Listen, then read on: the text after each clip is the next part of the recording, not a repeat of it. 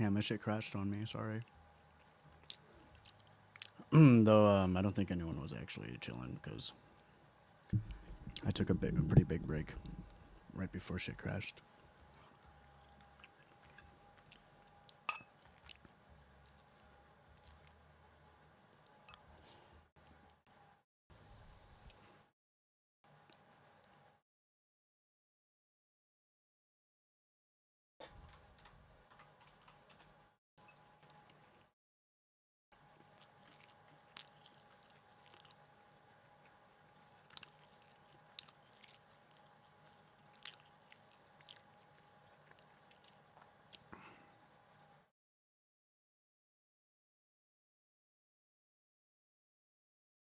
What?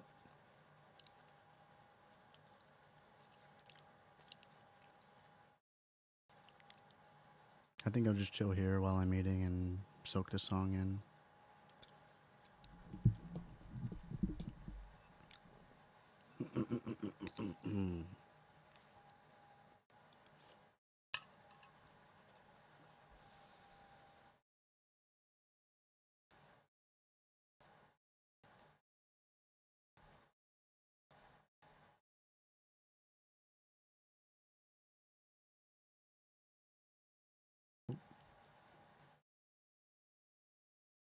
Not that you.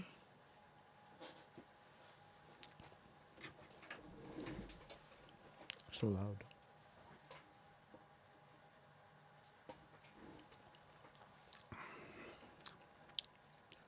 Yeah, so I definitely want to eat a good amount. I don't know if I'll finish this all, but we are definitely working towards a more limited time constraint. The more I munch, I at this moment I have 1 hour and 50 minutes till I can't play drums or trombone no more.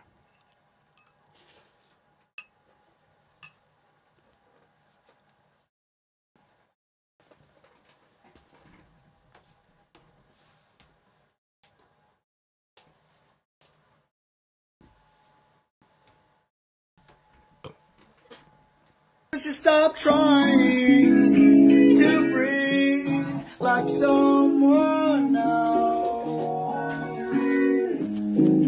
You should be inspired to stand with the giants, but you are not them. You are yourself, your grounds and your ups and your downs. See the world like no one else has. It's not easy. So forgive yourself when you're wrong. You got it. I don't know the rest of the song, so I'm improvising this shit. Where am I going? Tell you in a couple months. Not that you should stop trying to breathe like someone else. You should be inspired to stand with the giants, but you are not them. You are yourself, your grounds and your ups and your downs. See the world like.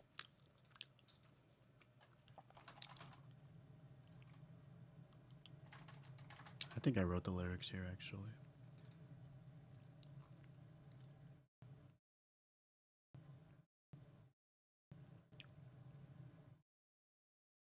Yeah, this this wasn't. I mean, all of the eras of my life so special, of course. But man, yeah.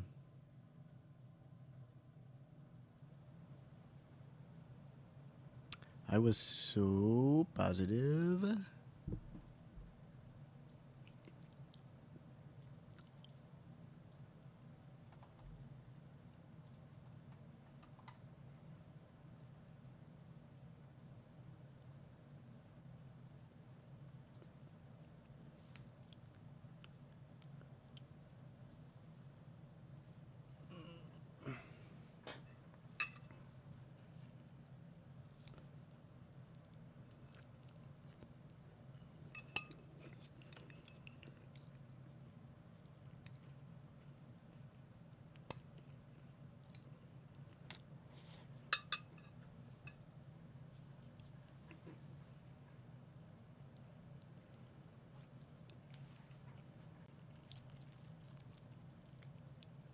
like no one else has. It's not easy. So forgive yourself when you're wrong. You got it. I don't know the rest of the song, so I'm improvising this shit. Where am I going? Tell you in a couple months. Not that you should stop trying to breathe like someone else. You should be inspired to stand with the giants, but you are not them. You are yourself. Your ground and your ups and your downs. See the world like no one else has. It's not easy.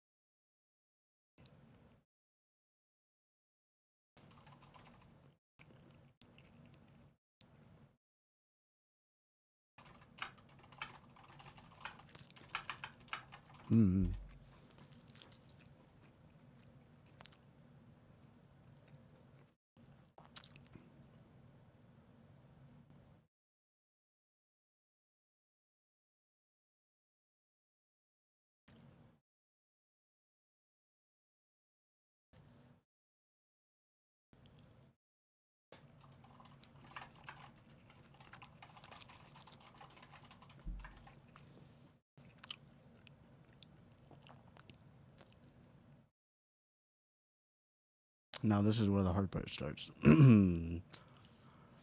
Interesting.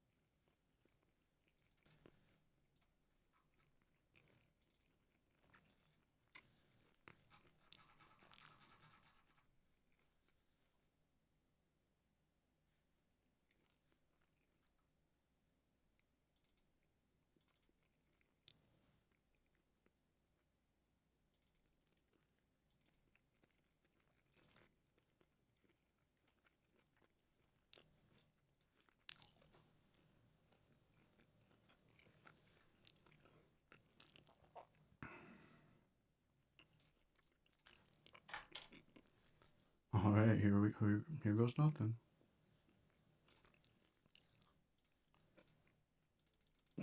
It's what? Oh.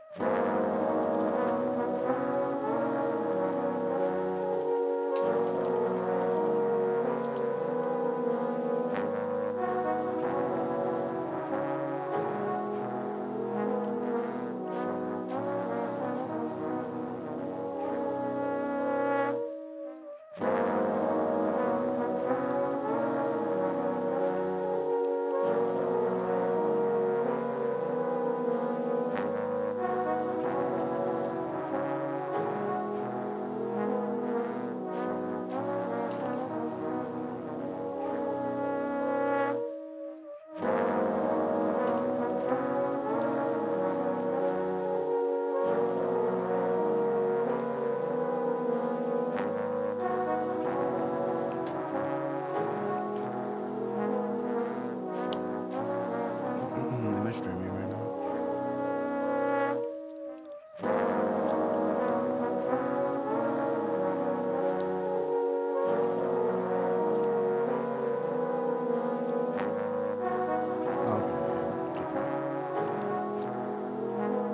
Sometimes it freaking lets me have the streaming software running, but it's like, I'm waiting for you to tell me to start stream.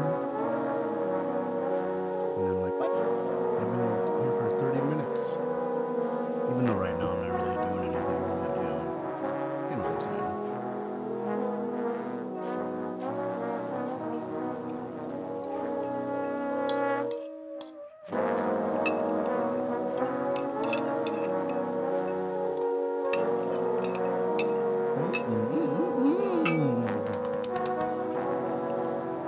That was yummy. Then I got a bunch of cool snackage. And a banana too. For the ride.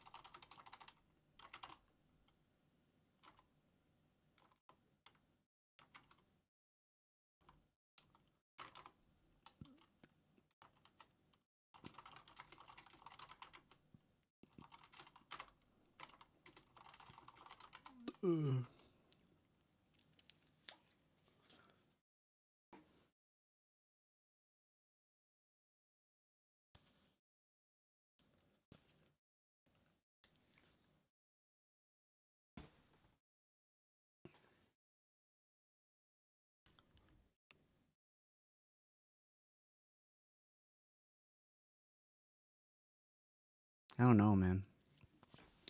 So I'm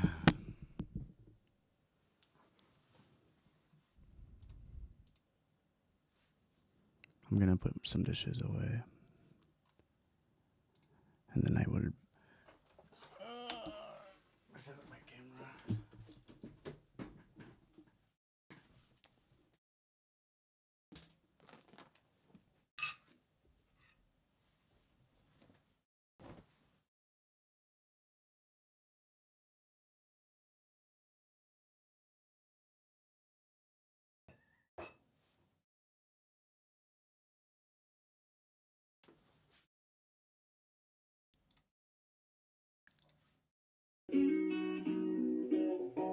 So forgive yourself when you're wrong. You got it. I don't know the rest of the song, so I'm improvising this shit. Where am I going? Tell you in a couple months. Not that you should stop trying to breathe like someone else. You should be inspired to stand with the giants, but you are not them. You are yourself, your grounds and your ups and your downs. See the world like no one else has. It's not easy. So forgive yourself when you're wrong. You got it. I don't know know the rest of the song, so I'm improvising this shit. Where am I going? Tell you in a couple months. Not that you should stop trying to breathe like someone else. You should be inspired to stand with the giants, but you are not them. You are yourself, your grounds and your ups and your downs. See the world like no one else has. It's not easy. So forgive yourself when you're wrong. You got it. I don't know the rest of the song, so I'm improvising this shit. Where am I going? Tell you in a couple months. Not that you should stop trying to breathe like someone else. You should be inspired to stand with the giants, but you are not them. You are yourself, your grounds and your ups and your downs. See the world like no one else has. It's not easy. So forgive yourself when you're wrong. You got it. I don't know the rest of the song, so I'm improvising this shit. Where am I going? Tell you in a couple months. Not that you should stop trying to breathe like someone else. You should be inspired to stand with the giants, but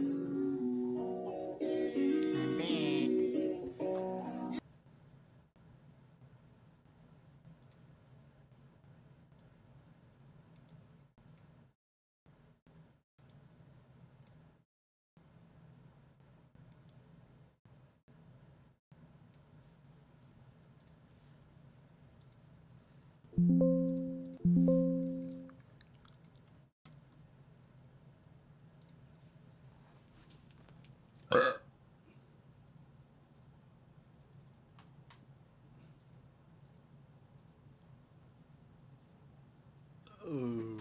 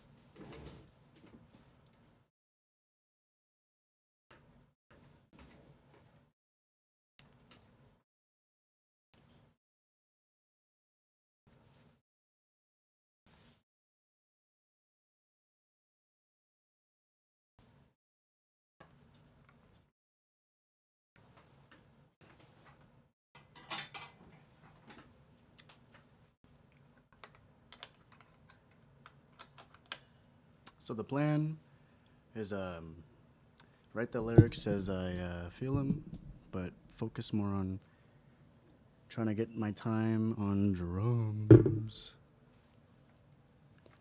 which shouldn't be too bad. I just gotta remember how to play them up. And then I, after, well, I got a good amount of time. I've got like an hour and 20. So yeah, after all of that, I will try to finalize the lyrics, the vocals, and I'll fuck with my guitar tone and the bass, and perhaps. Okay, well, and then like the keyboard too.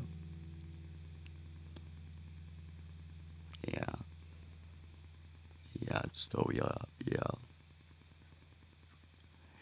It's still, yeah.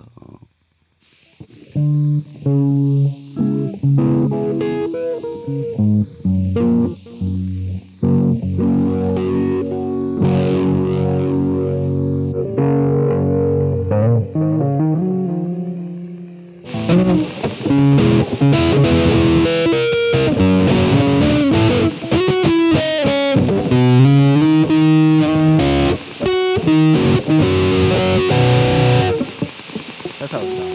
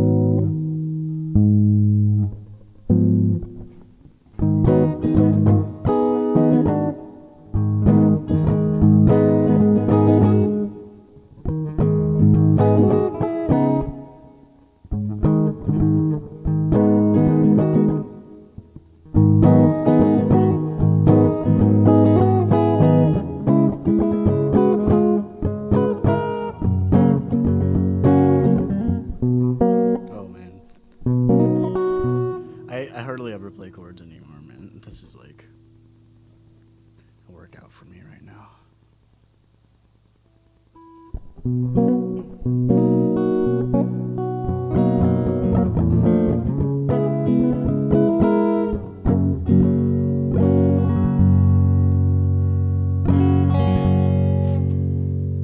Where is my guitar to pick?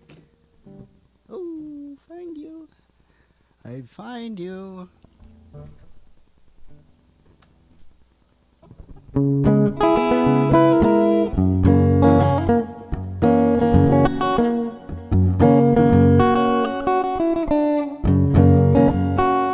Maybe I don't want it actually.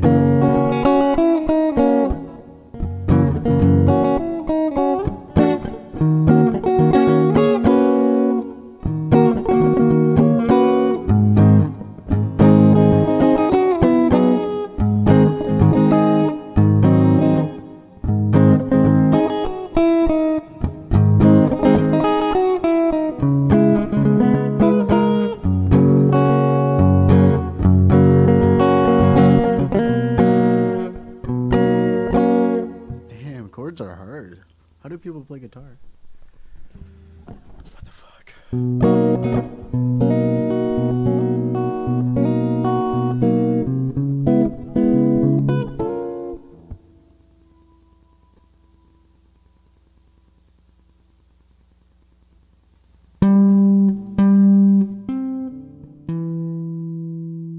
I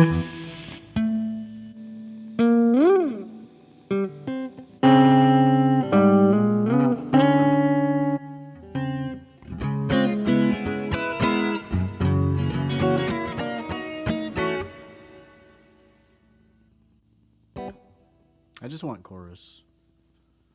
For real, man.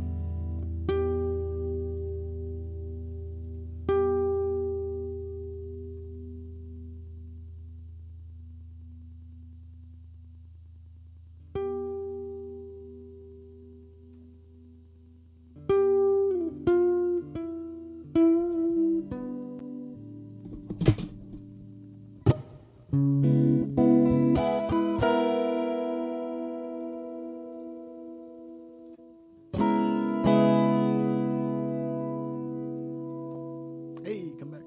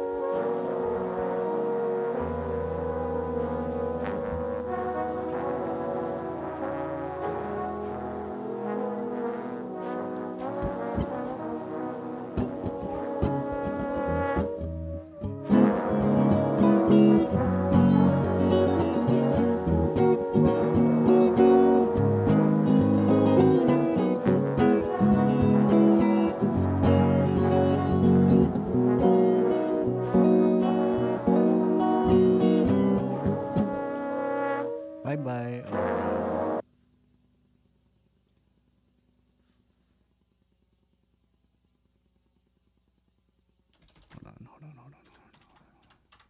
We will.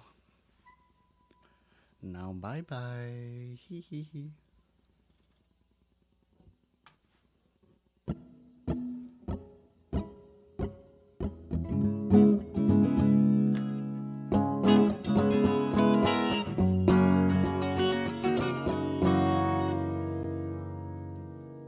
Ooh, where? What? That's not what I was trying to do.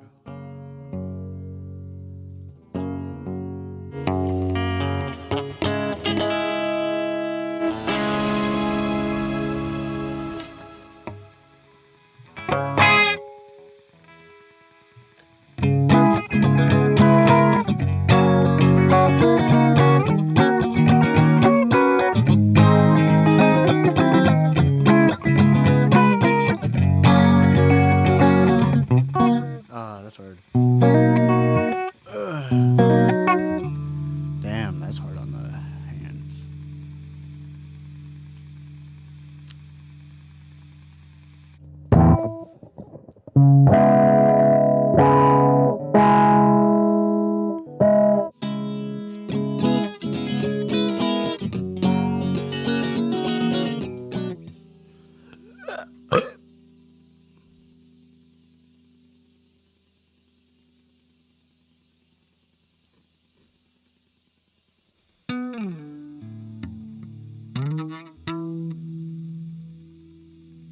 Hey, thanks for the likes, and John Rob. Appreciate you.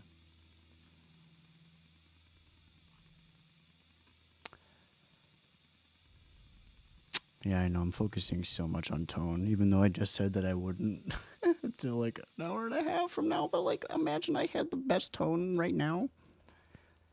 Wouldn't that be so cool?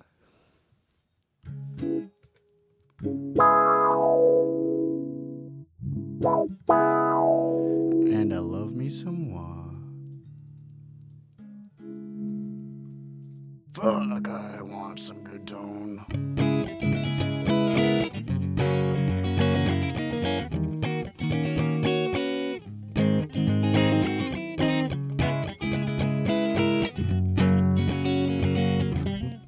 Uh.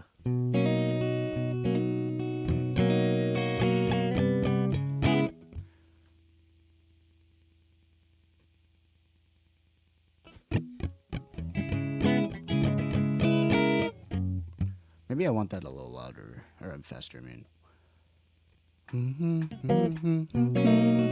Hey, I'm thinking here. 105? Okay.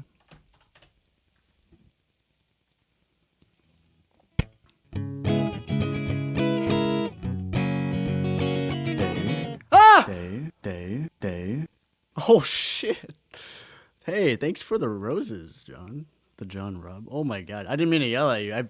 No one's ever done that before. I didn't even have that in, like, my awareness of possibility. I might need to bring that down a little bit. Thanks, though. Thank you for the roses. I didn't mean to yell at you. That's my bad.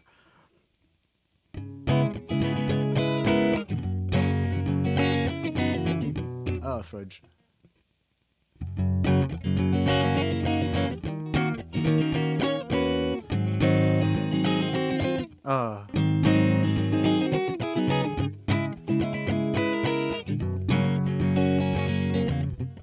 I want to do this finger picking so bad.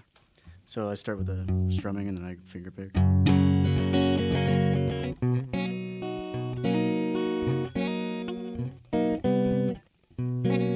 Do I need to clip my nails? Probably not.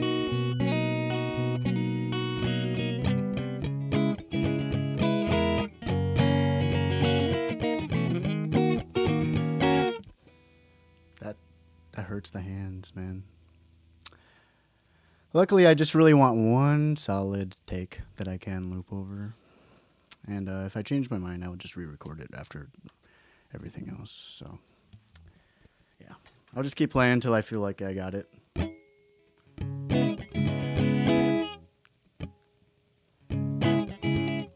Oh, yeah. Wait, we don't have any chorus up in this his.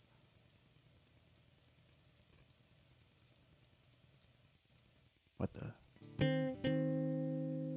Also, sorry if I miss any comments from you, the John Run. I'm not sure if my chat's loaded or it's not loaded and you are talking or what, but yeah, I appreciate the support. And yeah, sorry if you are talking. I'm not ignoring you. I just don't have anything on my end.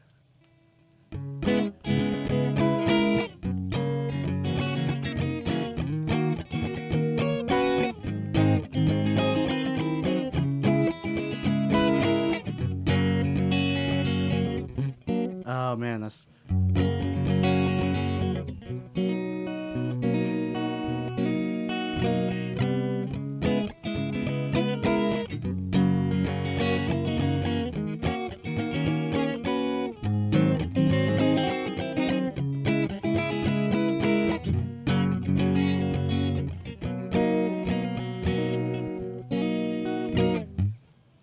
That actually hurts a lot. That's crazy.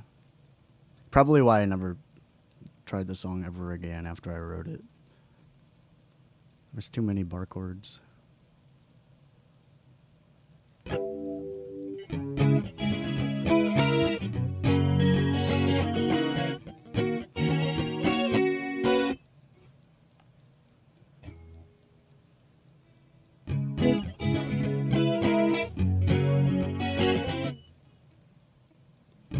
This one's a little too stereo field for me. I like it a lot otherwise. I'm trying to figure out what I want to do about that.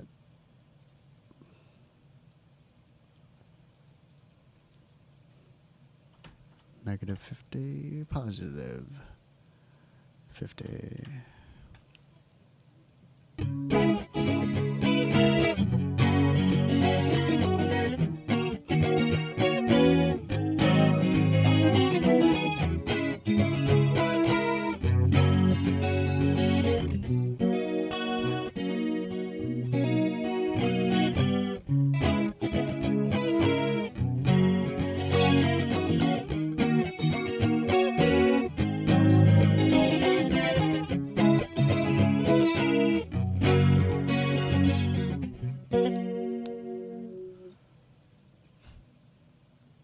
I think I got a good one before that. It might be functional for now. I can't be too perfectionistic.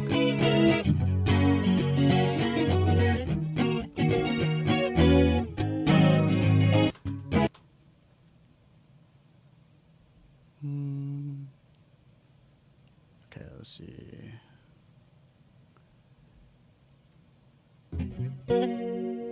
Yeah. Hold on. Wait, what?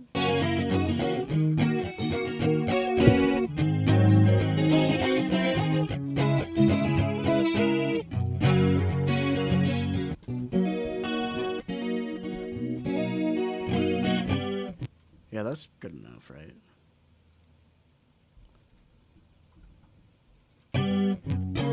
What? What did I just do? Wait, what? Oh.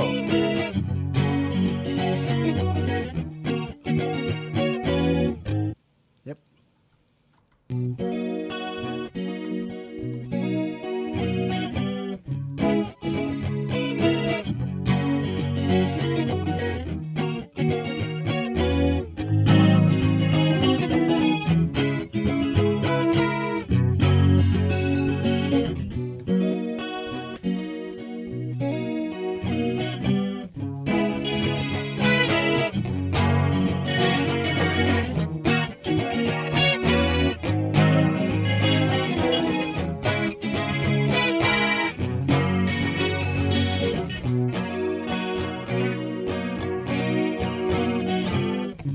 Ooh, is that weird? On one guitar I went up, and then one guitar I went down. Hee.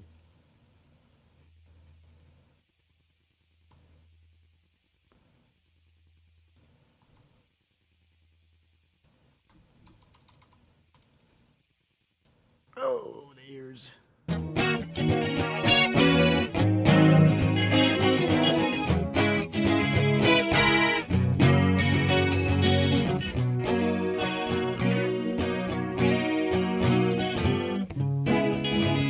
That's kind of cool. I'll take it.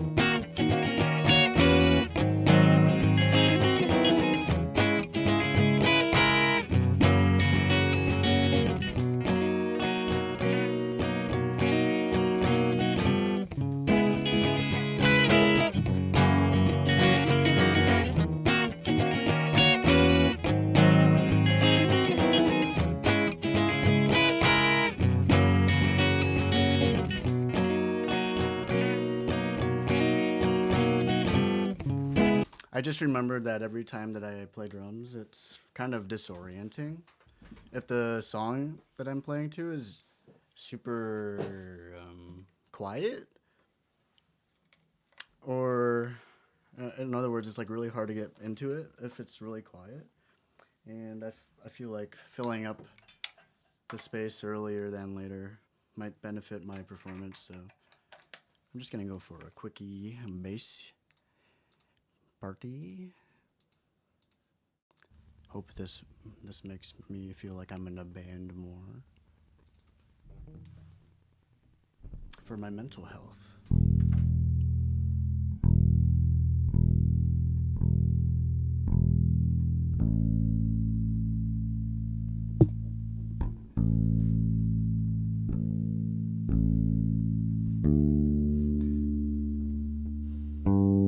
Yeah, I'm still undecided on how I want to do the drum part.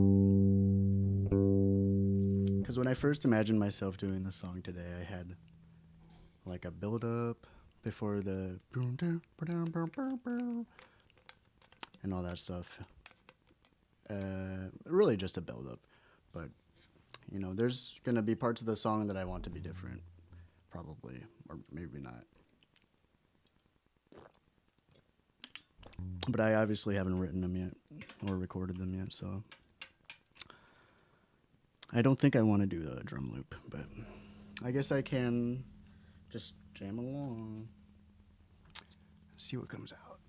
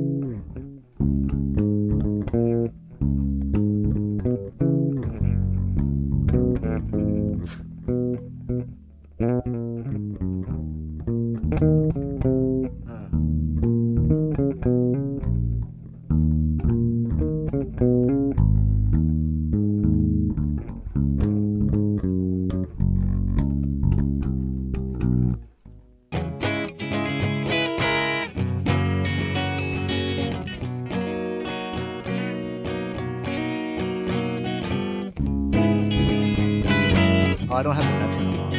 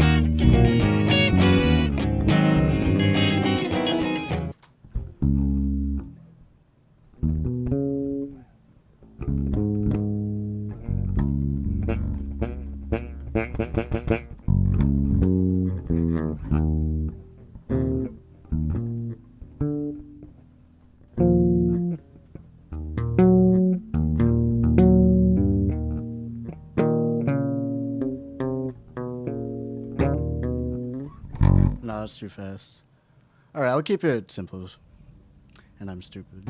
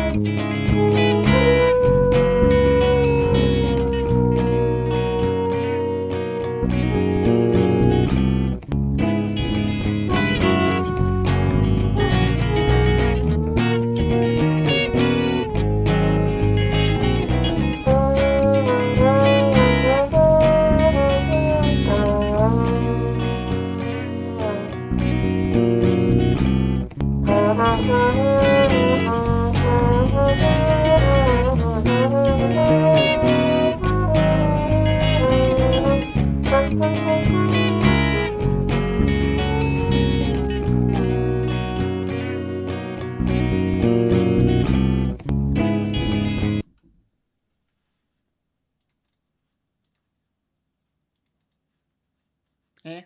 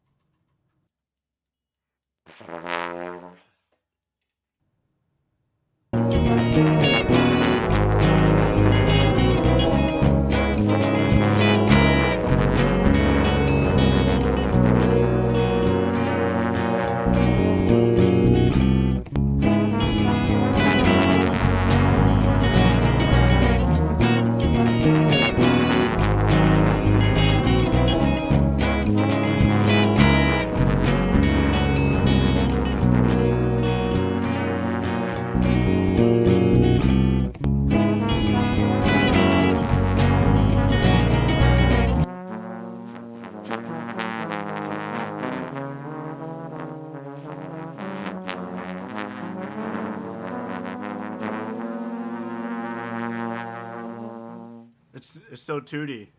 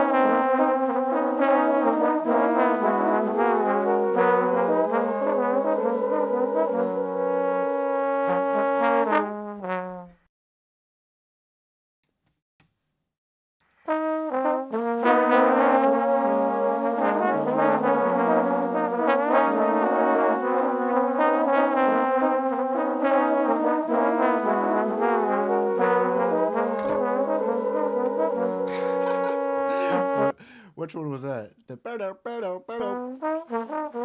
okay, okay, buddy. Relax, relax. Relax, buddy.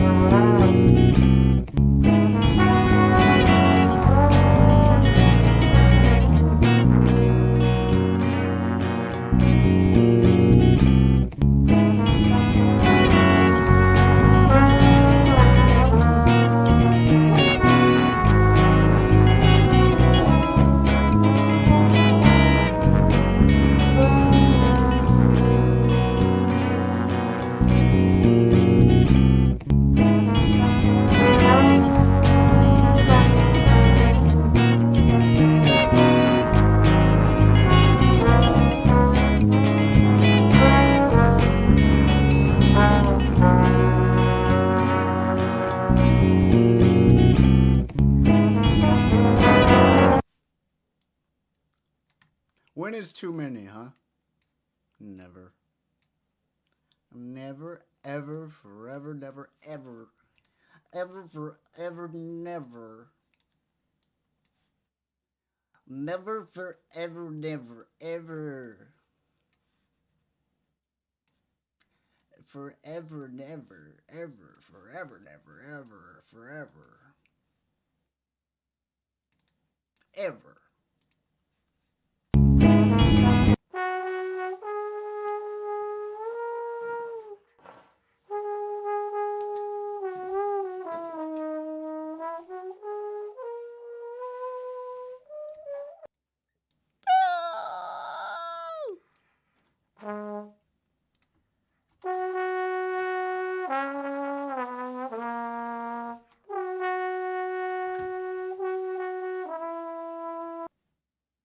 Never, ever, forever, never, ever, ever, forever. Ever.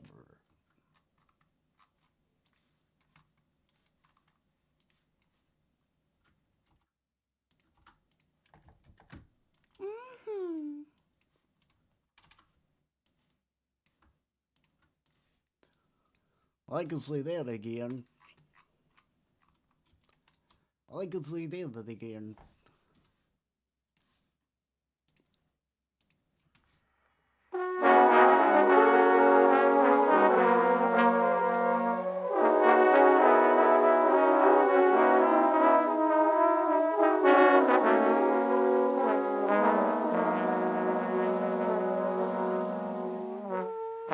Is there a horse in this band, or are you just happy to see me?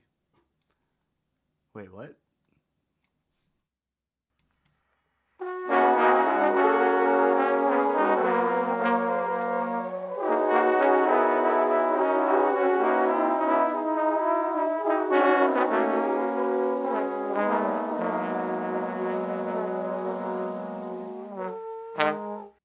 Is there a horse in this band, or are you just excited to see me?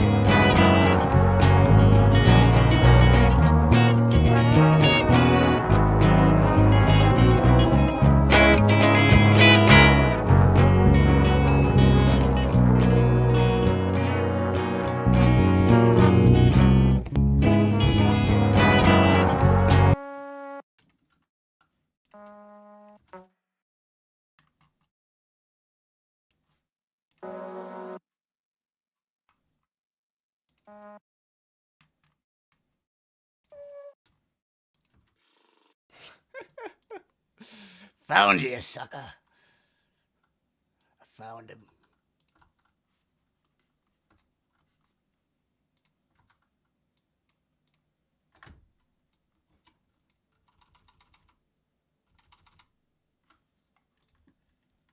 Hey, what?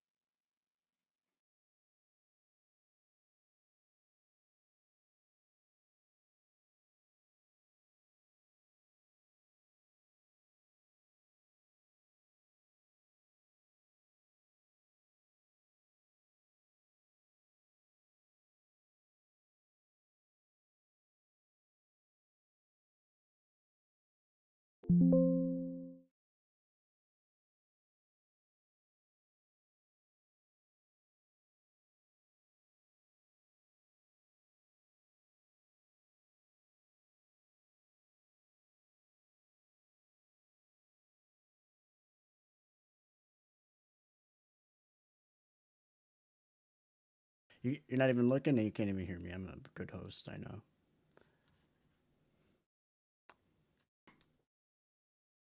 So yeah, my shit be busting right now.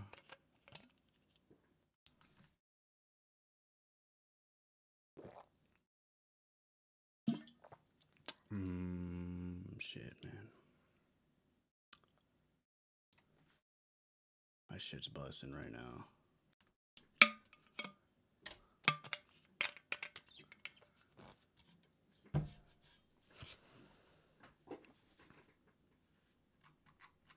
It's busting all over me right now, man.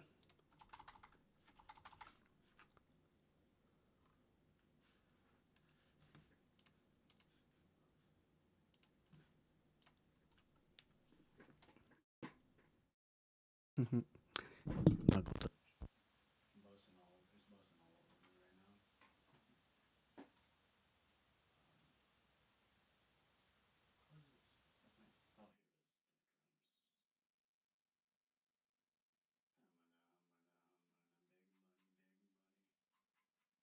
Dude, oh man, oh my god, I'm so mad. Because those samples, I tried to delete them yesterday, and then everything else got deleted, and those samples are still there, and I have to redo that freaking song. I mean, I was gonna redo it anyways, but so that's just me being a bitch. But like, what am I doing with my freaking brain?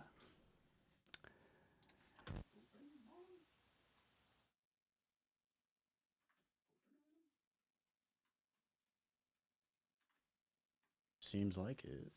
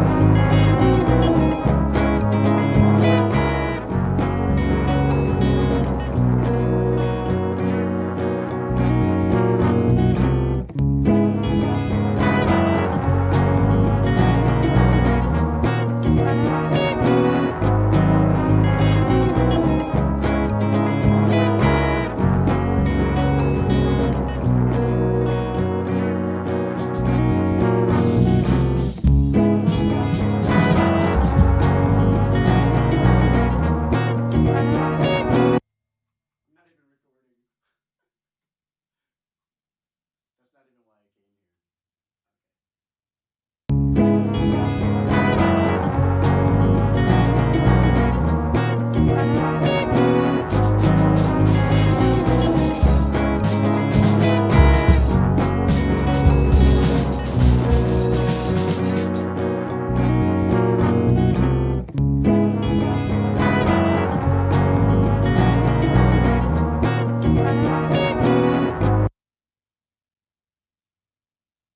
Oh man.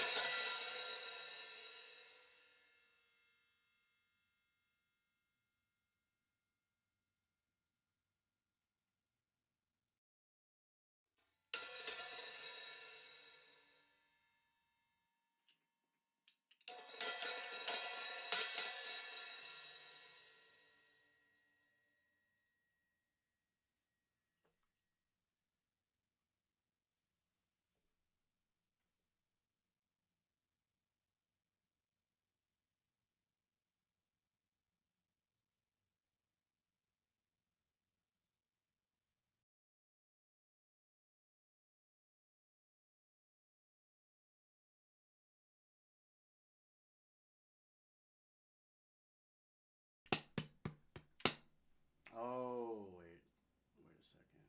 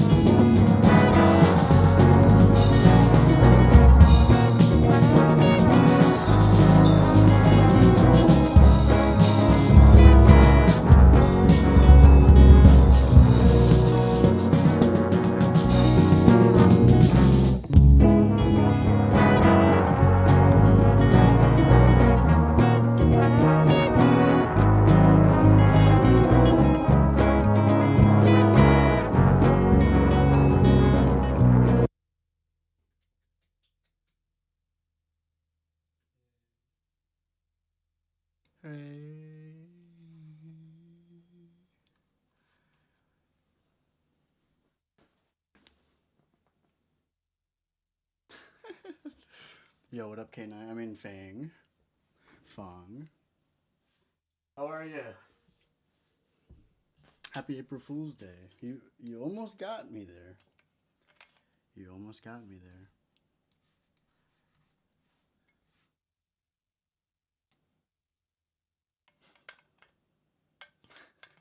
Nice try. Nice try.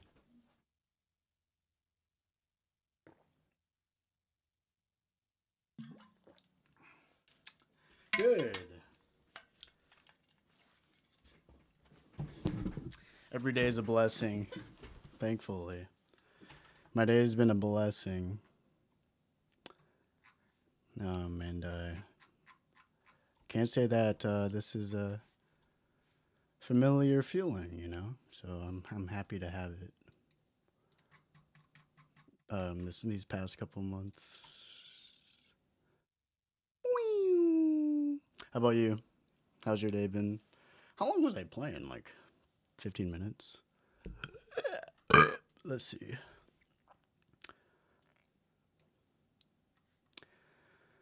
Yeah, like 12 minutes straight. That was fun. Oops.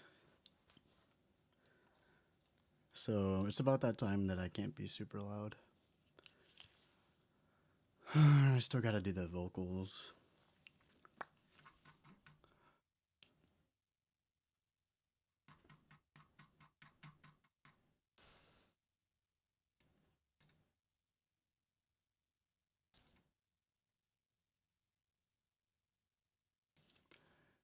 Test, test, test. So I might have to just go for it. Okay. Your day was good, but you're sad because you're moving. Damn, you're gonna leave me on that cliffhanger thing? Alright. Well, enjoy the move. I hope, hope you're well. Thanks for coming in. And stopping by. What am I looking for? I need a freaking walk around. I need to freaking walk around for a bit. I hope those drums weren't too loud, actually. I did not do a sound check. I did not do a sound check.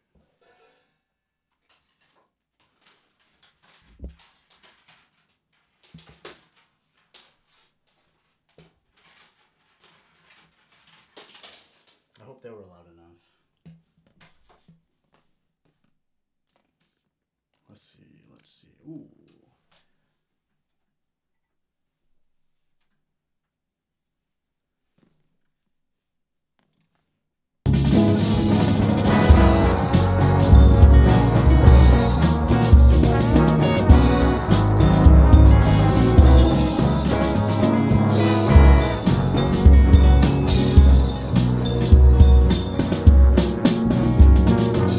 Not bad, not bad.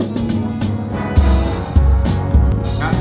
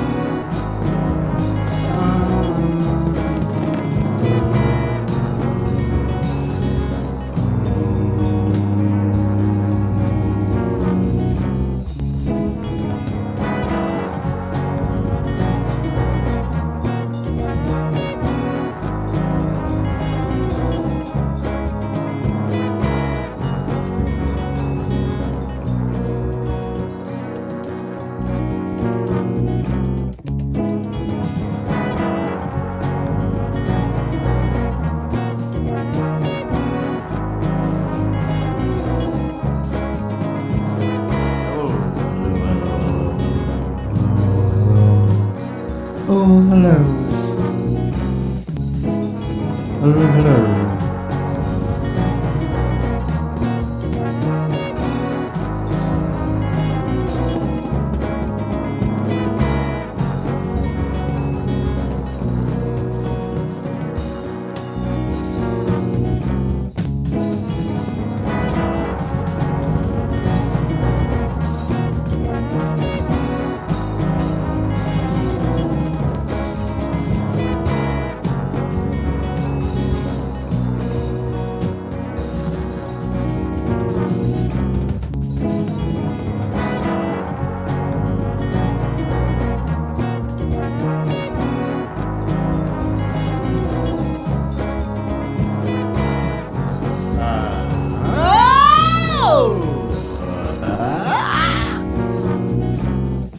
I'm nervous. I'm a little nervous, guys.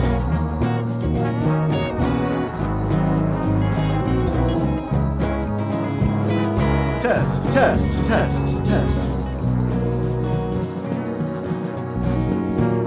Oh shit.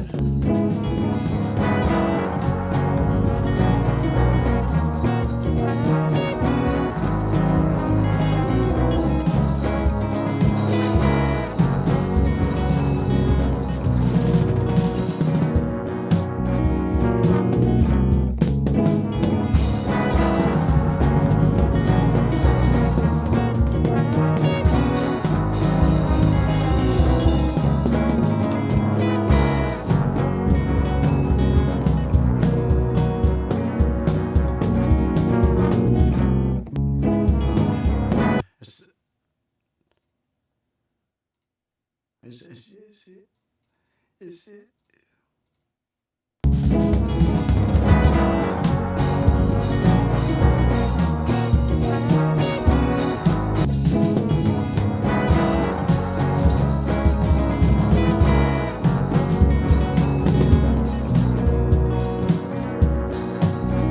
Not that you should stop trying to breathe like someone else.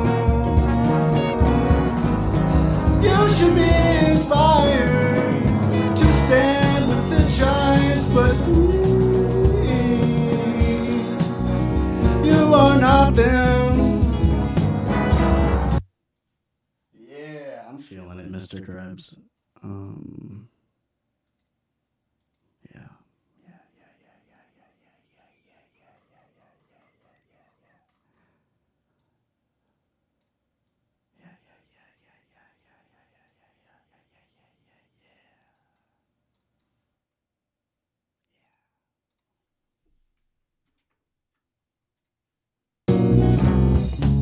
What the hell?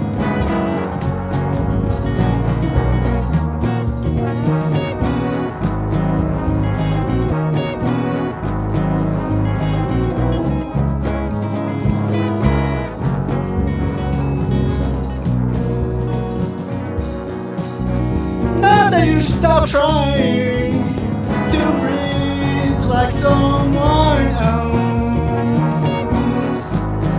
You should be inspired to stand with the giants, but you are not them. You are yourself, your grounds and your ups and your downs. See the world like no one else has. It's not easy. So forgive yourself when you're wrong. Oh shit. I just wrote these lyrics today, so I don't really know. Well, how to sing it. Yeah, that's the, okay. We got this. Not that you should stop trying to breathe like someone else.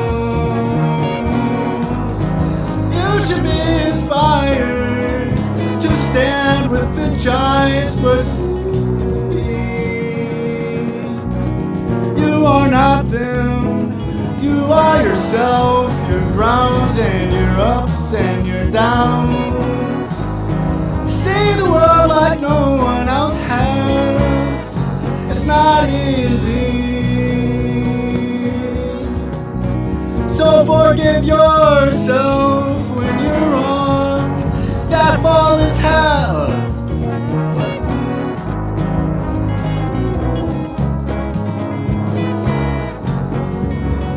That fall is hell.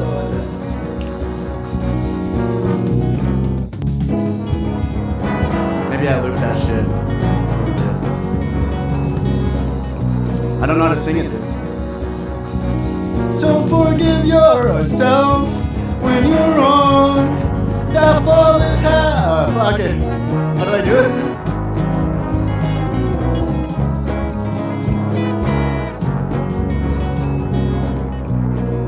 That fall is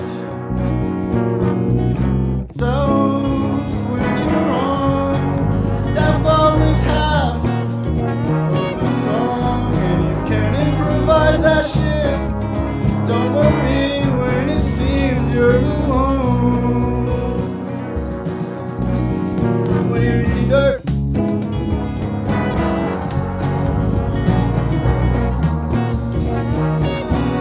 It's pretty good though, right? It's pretty good. That's what scares me, is the potential.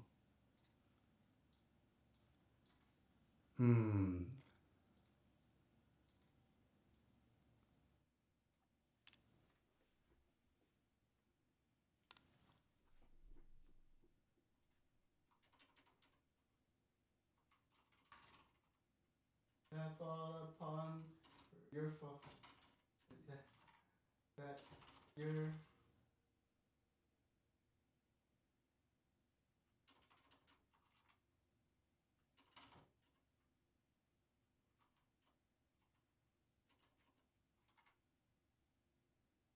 When you're wrong. Is this stupid? Falling on your ass is half Of this song. That song saves lives. Yo, this is for you, Rob. I'm only doing this for you, man. And then for me. I'm doing this for you, and then I'm doing it for me, my past self. I got you. I never finished a song. So yeah, get ready for some new territory being dragged. I'm sorry that you've been having a rough month, man. I love you too. I love you. Love you, Rob. So what do I freaking do here? falling on your ass is half.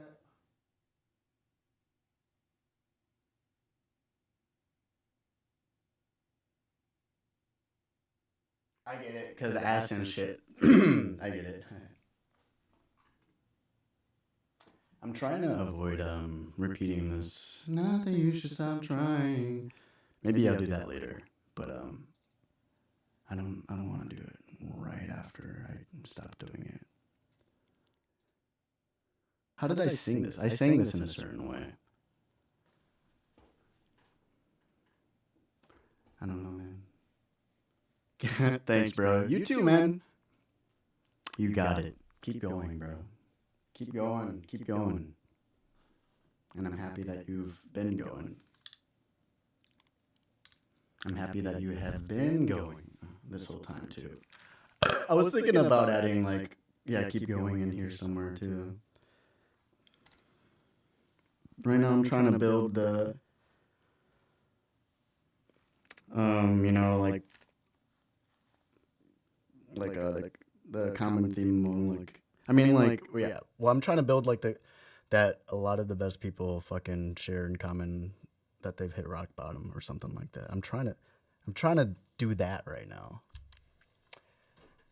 And yeah, I don't know. I haven't really been doing lyrics in a minute. I appreciate you, man. Yeah, best of luck. Trust myself. I'll try, bro. Thanks, G. Cheers to this and our endeavors. Yep. Sergeant? Of course, man. Yeah, cheers, bro. Cheers. When you're eating dirt. No, I had a totally different way to do it.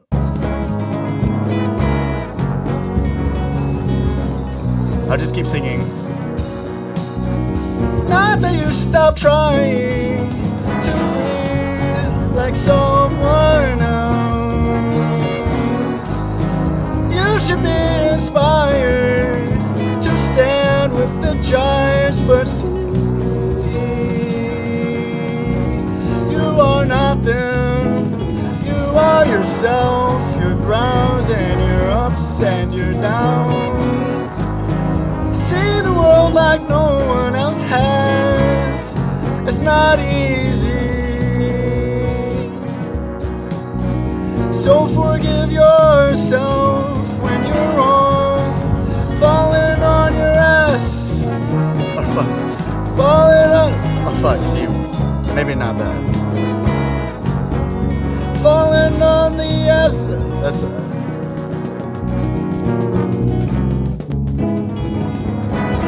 I got it.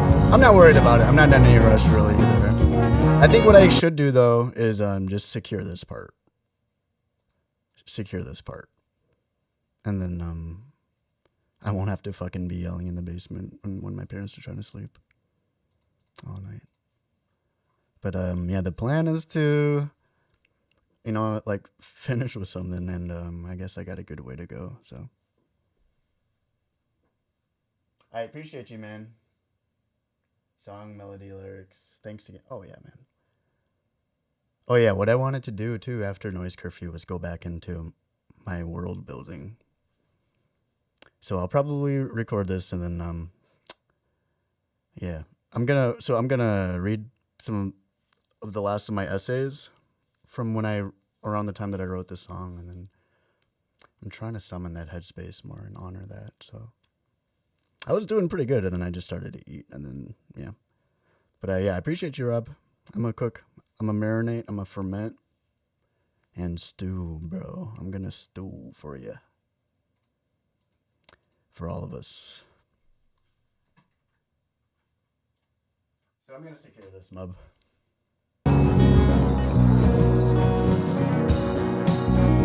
Not that you should stop trying to breathe like someone else. You should be inspired to stand with the giants, but see, you are not them.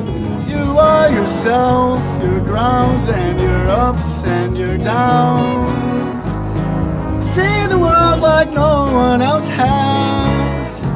It's not easy. Not that you should stop trying to breathe like someone else. You should be inspired to stand with the giants, but see, you are not them. You are yourself, your grounds and your ups and your downs. See the world like no one else has. It's not easy. Not that you should stop trying to breathe like someone else. You should be inspired to stand with the giants, but see, you are not them. You are yourself, your grounds and your ups and your downs. See the world like no one else has. It's not easy. Alright. Cool. Oh.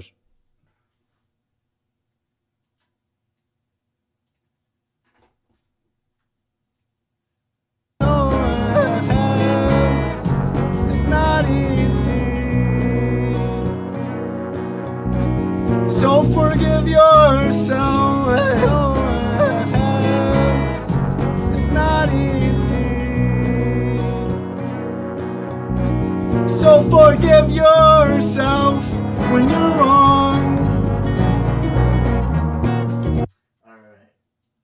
Now we are all caught up.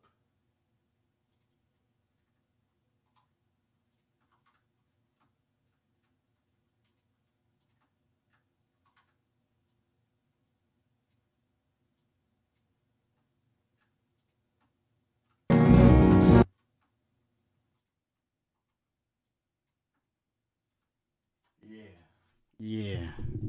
Yeah, yeah. And then, if, when I record this later, I'm gonna have to make it pretty sure, because it's gonna be hella late by then, probably. And I don't wanna do what I just did and sing at the top of my lungs for 10 minutes straight, or like what I did with the drums earlier. So I gotta make sure that I know what I want to do, how to do it. But yeah, there's always singing like an octave quieter or like an octave lower and quieter, so I can practice. Even though I didn't practice any of that just then.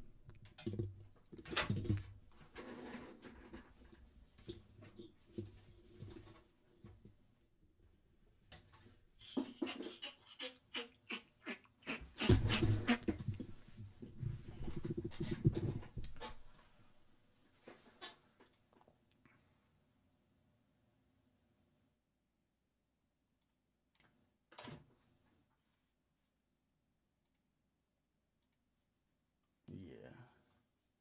Yeah, yeah, yeah, yeah. Yeah, yeah, yeah.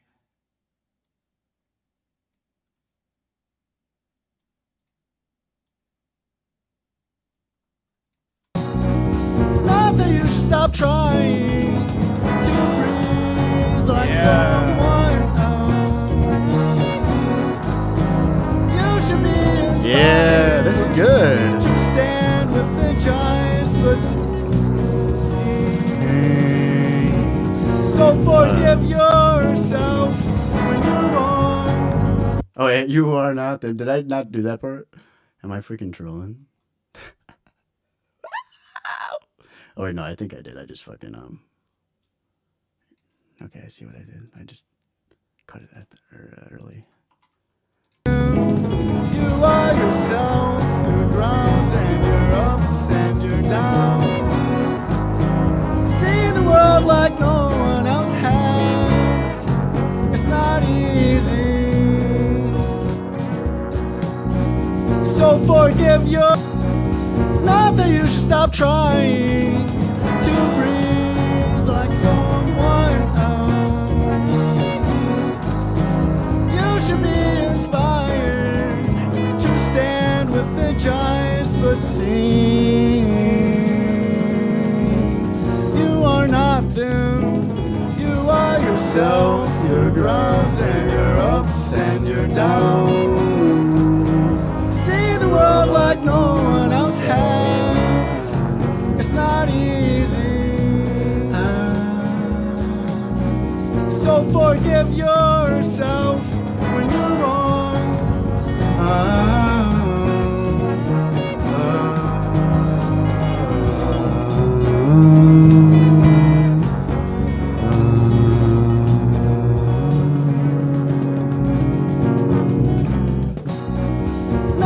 Oh, okay. So one bar before. Wait, what? One bar before. One bar. Two, one. How do I make that a perfect motherfucking loop? So 1, 2. I'll try 2.5. So I end around here. 8.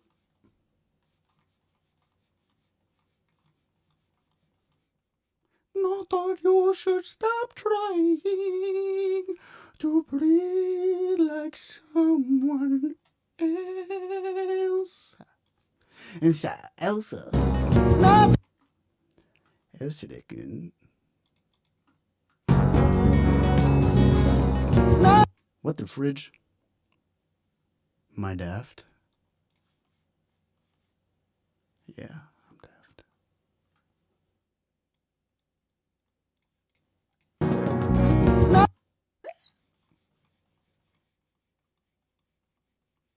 How do I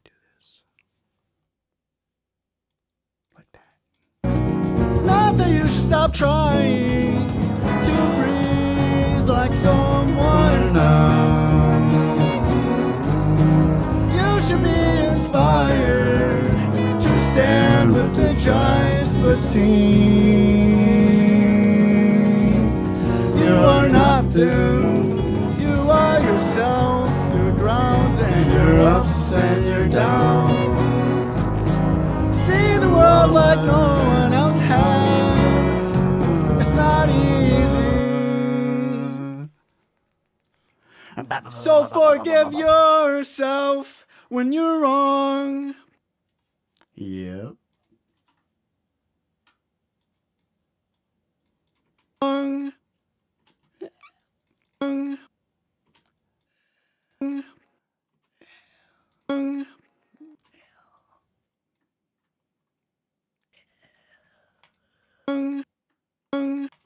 When you're wrong.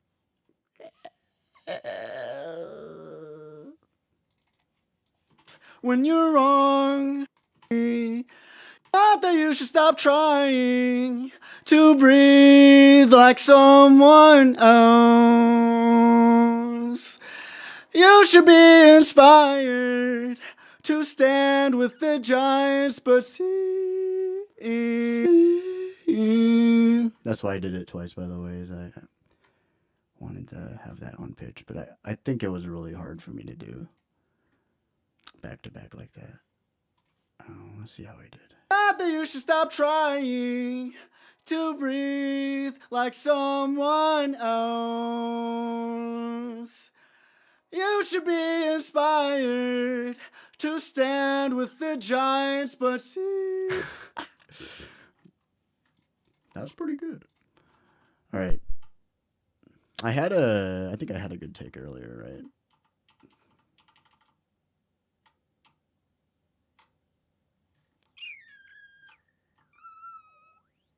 What's going on? What the fridge?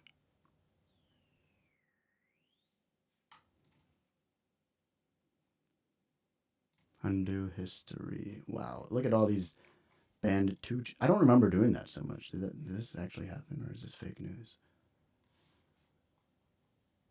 What the hell?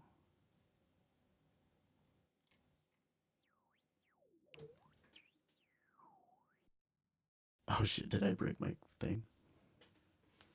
Please. Please don't be breaking.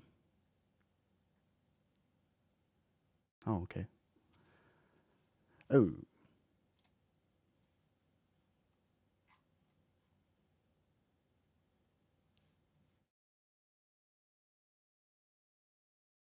Bro, what? Okay, well, I might have fucked up just then. Oh, wait.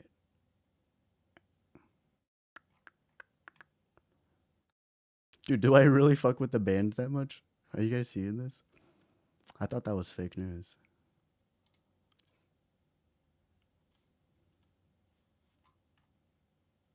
Please don't be break.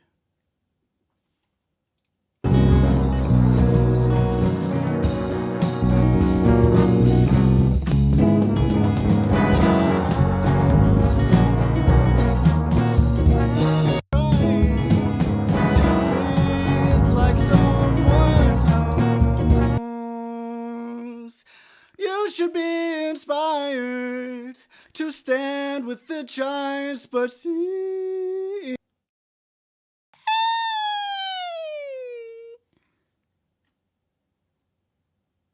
Hello. Man, I guess I just didn't do it.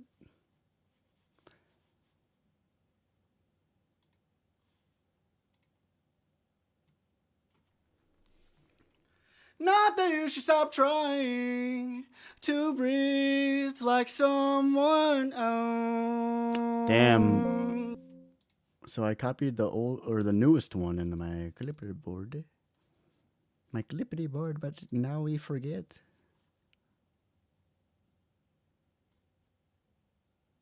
Oh. I guess it only gets text. Trying to breathe like someone else. You should be inspired to stand with the giants, but see, you are not them. What? Fuck. Send your downs. See the world. Hey, wait, is that the same one? To stand with the giants, but see. Oh, it's the same one. All right, well, that's not bad. That's what I get for summoning the blast from a past life. So, I don't know how to sing. Hey. So forgive yourself. Shit. Okay, I think I might be fucking chopped.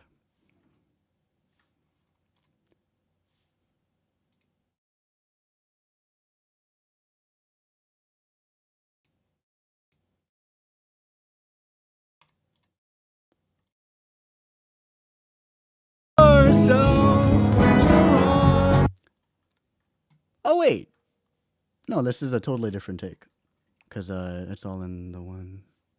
Perfectamundo, actually. See, I knew I was up to something, guys. Yeah.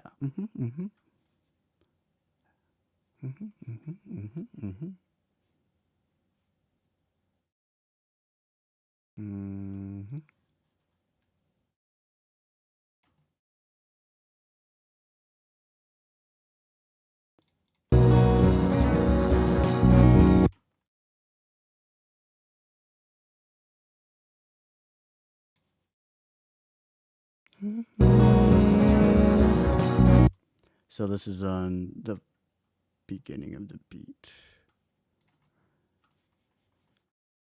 It looks like.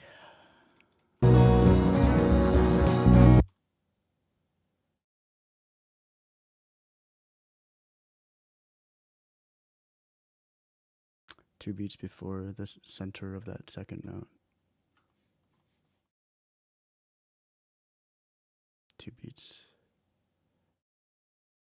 1, 2. Oh, no, wait, I'm trolling. 1, 2. What the hell is happening in my brain?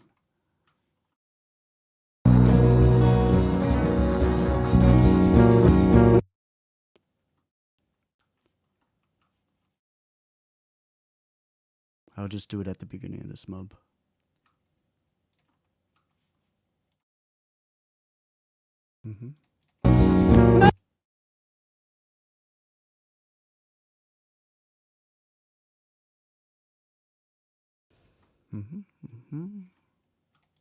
Not that you should stop trying.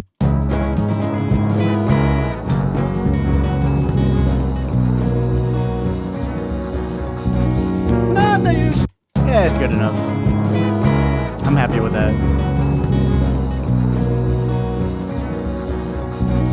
Not that you should stop trying to breathe like someone else.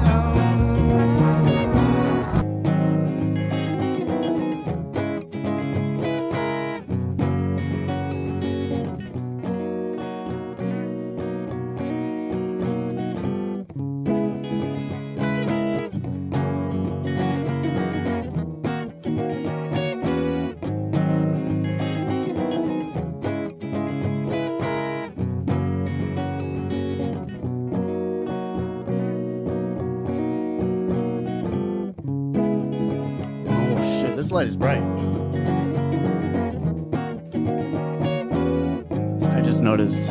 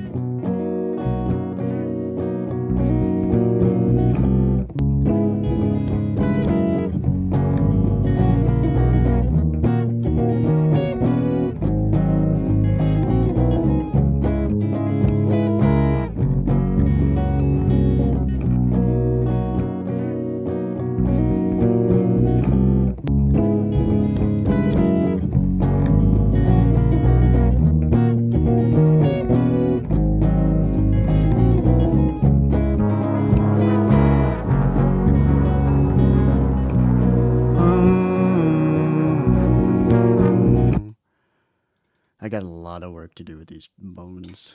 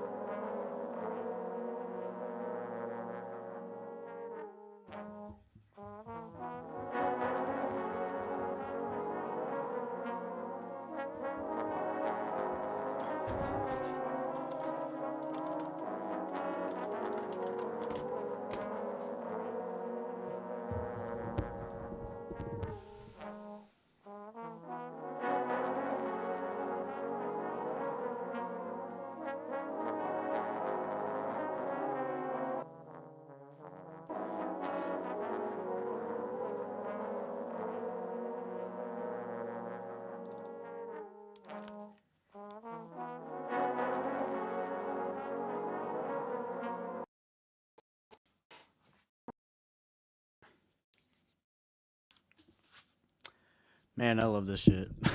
Oh, okay, bye. Oh, never mind. I love this shit though. It's so fun. And then I'll just freaking ferment on some lyrics while I do it.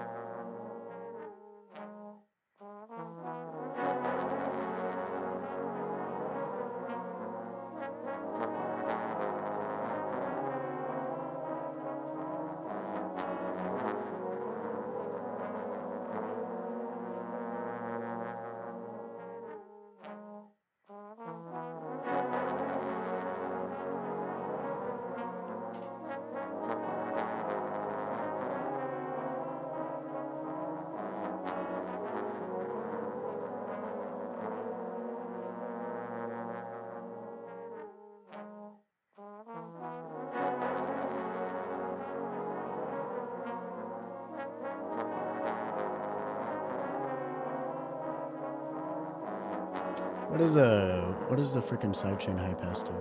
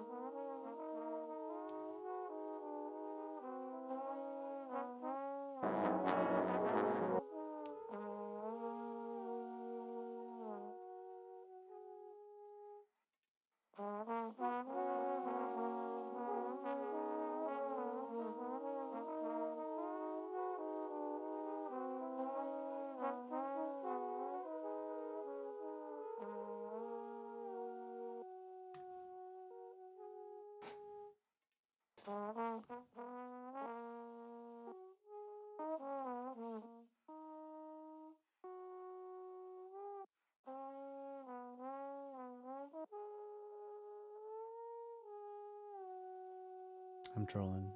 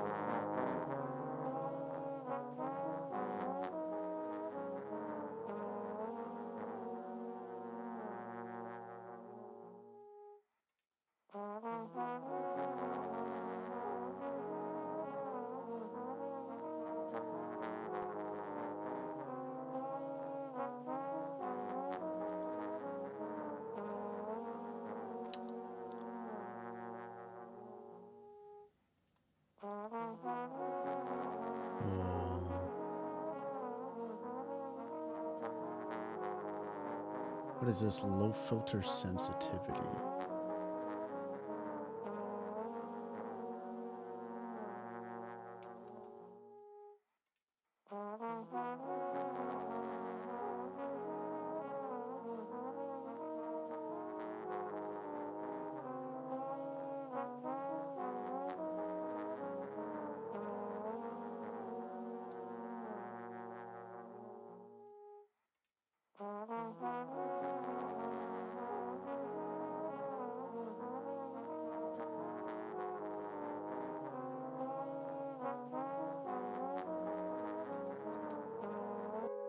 I'm just experimenting.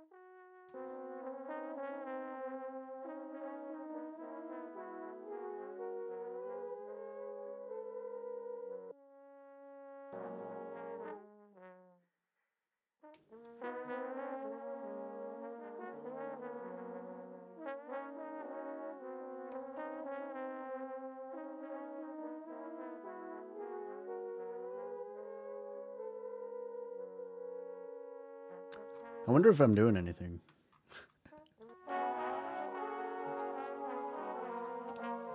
I'm trying to freaking understand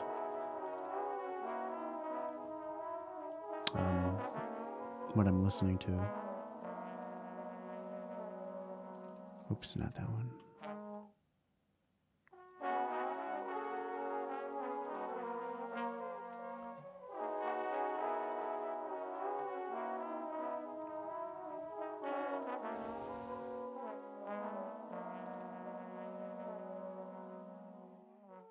Oh wait, I don't think this. Oh, it does work. Okay. Never mind.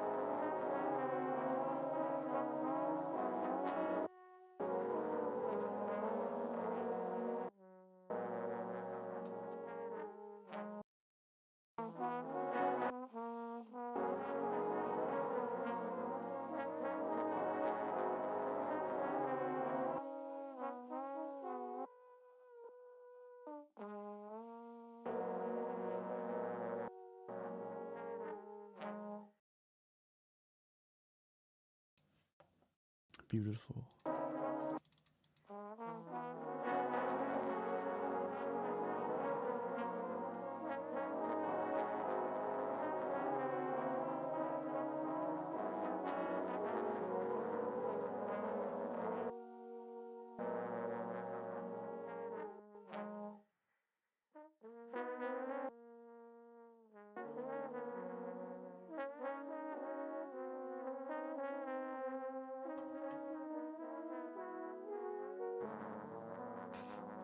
This one's disgusting.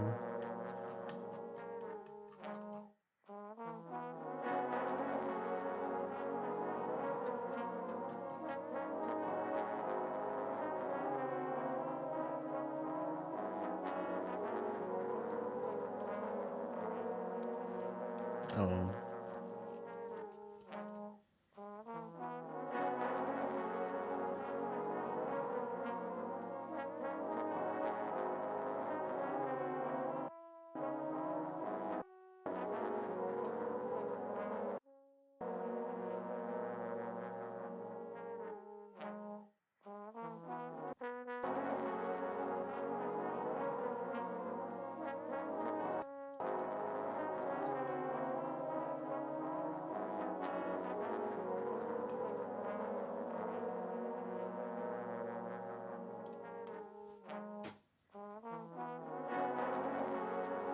It's gonna be so muddy the second I bring all the other instruments back. But I'm excited to see what I can do.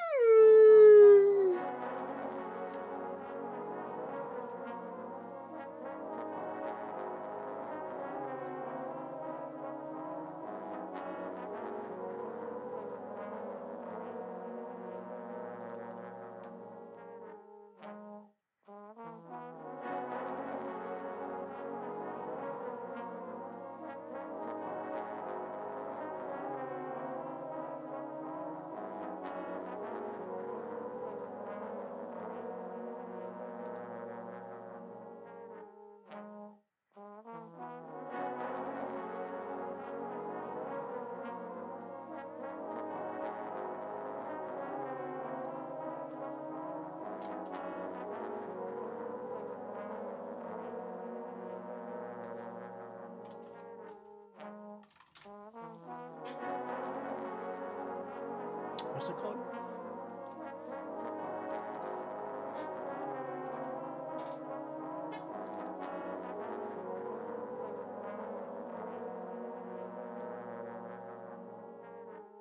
How do I use this?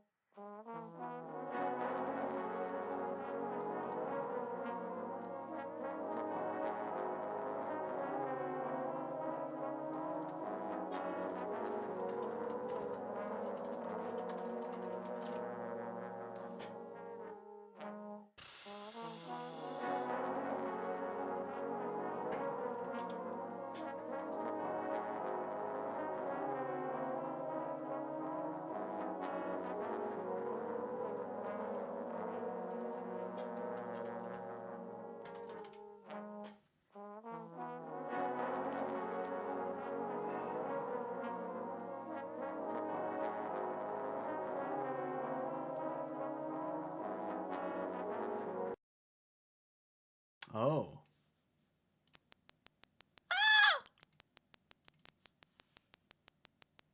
Ow. I don't want to do it anymore.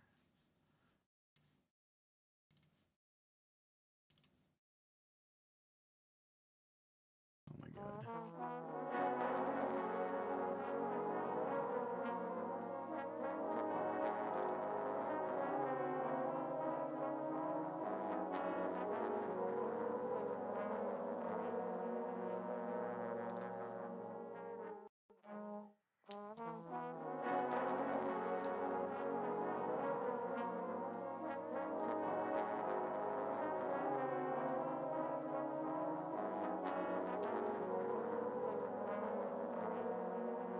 Is this doing anything?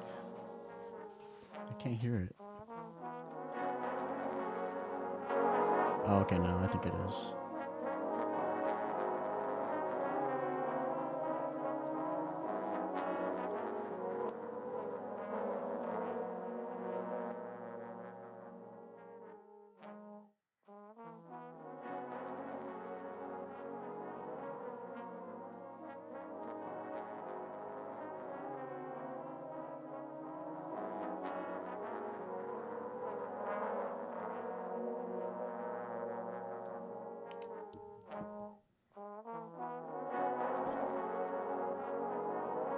What the heck?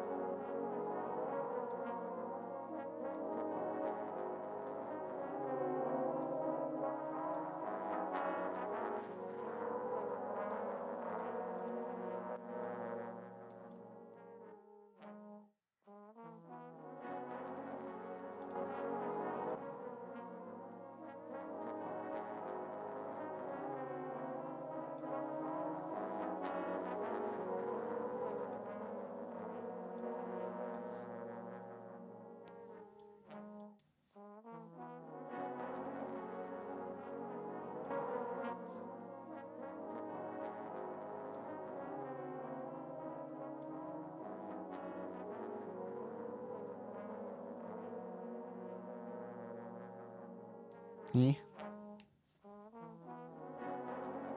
What is this? Oh.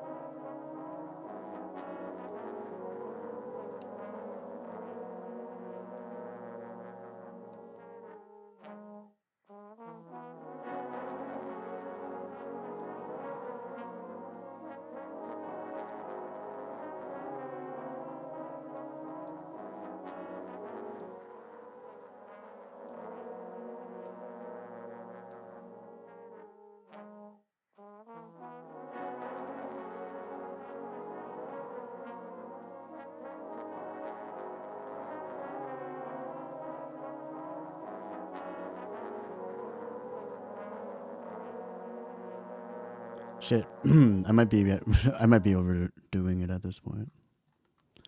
With that plugin at least, because 36 milliseconds of latency.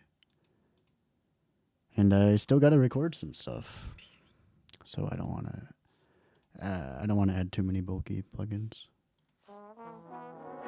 This one's 1 millisecond. 0. Pretty much 0. Alright, I think we're chilling now.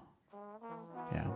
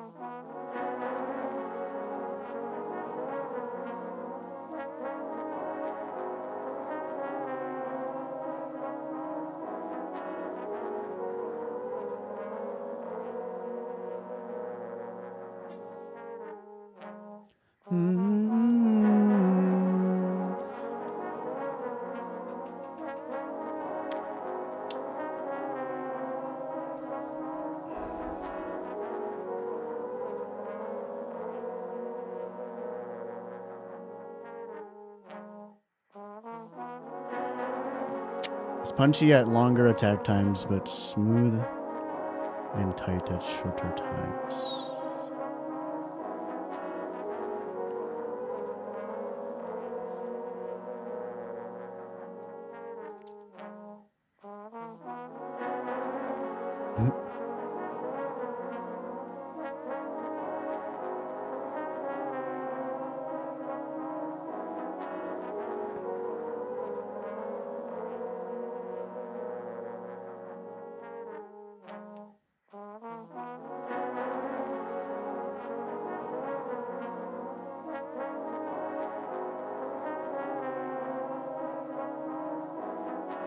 Maybe, I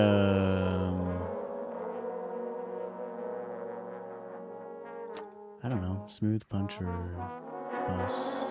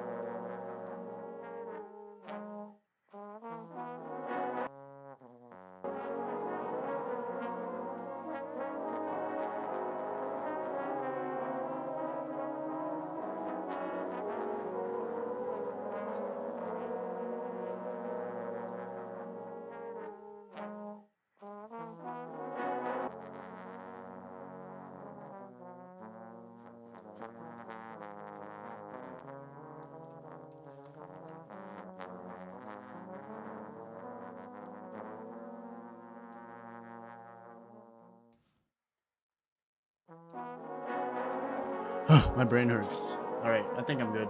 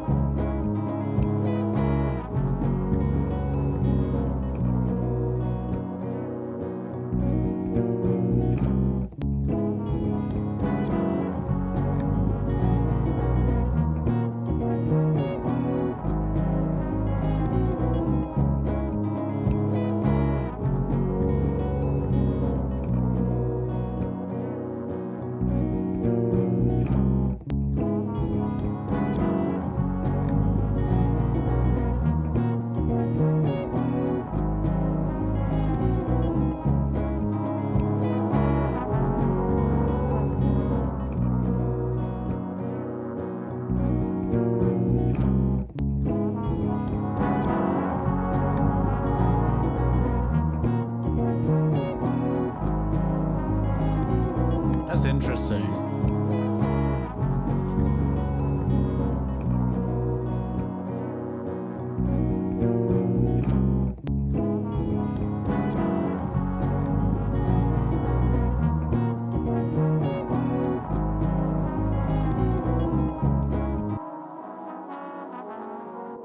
Oops. What?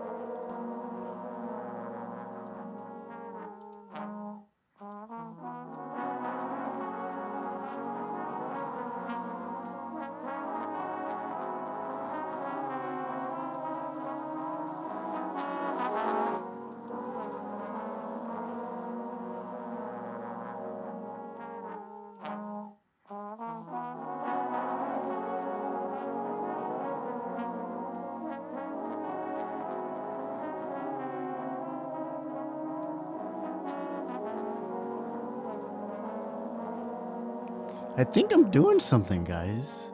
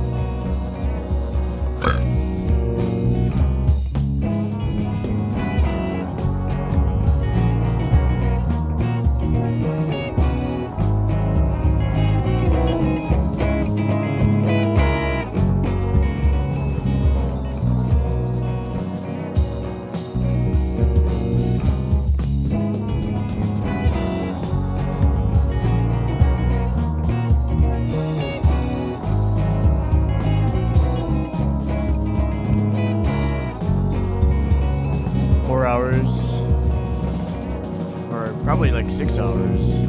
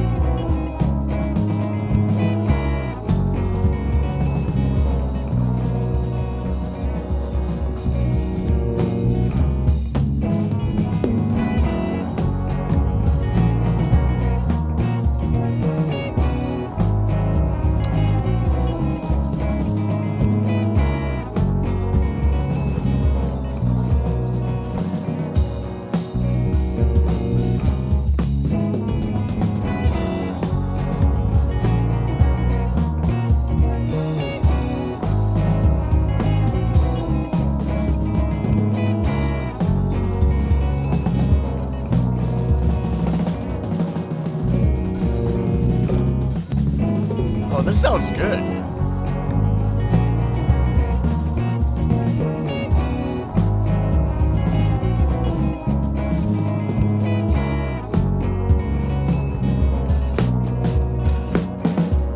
This sounds good.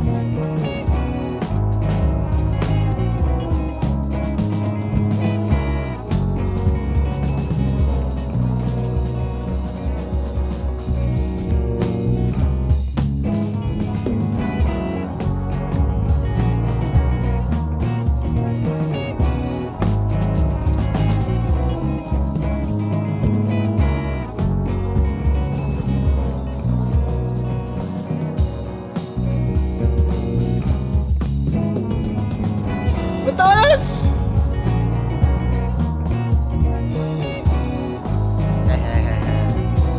What a gift it is to be your homie, Matthias. Happy to hear from you, man. How long have I been here? Dude, I've just been cooking. I've been doing this, avoiding the lyrics for like an hour or two at this point. But also, like, I feel really good. This sounds a lot better than I could have ever imagined. Honestly, I was kind of intimidated. I got like fucking like 14 trombone tracks, and you know you can't hear them all, but it's pretty good. Like ideally in the freaking mixing process, in the actual mixing process, I'm gonna go through every single fucking track. That's my ideal, and then it will be really clean. But now the vibe's here, and seems like everything else is almost in place.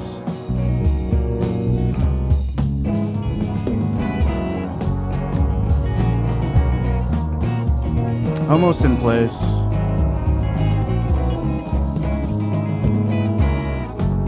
I just want a chorus, and then I'll be chilling. I want to get a chorus on the guitar.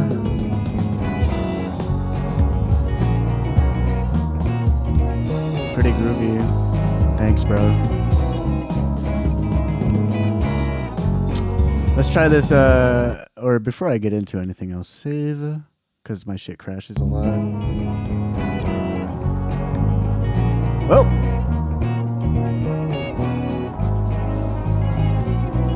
Yup. And then that softens the highs, you know, adds a little warble in the already stereo guitars. I wonder if I can add more width now, since the chorus kind of glues it.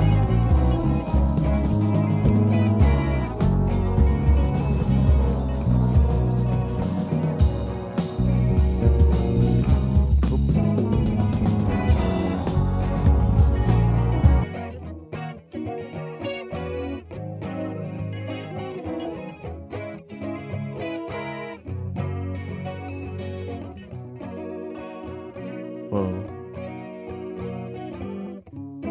What is manual?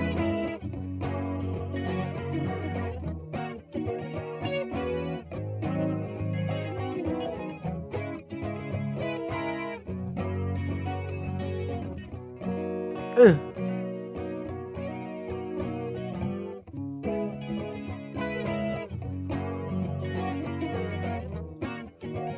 I got a compressor on, right?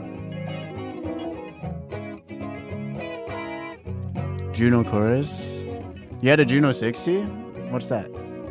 That sounds fun. I used to have a freaking oh nice. 6 voice analog synth. Oh hell yeah, dude. What is that, like 40 keys or some shit? 32 keys or something? 61 keys! Nice, bro. That's a lot of keys. That's cool. I had the freaking, or do I still have it? Oh wait, I have the twin reverb. That's what I got. Do I? No, I don't. Wait, what do I have? I don't even know. What is the Roland one? Oh, I have the JC. Yeah, I have the JC 120. That's what I got. The jazz chorus. Man, I don't even know my own gear, bro.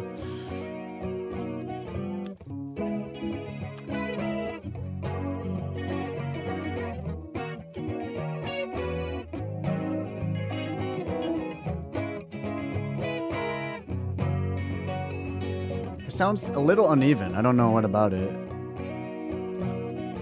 I'm just gonna compress it to shit.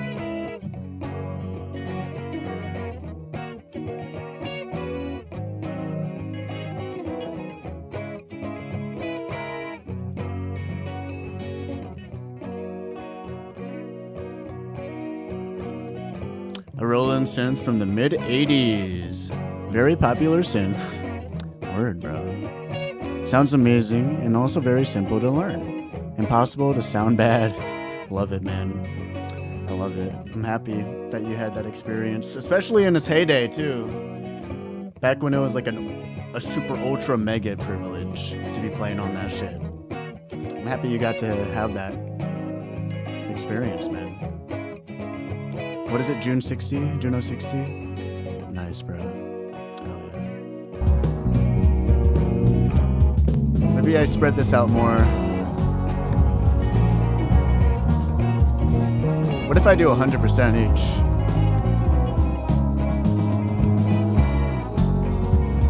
I don't know, it's good for now. I like it a lot right now. This compressor's doing a lot of work.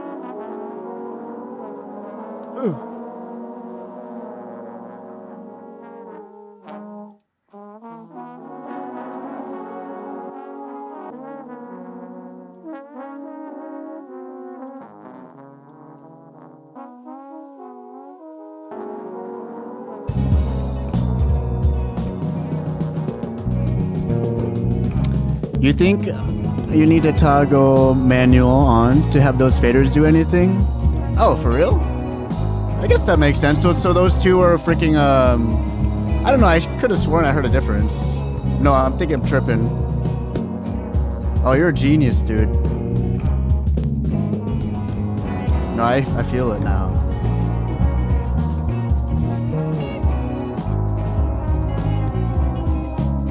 You're a genius, bro.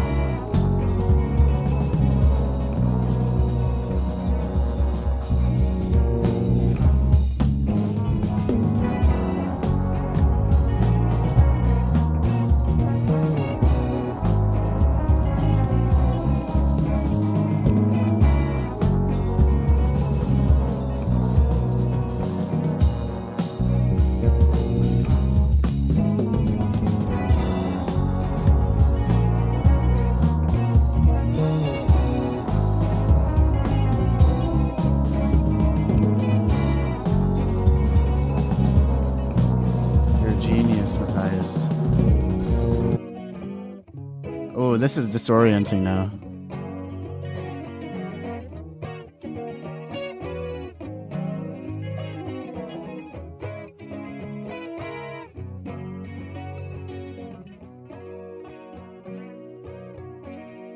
Nah, I like that other one. What was it? This one.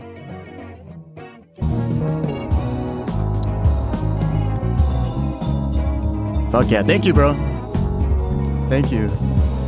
Yeah, that's a freaking, I mean, either way, I should probably take a break, but that's a freaking sign that my ears have been listening to the same thing for an hour and a half.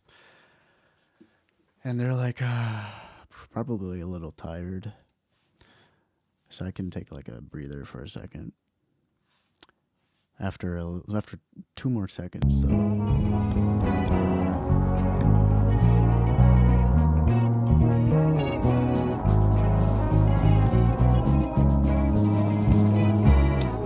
Oh yeah, well, I was gonna look into either this one or something over here, or maybe both.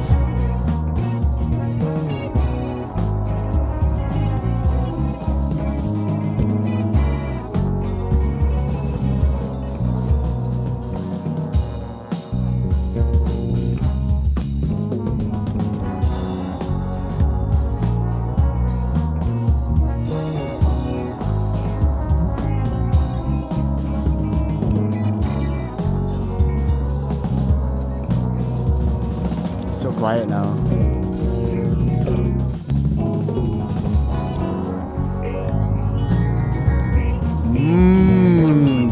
juicy. Hold on, I'm gonna copy this and see what it sounds like with the chorus. I'll put a light chorus.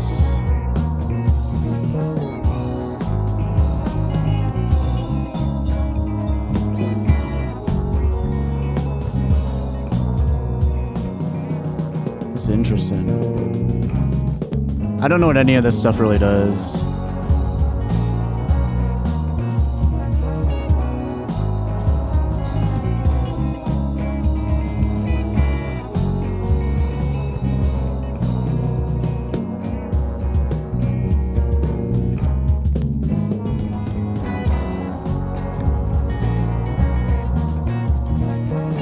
Yeah. You had it 2008 to 2014 when they were like $600 on Craigslist. So what? Oh yeah, fucking brand or grand. $4,000. My brain can't even talk. Wait, they went up in price? Wait. Wow. Cool beans. Damn, $4,000 from 600 to $4,000, bro. That's amazing.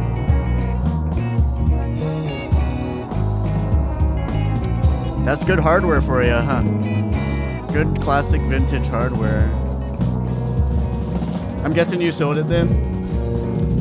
If the groove, I can't even fucking talk. I haven't said a word in a while. Yeah, the groove is so nice. Like with now that I'm actually hearing everything, sounding a lot better. Maybe just a little bit too high, so.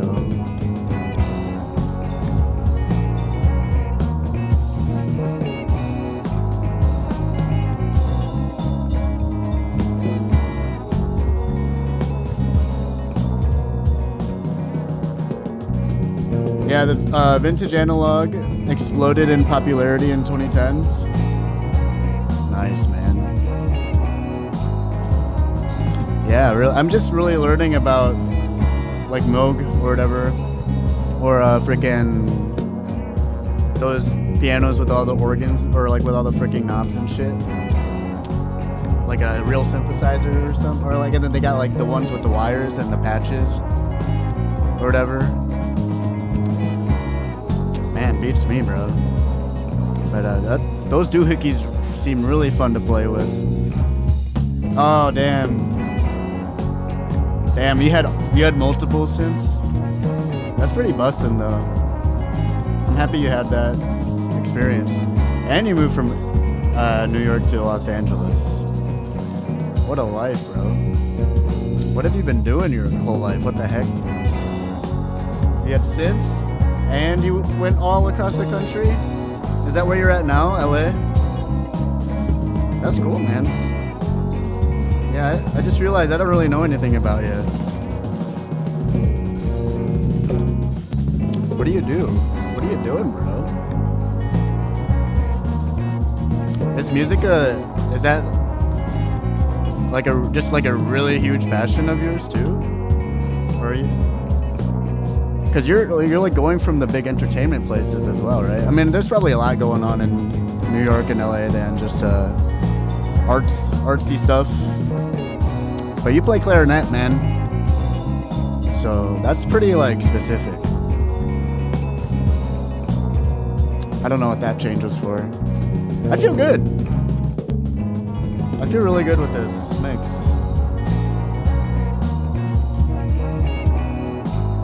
Oh wait. The secret recipe, or the secret final ingredient, I mean. So forgive Ow! yourself when you're wrong. That fall is hell. Hey.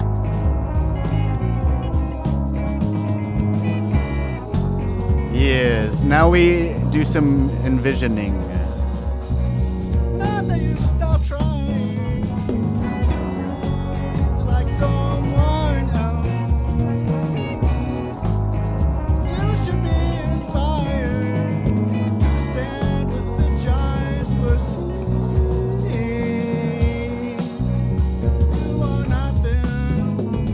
Well, this sounds weird. Oh, I know it doesn't. See the world like no one else has. It's not easy. Nope. So forgive yourself when you're wrong. Oh shit. I Oh, just wrote these lyrics damn today, it. so I don't really know. Well, how to sing it. Yeah, that's the. Damn it. I thought that take was a real take. I mean, it kind of was, I guess. No one else has. It's not easy. So forgive yourself when you're wrong. Hey, yeah, and that's all the lyrics I got, anyways. So never mind. I just didn't cut it properly. Not that you should For a stop software job, trying really? to breathe like Fuck yeah, bro. someone. You should be inspired. Stand with the You've since giants, left? but Now you're back in upstate New York? you are not there. Word. You are yourself. Music was always just a passion hobby. Never was good enough to make it your life job. But you're always jam learn. Bro, I feel like you're pretty good already. I feel like you're better than you're like putting up right now. Especially since you're So forgive really passionate and you've been doing it a when bit. you're wrong. But yeah, jamming and learning is awesome, bro. You're a multi-instrumentalist like me. So you see the world Not that you should like stop that, trying and that's cool. to breathe Not like it's super like different, someone. I don't think, but it might be. You should be inspired. Stand with the giants. That's cool, man. I want to get into software. I feel like if I wasn't in such a freaking musical grind right now, I'd be learning how to code. As in, I definitely would be. Like no one else has. It's not easy. Are you still in the, what do you call it? So forgive yourself. Oh my god. Are you still in it? Are you still in the software world? Silicon Valley world? How do you feel about AI being so freaking prevalent, man? That's all I hear. That's when I go on GitHub, it's like for the last year or whatever, it's only been AI shit, bro. It's so sad. But it's also like kind of interesting. At least it's not all generative AI stuff, but I don't know. I love freaking mods or open source shit. You know, and there's a bunch of add-ons or plugins and stuff. But now I don't see any of that on the trending like I used to. So I just gotta like fucking start digging because everything's AI. Yeah. Thanks, bro. I can't say no to you, man.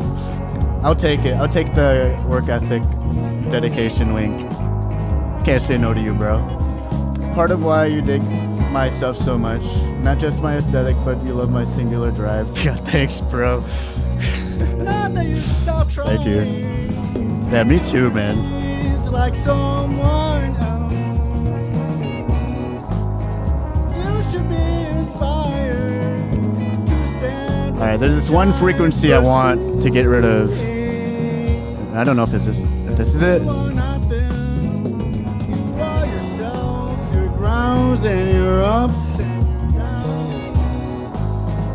See the world like no one else has. Fuck. It's not easy.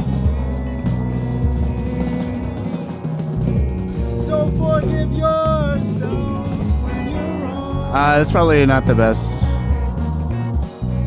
Not that you should stop trying to breathe like someone else. You should be inspired to stand with the giants, but I don't know what I want. you are not them. You are yourself, your grounds and your ups and your downs. See the world like no one else has. It's not easy. You're not an employed coder anymore. Oh, so you did code. I mean, I guess that's what software people do, huh? That's cool, bro. What was your domain? Your language you like to code in? You left it to be a shitty day trader. Oh, really? A shitty day trader? Damn. That's like all of them. And now I'm trying to go back to tech. You're a constant switcher of lives/focus. Nice, bro. Yeah, I lost so much freaking money to meme coins, bro. I don't even want to get into it, but I literally heard about day trading or meme coins. I learned about them at the same time, and then I got into it at the same time. So that was kind of dumb of me.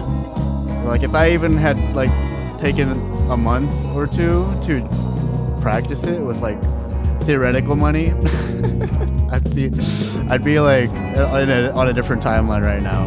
But I actually don't really care that much. But I just relate to you on the day trading.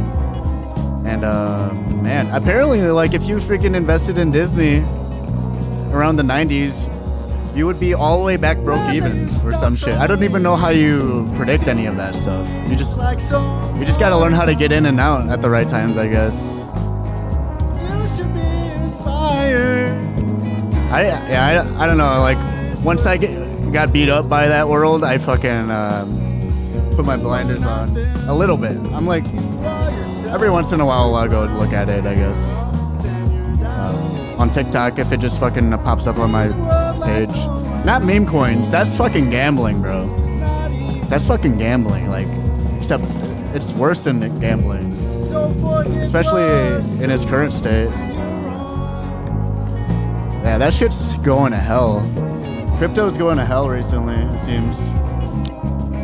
Since Trump took over, especially, which is ironic because everyone was really excited for him to make it viable. Personally, love AI when it comes to software, but you fear what it means for society at large. Yeah, I think I'm really grateful.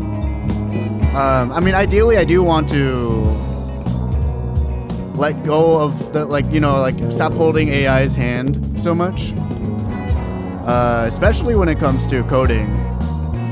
But yeah, no, I feel the same way. I definitely feel the same way. I'm pretty pro AI. I'm pretty pro like technological innovations. But yeah, just like what you're saying, like the implications of it, philosophical implications of how people might use it as a crutch, like an intellectual crutch or some shit like that, or artistic crutch, is way more dangerous than any of us would ever know until we're there. In my opinion, probably. In your opinion, seems like. But yeah, I'm trying to vibe code freaking VST plugin manager so I can sort all of them by tags, and then I can look at each of them and then have a Wikipedia or just like a quick Google search, and it opens a browser and it talks about how people talk about it. Or if I was super smart, I'd have a personal AI in there and summarize that shit for me. You know what I mean? I think that'd be so cool because there's nothing like that right now. And feel free to take that idea, dude, if you feel like you'd be good for it, because I want that shit, bro. No one has that, and I want it so bad. I've got so many plugins, and I'm not really overwhelmed, but I'm actually not overwhelmed at all. But yeah, it'd be so much more fun if I just had like a fucking dude that knew everything that I wanted to know at the time that I was interested in that plugin for whatever context I might be in the moment. So yeah, that's what I'm hoping to do with vibe coding. But video game design, I won't really consider myself having a game unless I had 100% coded it myself, and definitely won't use any generative AI for assets, like the creative parts. But yeah, it's really cool. I think it's really cool. And it definitely accelerates my process and my confidence going into things like maybe like 10% more. And it also tests my patience a lot when it's wrong. I'm like, you stupid fucking robot. And then I'm like, I should have known better. And then I'm like, I'm sorry, bro. That's what I tell him. I've only gotten angry at AI like 2 times though in the last whatever 2 years that it's been out. I'm just swearing at it. I'm so pissed. You was a development ops engineer? Touched many. Oh, nice. Ruby, Python, Perl, Bash, backend infrastructure. That's so cool, bro. What the hell? That's everything I want to do, man. I mean, that's a lot of what I want to do, man. I've never even heard of Perl. But yeah, I guess it's kind of true that you can pick up other languages a bit easier because it's about, or I don't know, what, is this like an accurate way to look at coding? Because I've spent a good amount of time in the past, and I was like, damn, it's like a language, and it's pretty much like a cookbook. And then, like, not every recipe is discovered, but all you really need is just like the right recipe and like the right sentences and instructions for the robot to to like put into the pot, and then to eventually like stir it all together or whatever, bake it all together. Then comes out the cake, which is like the software or something. And then that, I don't know, and then like, yeah, all you really need to know is how to speak the language of the book.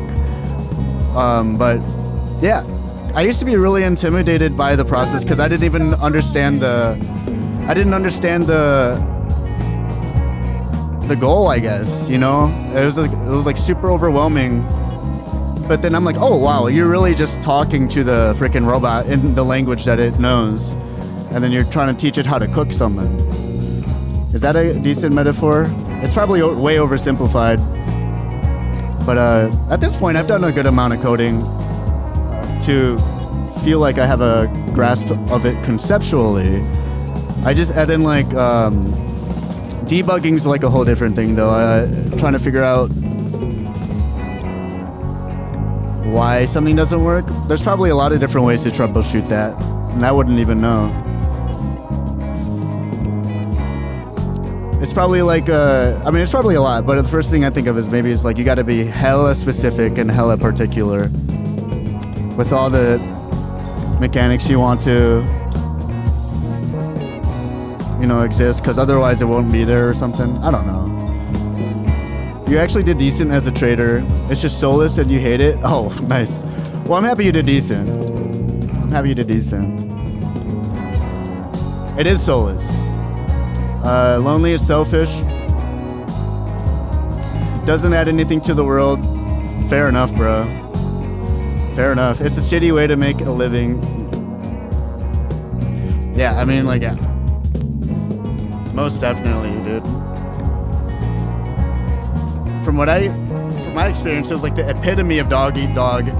And I had no idea what an insider was until I got fucked hella hard, dude. I feel like that's important knowledge. I didn't even know what that could even mean. But yeah, the fucking game is rigged, bro. And like, what do you call that? What do they call that? It's like a zero-sum game or some shit. It's like if you win, then other people have to lose. So yeah. Once I realized, once I got fucked over in the meme coin world, that, I was like doing it with people on Discord or whatever, on like Telegram, and then we all got fucked by like so many coins. We're like, we gotta rug pull our own coin now. We gotta make our own coin. We're fucking plotting on Discord. Those were some fun times though. Those guys were pretty cool. I hung out with like a handful of people. I actually made my own coin, and I tried to advertise it, and I was trying to be legit because I realized how fucking scammy it was. And I'm like, yeah, we're not gonna rug pull you. We're like trying to be longevity based, and we were called the Colony because of ants, and ants are like all on the same level pretty much, working together. But then that flopped, of course, obviously. And then that was my last big dip into that world. So yeah, it was fun. It was super fun actually, but I couldn't do it. You know, I got so much attention too. I had around like 100K views or some shit at one point on Twitter. But yeah, I mean, no one really responded, and looking back, like our whole ethos was trying to be an ethical fucking coin, so we were kind of doomed from the get-go, unless. But like, who knows? Maybe like the people I was working with were trying to rug pull people. But yeah, no. So it's like the people that I was trying to rug pull with, that didn't work. And then I eventually found some other guys. That's so I'm combining two different groups here. I'm like, no. I told my therapist what I was trying to do, and they're like, okay. And I'm like, I'm evil. That's my story with meme coins, bro. I forgot all about it. I don't really talk about it ever. It was only it's like last winter or 2 winters ago, 2024. Once you learn one language sufficiently, you can learn another much easier. It's kind of like if you speak Spanish first, moving to Portuguese isn't that big of a leap. Right on, bro. That's what I hear with Lao and Thai as well. Yeah, man, you got all in. Oh, you got it. I got into it all through crypto too. Then moved to stocks options just before COVID. Oh, what? So you did crypto all the way back then, bro? Damn. It was probably a lot healthier back then, even though it's like, how healthy can a toxic culture really be type of beat. But I think I caught the last good wave, but even then it was, in my opinion, a fucking 95% lose rate, 95% chance of losing.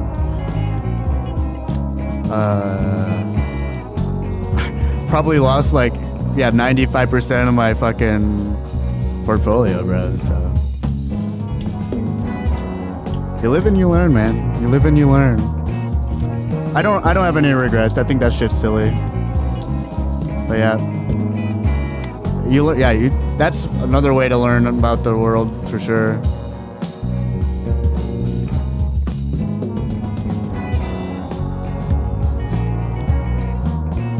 You found Bitcoin? Dude, me too, bro. Yeah, right? I found my wallet, but it was empty. I'm like, no! I could have sworn I mined like 0.1 or some shit, bro. But I guess I didn't. Yeah, we slept hard, huh? We slept hard, bro.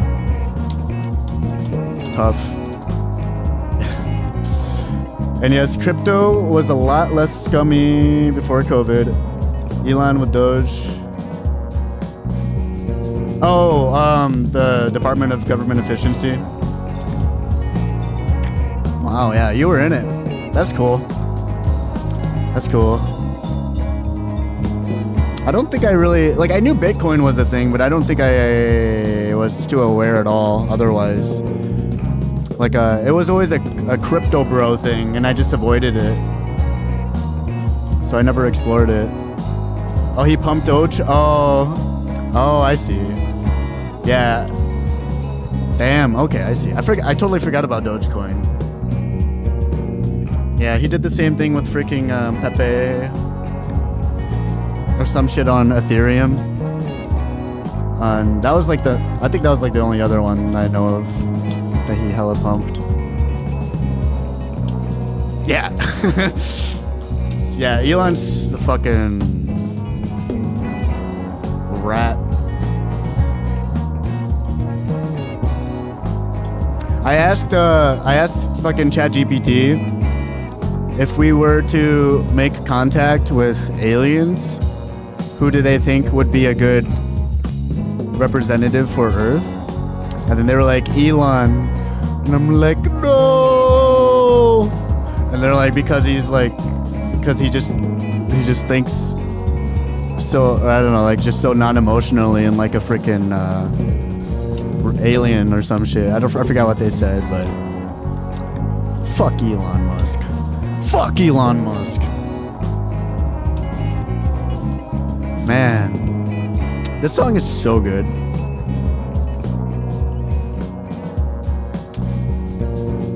This song is so good, Matthias. I totally forgot it was even playing. Just like, he's not a human, so he should represent us. Sure. Yeah, no, I think it was. Yeah, it talked about him being like not emotional or some shit. I'm like, I guess. Like, fuck, I guess, bro. Like, god damn it. But we don't know what aliens are gonna be like when they make contact with us. Well, I mean, like when they make contact with everybody, as opposed to like secret, like conversations or whatever. Man, dude, it's so chill. Thank you, man. Yeah, I never would have done this had it not been for homie. His name is Rob. He always talks about this song, and I made the song in like 2019. You know, it's like all my other stuff. I just fucking pump and dump, like the fucking rug. And then I rug pull everybody's expectations with a full song. And then I'm like, Rob, I got you, Rob. And then now I'm like stalling, fucking pretending. I mean, I feel really good with this mix, so I'm not really pretending to do shit, but I'm definitely, or I was definitely on the stage where I should be filling out the lyrics, and then I'm like, you know what, the trombones could do a little bit more cleaning up. Then I'm like, you know what, the bass needs to get cleaned up. And then now I have no more excuses. I'm just like, well, I mean, this is an important conversation about meme coins, man. So actually, we're fine. I'm right where I'm supposed to be, bro. We're right where we're supposed to be, man. Oh man, I'm so intimidated. But I can't end stream, dude, until I fucking finish this shit. So I was hoping I'd find more inspiration, and I probably did secretly in my subconscious, having had all this time. And then before I get back into it, I do want to finish reading some of my old work, my old essays from around the time that I wrote the song, and I was still in school. No worries, but yeah, I should definitely get back to work. Thanks, bro. Thank you for chatting me up, man. Thank you, truly. It's a pleasure. We have a lot more in common than I knew. And that's awesome, bro. I really hope you do find more opportunities in tech.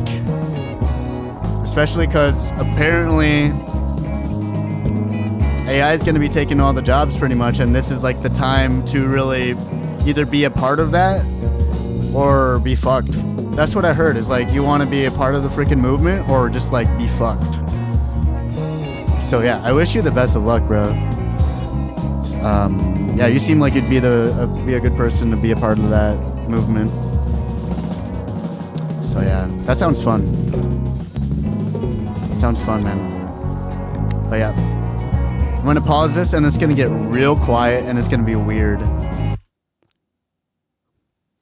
Because I've been blasting that for the last 2 hours. I've been blasting it for the last 2 hours. My tinnitus is smiling. My tinnitus is like, bro, thanks, man. You don't know how much I needed that, TJ. My tinnitus is so happy right now. You read about that? About the tech thing? Yara, you need a drum and piano a bit before bed, bro. In New York, man, you can do that. It's like night time, bro. It's like fucking midnight right now. All right, appreciate you, mins. Matthias. Have fun blasting those beats and mashing those keys, baby. Did you say amen or did I say? Oh yeah, you said amen. Amen. All right. I'll be back.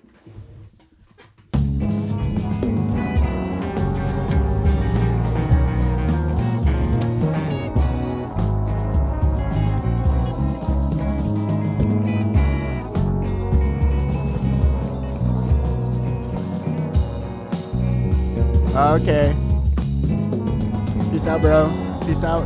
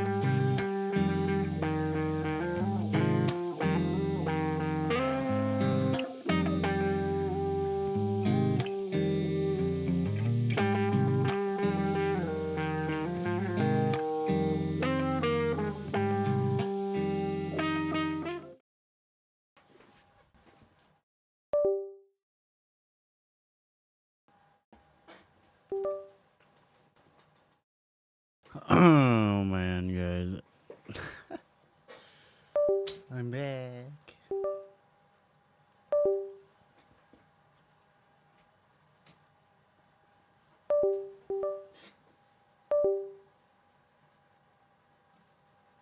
Hello?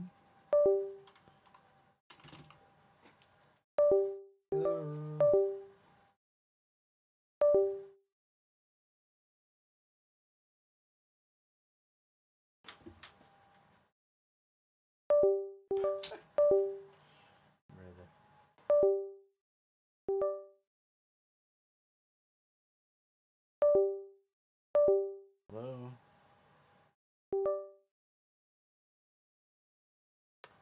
Oh, jeez. Oh.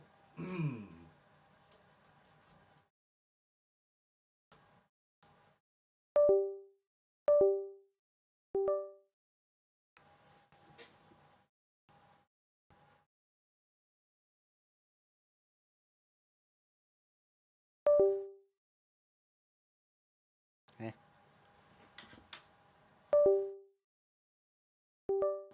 Eh. I'm waiting.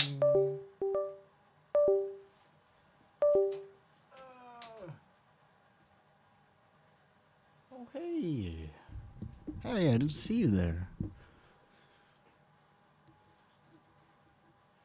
We're back.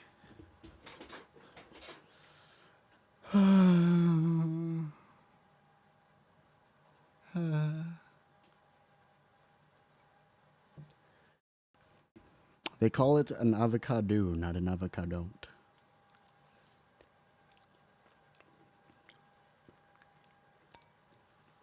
Therefore, I shall avocado.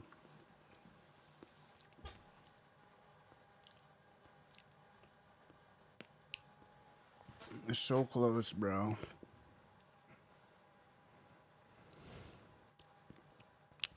The finish line is so freaking close, bro. Look at it. Look at it, man. Look, it's getting closer too. Oh man, I'm so close. I'm so close. I can't give up, guys. Never, ever, forever. Never, ever, forever, never, ever. Forever. I can't give up now. Okay, in class today we spoke about philosophy. Man, I'm so intimidated, bruh. I think I have like way too much pressure on this. Well, I'm happy to have that off of my fucking chest.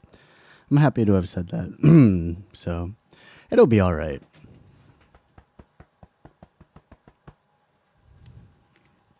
I'll just, oh, look at the time.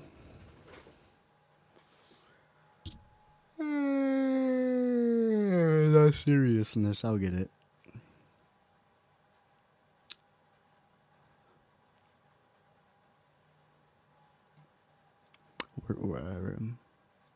Ray.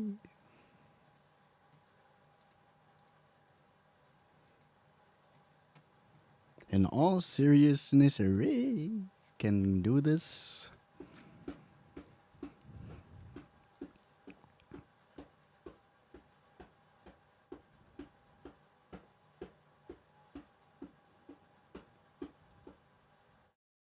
Hey. Oh, am I daft? Oh, wait, no, okay, yeah. Wait, oh. Oh, yeah, okay, no, we're chilling.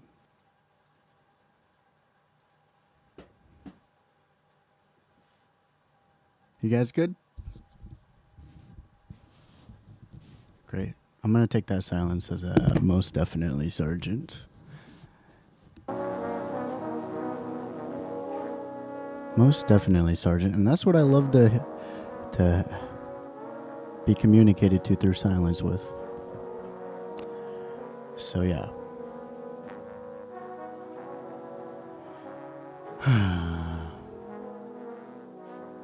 Philosophy of Happiness, reaction paper number 1. December 5th, 2018. Written by Tyler Norrising for his class, The Philosophy of Art, for Dr. Stephen Goldman. In class today,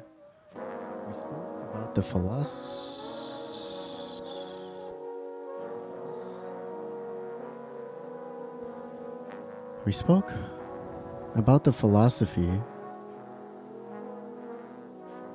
of happiness.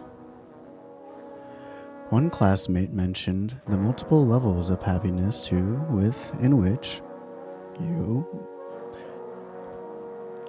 Mr. Goldman, mentioned that happiness could be episodic in the sense that it is fleeting, and our experiences with these levels of happiness is a momentary process. Then I remembered you mentioned Aristotle's philosophy of happiness, that happiness is the full exercise of one's powers and the pursuit of excellence. That happiness is not a mood or an emotion, but more composed of 3 factors: work, exercising talent, and meaningful cause. I think I gotta cry tonight. I think that's what I'm missing. I gotta cry a bit. Because I'm feeling pretty emotional reading that right now. I'm gonna bring up the emotional right here. The pursuit for happiness needs to be something you throw yourself into and become fully engaged in. To my serendipity, or maybe as a result of my own confirmation biases, I found much liberation learning about Aristotle's philosophy of happiness. I am a psychology major with an emphasis on motivation and positive psychology. And one of the biggest theories in my field is the flow state theory. The flow state theory represents the optimal state of being in the terms of life satisfaction, well-being, creativity, art, and mastering one's craft. Founded by Mihaly Csikszentmihalyi, he describes very similarly to Aristotle so many years ago, perhaps derived much of his inspiration from early philosophical works. That's English. It would make sense as psychology is deeply rooted in philosophy. Flow is characterized as being in the zone, the state of mind when a person is performing a task with energized focus, involvement, and enjoyment within full immersion. Flow state also requires the high skill, high challenge balance in order for it to be achieved in an individual. Flow state represents our brains working at their highest performance levels for that time. And most, if not all, activities which induce flow require a creative act, or a medium for which the individual can express themselves with the particular tools for their craft. Though I think there is more to be said about the pursuit for happiness and what it looks like, such as, I feel like happiness is as much of a mood, a temporarily observed emotion, as it is a process. There is significant compatibility within Aristotle's philosophy of happiness and the psychological theory known as flow. I think that the most important takeaway from this lesson is that everyone has a craft or a skill that they are able to exercise in the pursuit of mastery and excellence. I find it very liberating that these ideas age so well over time, considering that there are many studies which showcase the positive neurological benefit of flow in an individual.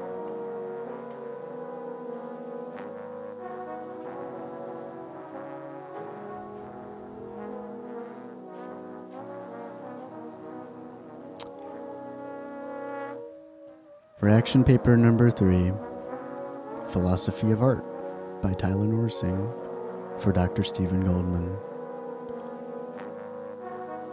The transformative process of art.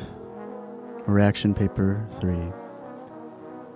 I think an especially fun characteristic of art is the idea that art emerges from the unconscious.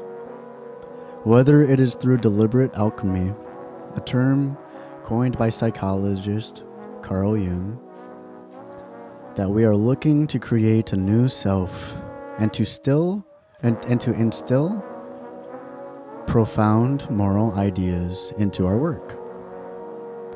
Or if it is the unconscious doing in order to create ruckus in our own psyches or the collective consciousness unconscious.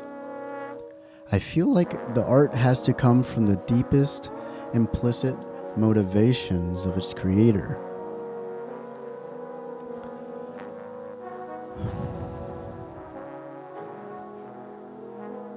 Unless the art is oversaturated by generalization, like an artist working on a piece of art every day, deliberately modifying the skeletal structure so much to the point where it does not look like it is a representation of their own work or self. I feel like art is, for the most part, the artist's way of externalizing the hidden or visible workings within their own psyches. I relate a lot to Jung's idea of alchemy in the self. Much of my own art, songs, poetry, is basically my personal way of navigating through my current state of being.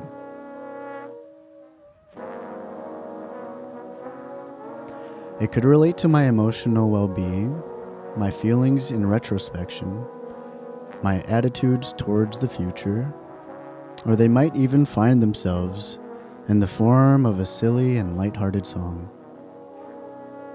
I think it has something to do with my age and my current stage in development that most of my work seems to be egocentric. I haven't made much work with political motives or the expression of the need for social change. Songwriting and music has been my main way of coping with my existence and finding meaning for it and my future. This also relates to Aristotle's idea of each of us pursuing our own purposes in our lives. To look at our lives as a story and to see the stories as stories in themselves, not necessarily facts of our existence. I also notice many trends in my thinking when I put it on paper and am able to listen to my work in post-production. Art allows me to play around in my cognitive sandbox and test different attitudes and mindsets in the world. I think it is important that I do entirely associate myself with my art, but see them as ideas that may or may not apply to me in a given time of my life. In a sense, you could say that the creation of art is a meditative process for me, where I allow my clouds of idea float over me so I can observe them, and allow them to float away, and to not become too attached to any idea. Bro, I need some wisdom. TJ,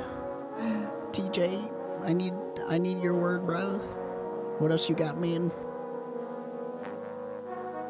Quite literal story of my education.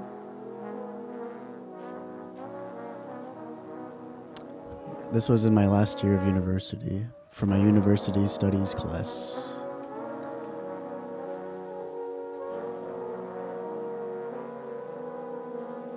I'm good.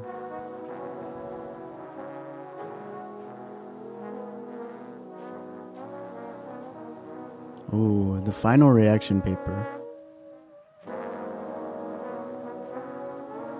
for the philosophy of art. Number 8.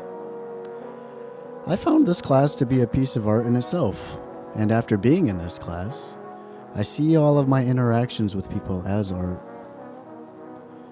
It was very cool to be a part of this classroom. A bunch of active minds who all possess a particular view about art, guided by a man who is a treasure trove of knowledge. Almost every class felt relatable, and it was really cool to hear the different perspectives from each character in the classroom. I thoroughly you enjoyed separating the curriculum in the way that you did, by having you speak for the majority of it, and having student presentations in the end. Because you made this class so open-ended, yet guided, we were all able to explore into our own passions through the lens of philosophy concerned with art. I learned a lot about my classmates, which I would not have known unless I had directly asked. And it was very cool to come to class not knowing what to expect. I hope to pursue the rest of my life with this feeling that I have now, that art overarches the human experiences, and that we all navigate this world under a particular lens with a particular energy source. I went from feeling more of a lone wolf to feeling part of an artistic and expressive community. And I attribute much of that to my time spent with this class under the wing of a professional philosopher. Thank you, Dr. Goldman, for your open ear and vast knowledge set. You have introduced the idea of art therapy into my life.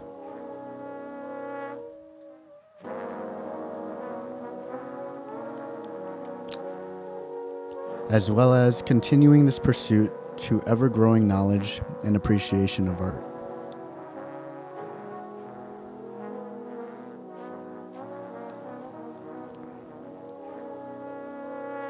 This is from my third year. Oh, I read this recently, but I want to read it again. I'm feeling like I need some inspiration, man.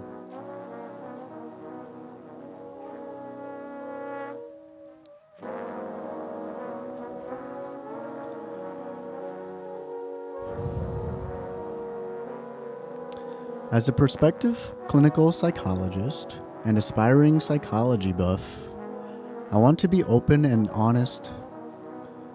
Hold on. Tyler Norrising, Personal Developmental Journey. As a prospective clinical psychologist and aspiring psychology buff, I want to be open and honest about my subjectivities. These idiosyncratic facticities govern my being and movements. To optimize my psychology means I must understand the grounds which I've emerged, so I am better able to treat or remove each of my seeds properly. That all being said, I tackle the first prompt so I can use psychological concepts to explore my own developmental path. Identity versus role confusion.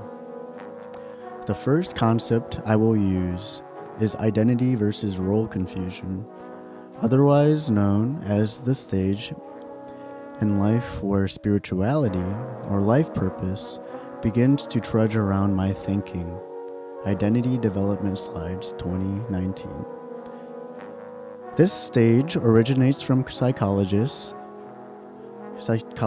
Erik Erikson's 8 stages of psychosocial development. This concept states that during human adolescence, our main task is to develop a sense of self. If we are unsuccessful in this stage, we will become reluctant and confused about our role in life. I cannot consider myself to be a graduate of this stage, as I'm still searching for my soul and its purpose. This concept is important to me because I believe that I am living it. I am on the cusp between this stage and the one of intimacy versus isolation. Right now, I want to become a cultivator of creativity and professional psychologist. I have always gravitated towards creative works, such as entertainment media or educational art, and music played a large role in my upbringing. My parents gave me the privilege of being able to do whatever I want for around half of my time growing with them. In this time, I had dreams of becoming a drummer, pianist, singer, songwriter, writer, books or TV, video game designer, skateboarder, actor, and more. Like all of us, I had an unbeatable inclination to things which I found to be fun. At this time in my life, the list has slimmed down to a manageable minimum. I have cultivated only a few of the talents I had been so enthusiastic about. There are many reasons why I have pushed such talents like video game design or acting to the back burner, like not enough time, effort needed to perform well, lack of motivation, disbelief of my own ability, lack of resources, not enough priority, and or any combination of it all, or something else entirely. I think I chose to only focus on music because it gave more purpose than any of my other passions did. My musical father would have jam sessions with my sisters and me in a good portion of my earlier stages. So I was around music before I became self-aware or consciousness. My house had a piano, drum set, guitars, and keyboards scattered all over. In elementary school, music created a strong bond between myself and my soon-to-be best friend. This bond turned into us playing music together for over 7 years, learning and creating songs, and then performing them in front of others for the sake of fun. Once I graduated high school and stopped playing with my best friend, I only had myself to play with. In fact, once I graduated and moved across the country to attend college, I only had myself to play anything with. In these times, I would make connections, some deeper than others, but for the first handful of years, I felt alone. Since music already played such a dominant role in my life, it was natural for me to sing to myself and escape into my guitar to hide from my loneliness. For as long as I can remember, I would dream about becoming a well-respected and known musician. If I could have chosen, I would have gotten rich off making and playing music.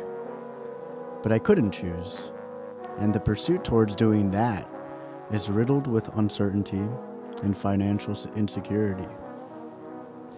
My parents made sure I understood that very clear before I graduated high school. So here comes the role confusion part of this all. My primary identity was fun-loving and musical in nature, but my parents informed me that I needed a stable career path if I did not want to worry about money. In high school, I was very engaged in my psychology class. Half of that was because the subject matter was fascinating to me. Half of it was because my teacher was inspirational as ever. Though I hadn't entertained becoming a psychology major until maybe my second year of college. Earlier, I said I started out as a psychology major, so I don't even remember. But this is also a late freaking paper. So I guess like the earlier version of me would have the better memory. Doesn't really matter, I guess. I started college as a film major and a jazz studies minor. I have a stubborn personality, so I ignored my parents' initial advices for choosing a stable career path. In the first couple years, I danced between majors, eventually dropping my minor and going pure psychology. I had chosen this since I knew psychology to be an important life knowledge, and I felt most of my personal problems could benefit from psychology. To this day, I know that I am passionate about psychology. I've dug deep enough into the rabbit hole that it shapes the way I view things. At this moment in time, 5 years into college, I am certain that I love both music and psychology.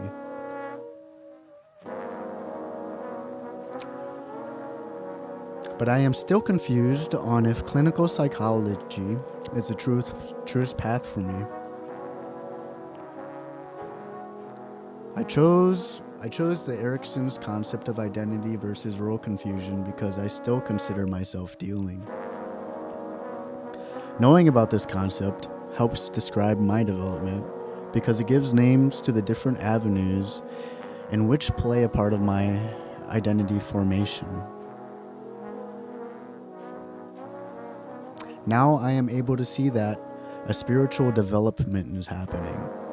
I connect deeply with this human want to be certain of my role in life. Intimacy versus isolation. The next stage of development in Erikson's stages is called intimacy versus isolation.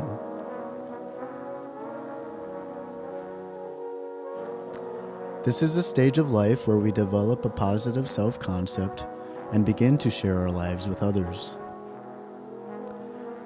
An unsuccessful attempt towards intimacy results in some form of isolation.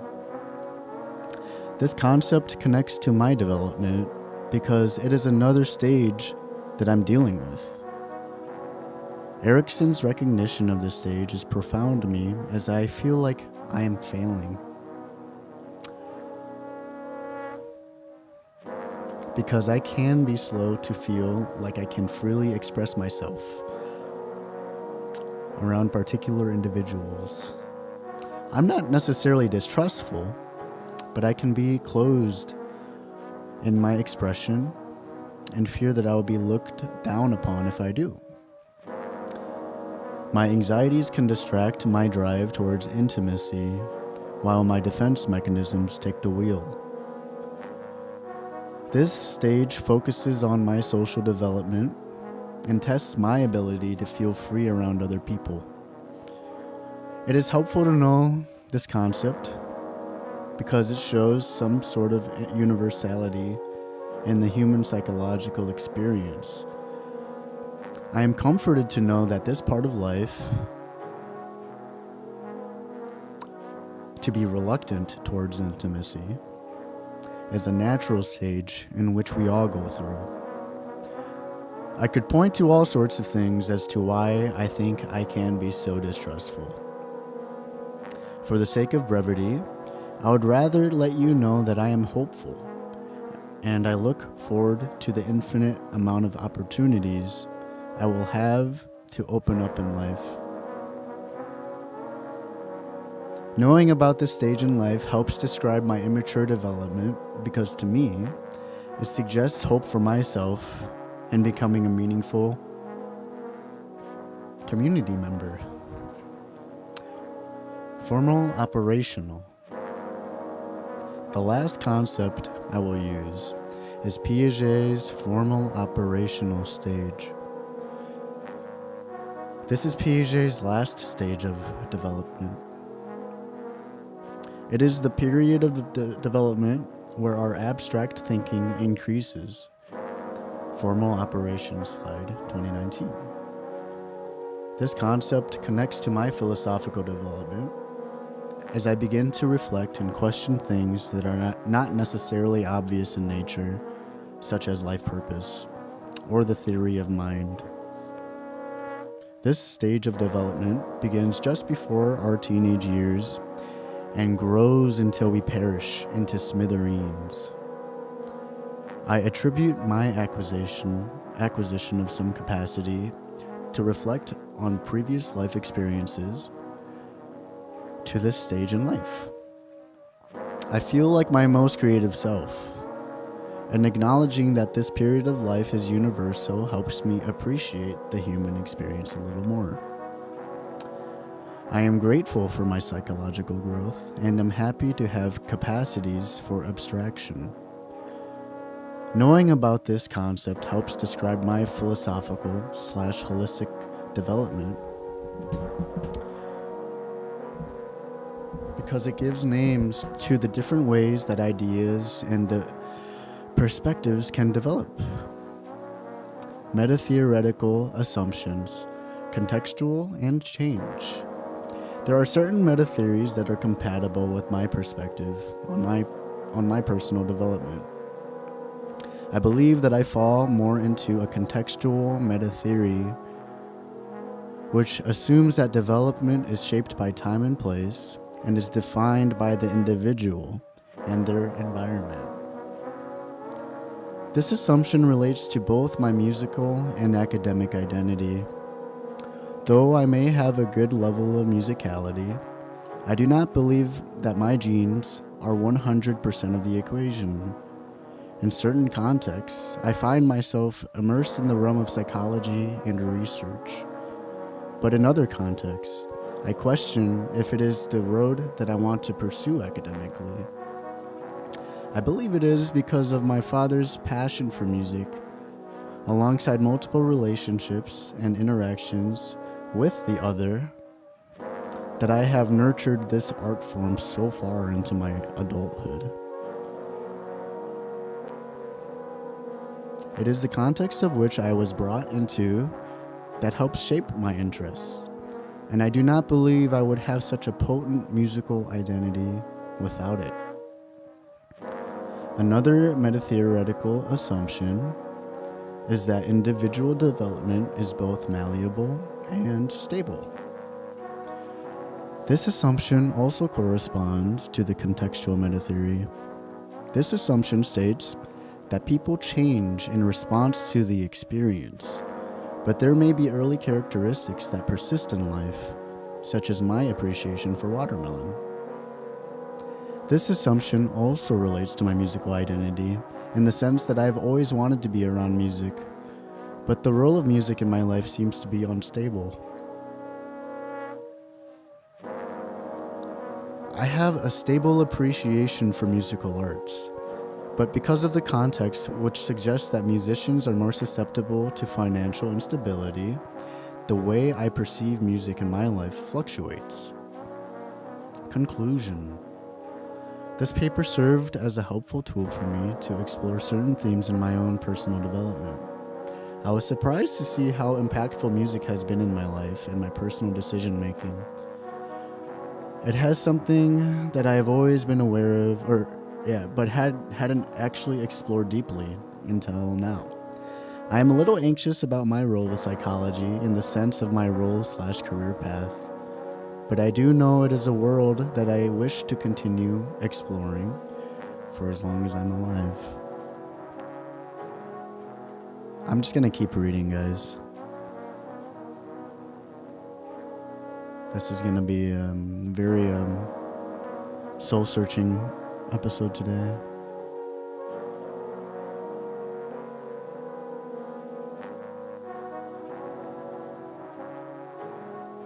I'm interested in kind of hearing my closing thoughts of college,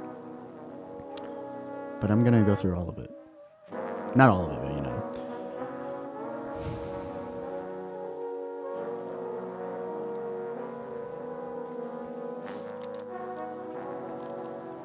In class, we explored counseling and its multifaceted set of textures, all which are fine-tuned to nurture a growing person. That sort of responsibility is pretty daunting to me. And the 10-year pursuit for certification before my eventual lifelong journey of becoming my best counselor as well. Despite these obstacles, if I could be any counselor, I would choose to be a clinical psychologist. I want to be a clinical psychologist because I want to try to understand and help people from all walks of life. I believe that everyone has a tremendous potential for positive growth. And I know firsthand it doesn't always seem that way.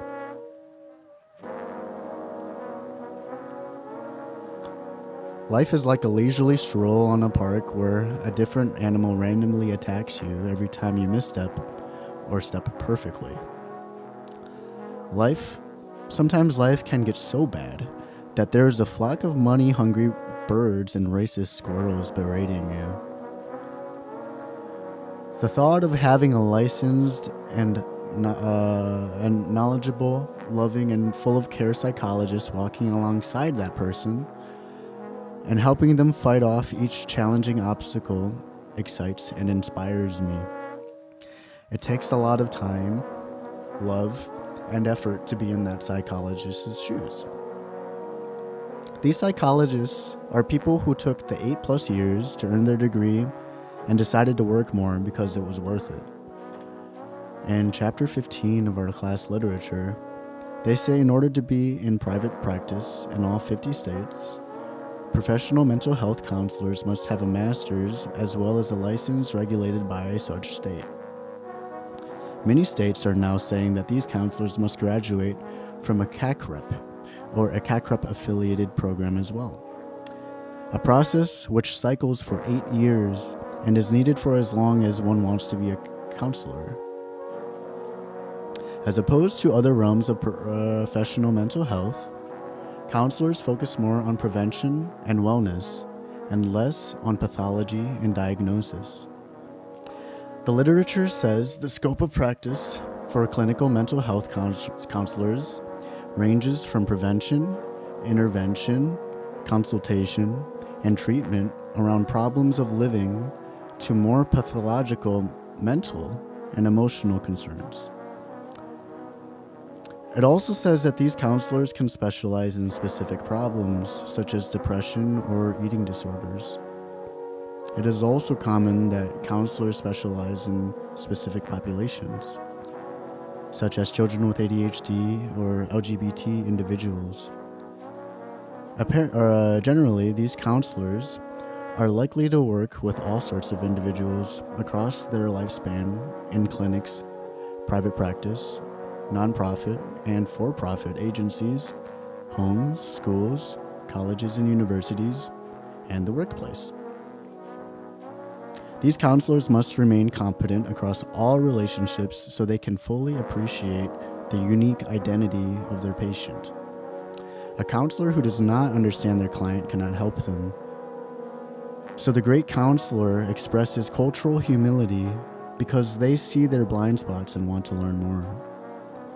The CACREP have standards which address and teach these competencies, as well as mindsets for diversity and social change. The world of clinical psychology is a diverse and ever-growing garden bed of mental discipline. It requires care and concern from the counselor for themselves and their patients.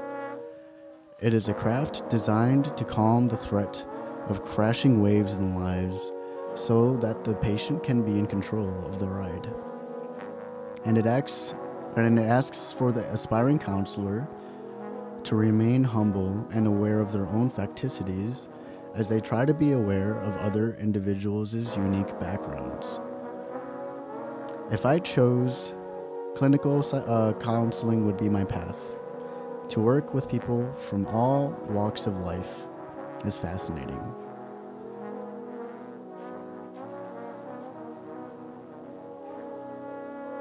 This is fun.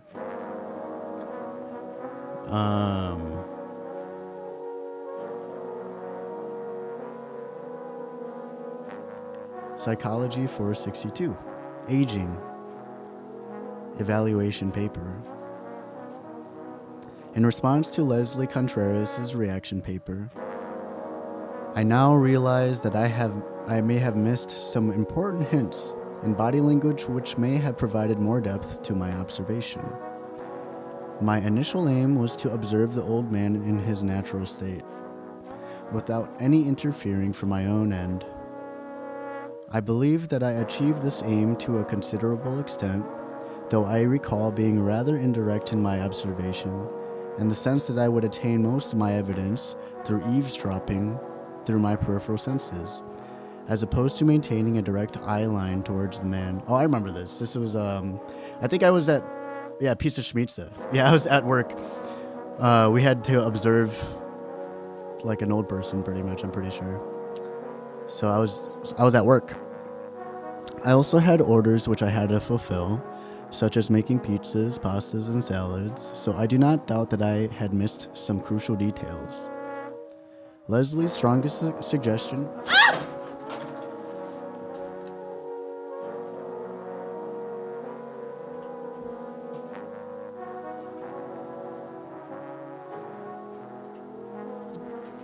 Pause.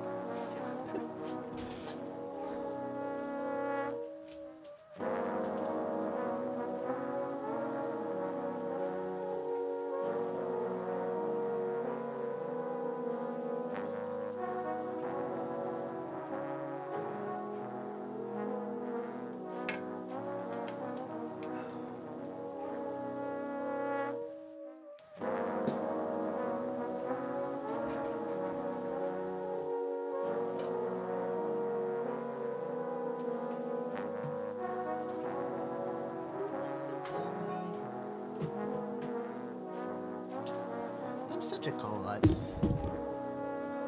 Okay.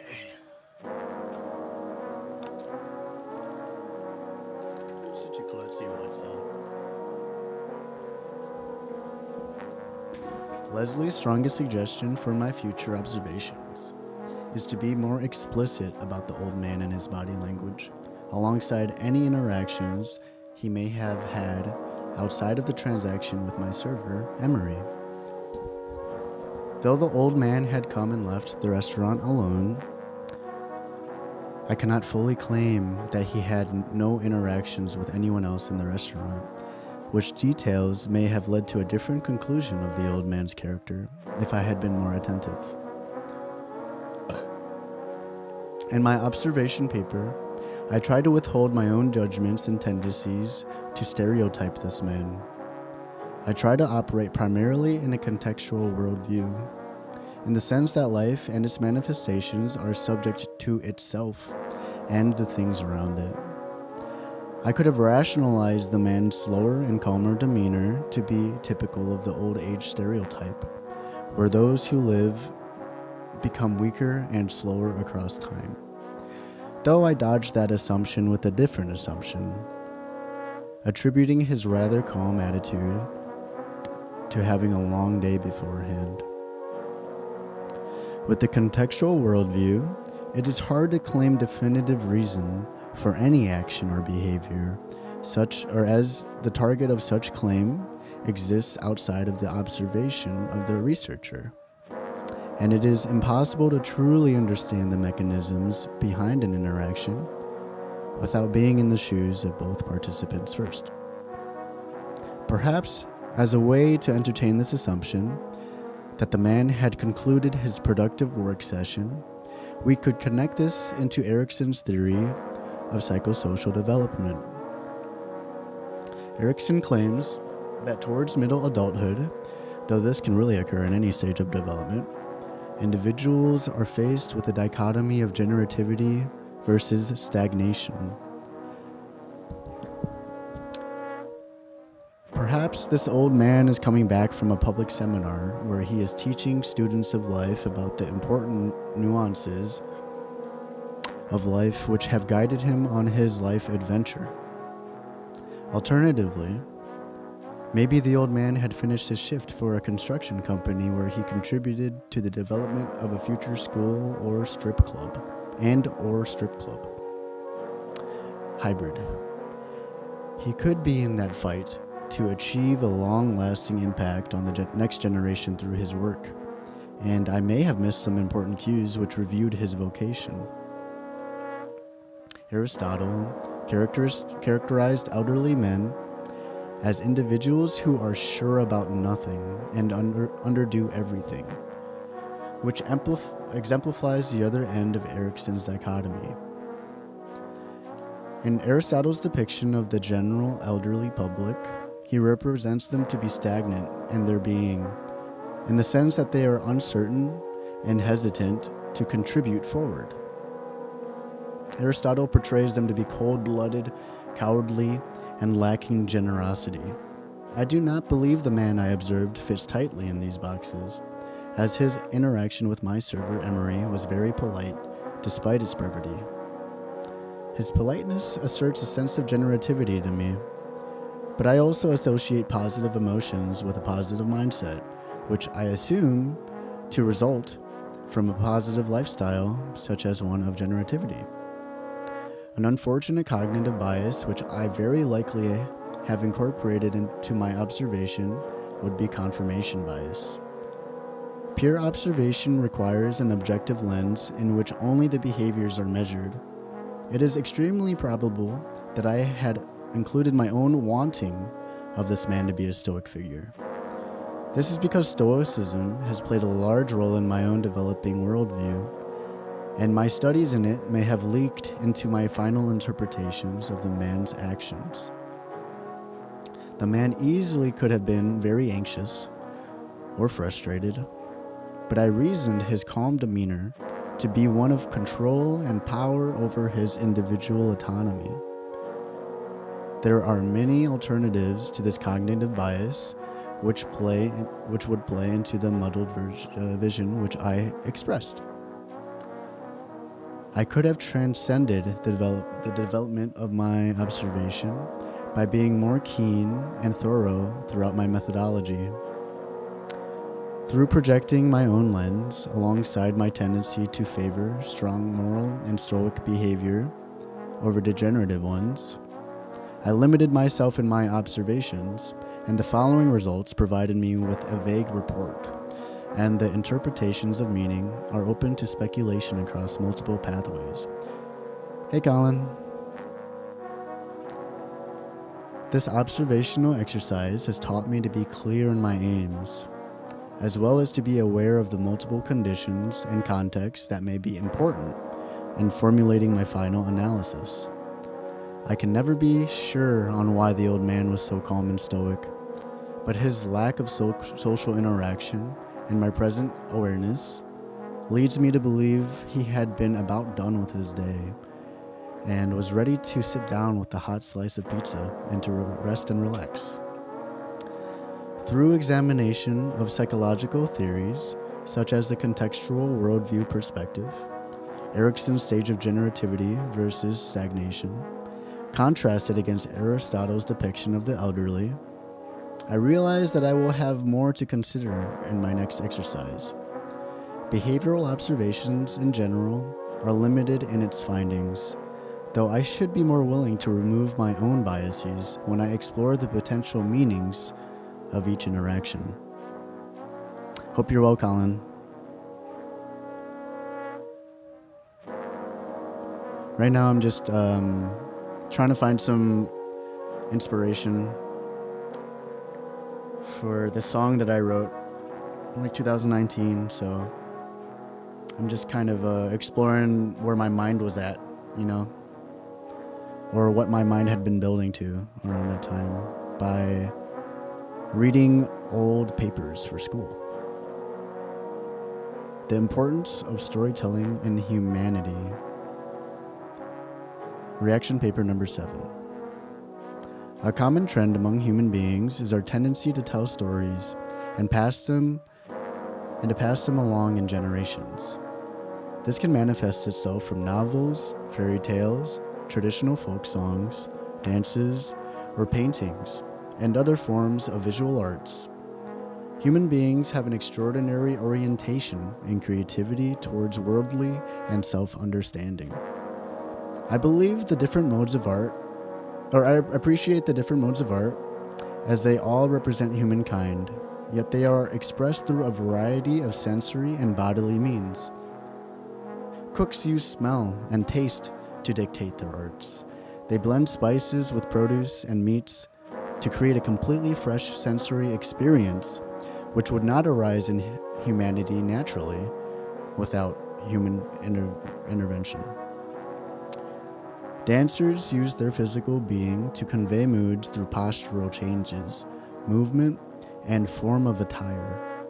Dancers tell stories individually or with groups, and to watch a dance show is to watch many tiny moving parts interacting to create one symbiotic system, which represents a story. Dancers also use music, which is another form of art. Music is very profound to me in particular, as melodies, harmonies, and instrumental music does not need a particular language for interpretation. That is why they call music the universal language. Even if you do not necessarily understand the lyrics of a song, you are still able to decode the artist's feelings through their vocal expression and tonality. And if you do understand the lyrics of a song, you are revealed a specific narrative designed by the voice you are listening to. Music represents a huge scope of moods, and in rare instances, a single song or album can represent a complex variety of moods, which impacts the listener very powerfully. Visual arts can also act as a universal language. No words are necessary to interpret a piece of art, though I feel like with visual art, it is harder to experience the level of feeling you get when listening to music. Maybe this is just me. I'm sure other people feel the same thing as I do with music, but with art. Visual art. My biggest takeaway of the philosophy of art is that it comes in so many shapes and sizes, and for so many different reasons and purposes. It could attempt to pass down a moral message through oral storytelling down generations. Art can be an attempt to tell a story to ourselves and to find deeper truth in our being. Art can be a political message and call attention to the corrupt aspects of our world and society. Art is such a vast domain of expertise that it is fueled by personal creativity and inspiration, and they usually have a message attached to it. Ambiguous to the audience or not. That is why I feel like everyone is an artist. I'm not saying that everyone is a good artist, but I feel like everyone has something to say. I feel like everyone has something to say because everyone has thoughts and feelings and exist in a constantly moving world. Everyone has a story to tell, even if it isn't that great of a story. What is cool to me as a youthful and optimistic psychology major is that I feel like everyone can harness this capacity for creative expression and create their own art in life. After realizing the scope of human expression and storytelling, I feel like I need to listen deeper to what people say to me, because their words do not always represent their entire beliefs, noted in the house drawing practice in art therapy. There is always another story going in the back of people's minds, and I very much enjoy listening to people because I enjoy stories.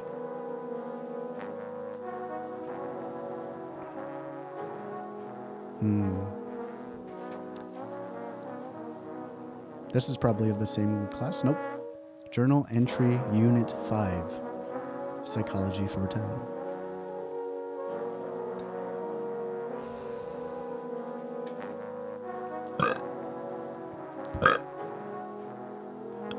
Oh, raspberry time. Oh, that's a blackberry.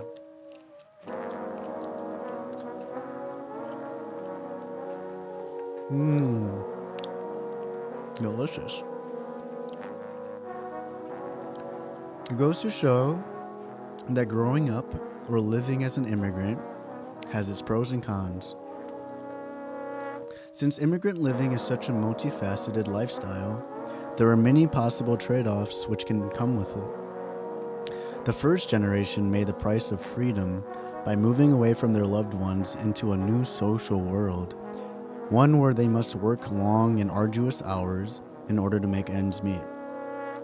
The second generation student may find benefits from the cultural competence that comes with balancing multiple cultural identities, but they are still at risk for being stigmatized for their race or color of their skin from the majority culture. It is a challenging role to play when you are an outsider from a foreign land, and it is unfortunate that it can get worse. In the article, Growing Up in the Shadows, written by Carola Suarez Orozco and colleagues, They explore unauthorized status and its developmental implications. Making a powerful case, Suarez Orozco sheds light on the negative outcomes that come with being an unauthorized immigrant children or the child of an unauthorized immigrant. These children have a risk for a stunted cognitive development as well as achieving an educational background. This slow development of education and cognition is associated with the poor working conditions of adult immigrant employees, conditions such as low wages, lack of access to benefits, or limited opportunities for employment. Unauthorized parents do not benefit from any health care except perinatal and emergency room care, which leaves them vulnerable and more cautious to anxiety and life-threatening phenomena. Growing up in an unauthorized home creates a complicated task when it comes to identity formation, especially since the threat of multicultural identity is overly prevalent amongst insider racists. These are only a couple of the unfortunate burdens an unauthorized immigrant must bear through when surviving in the social climate of the USA. I found this read sad, as I hardly think about the legal status of anyone, really. My old friends from home, their families, my peers, the people I walk down the street from, they all could be dealing with these barriers to development, and I would be blind to their condition. It is too bad that people do not live their freest life, and it makes me sad that people are stunted in all sorts of directions just because of their identity and legal status in the country. I hope that this research encourages more programs to cultivate the success of all people, are authorized or not, to ensure that each person has an opportunity for fruitful development without the fear of ridicule or being sent away from the country.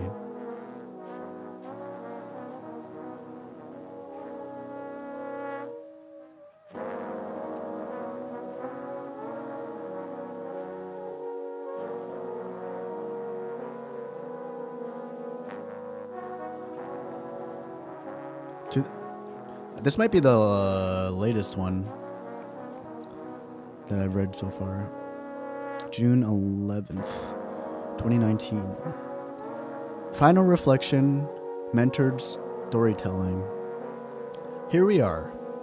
It has been a fun ride here in mentored storytelling. Long story short, I had a wonderful time. My favorite aspect of this experience was this discussion-based approach to learning.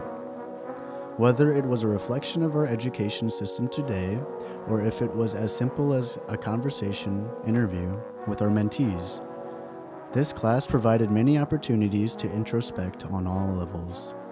I appreciated that PSU students and teachers were able to collaborate with CPS students and teachers in an environment which catered towards our philosophical and goofy lighthearted growth. There are a handful of memories which I hope to remember forever, such as interviewing Brian, making my final project with Colton, and sharing a deep conversation with Arthur and our pair of CPS students. Totally forgot who they were, by the way. I remember Arthur and Colton. But yeah. These moments struck best for me since they required intimate understanding and connection. Those are my favorite type of activities. I find value in shallow surface level interactions, and it is hard to be vulnerable without breaking the ice first. But for me, most of the fun only happens during deep play.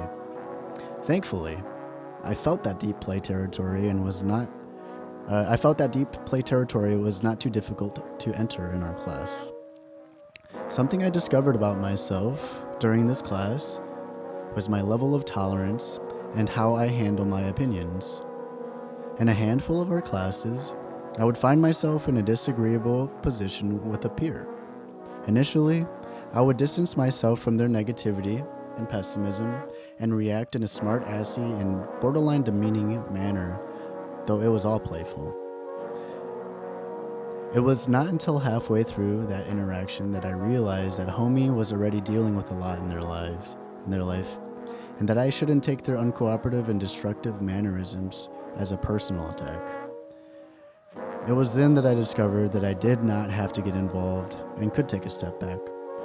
The diverse nature of our class challenged me to become more loving and patient, because everybody is going through the thick of things, and I am not particularly interested in escalating their situation, even if it is at the expense of an awesome joke. In this context, I first shifted to a more empathetic approach, only to be rejected again. That's when I decided to let go entirely. Comparing my thoughts pre-spring term to post, I find even more flaws in the lecture-based classroom experience.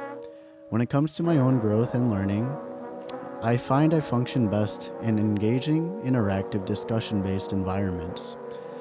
I had 3 classes this term, and my other my university studies class, was easily my least favorite.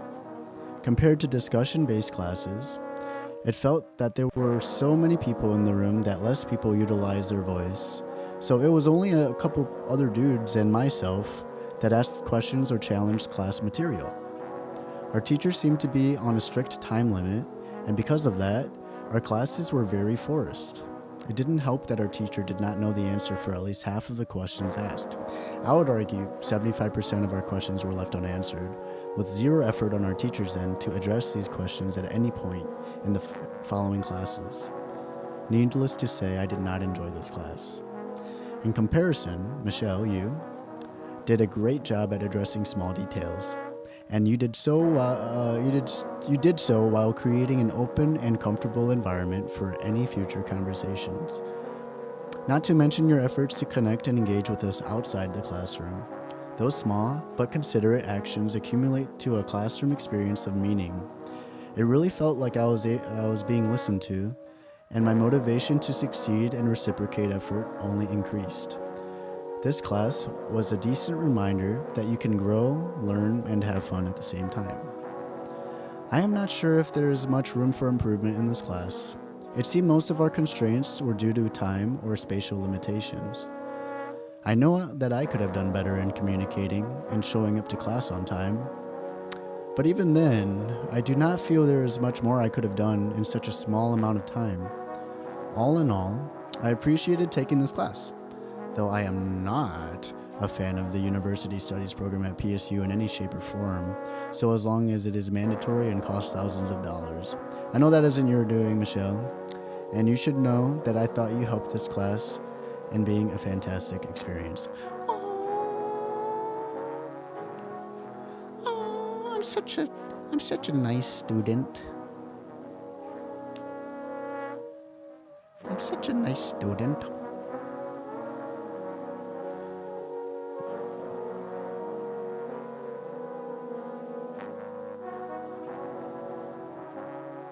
Flow in the diverse workplace. A theory for positive job satisfaction. Tyler Norrison.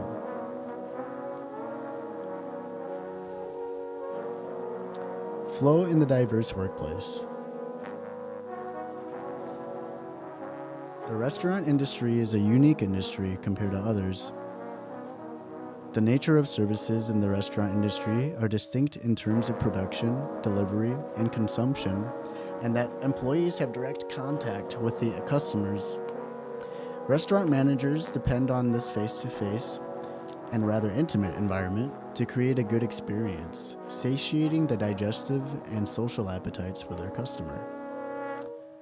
Many factors contribute to this overall experience of customer well-being, such as food quality, menu variety, food presentation, and taste. But arguably one of the most important contributors to customer satisfaction is employee job satisfaction. Job satisfaction in restaurant workers. Employee job satisfaction is the pleasurable or positive emotional state resulting from one's job or job experiences. Wiley, 1983. Employees who are satisfied with their jobs are considered to be more stable with their organizations. As such, it is important that employers maintain high employee job satisfaction to secure high levels of customer satisfaction so their businesses can thrive. Unfortunately, job satisfaction seems to be a hit or miss.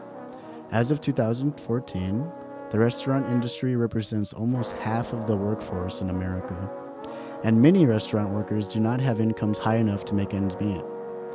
Looking into psychological empowerment in workers.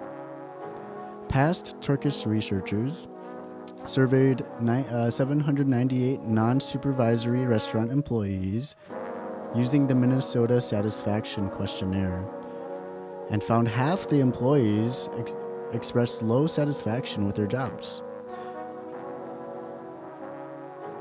Employees report they were least satisfied with their pay and opportunities for advancement.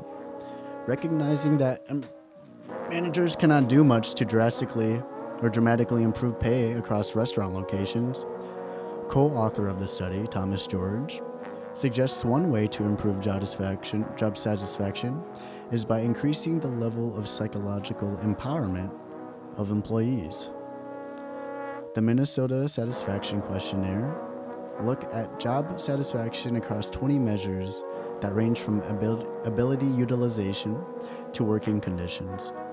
For the sake of conciseness and clarity, the aim of this study is to optimize the level of psychological empowerment of employees, as George suggests.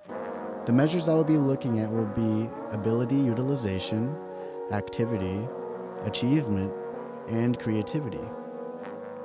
In recognition that these measures represent only a fifth of the available options, it should be noted that the aim of this study is not to reach ultimate job satisfaction, but to mitigate job dissatisfaction by looking at the factors directly relating to the employee's sense of control.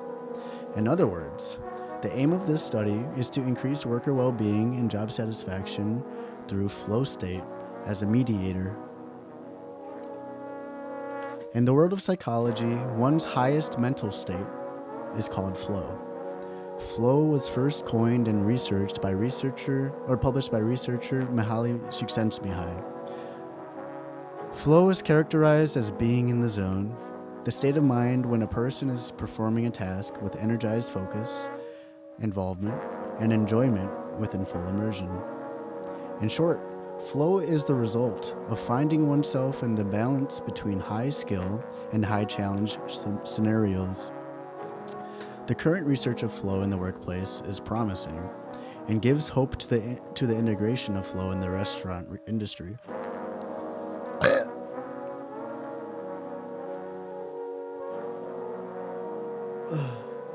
I can feel the finish lines getting closer. Literature review. Flow and positive well-being in the workplace.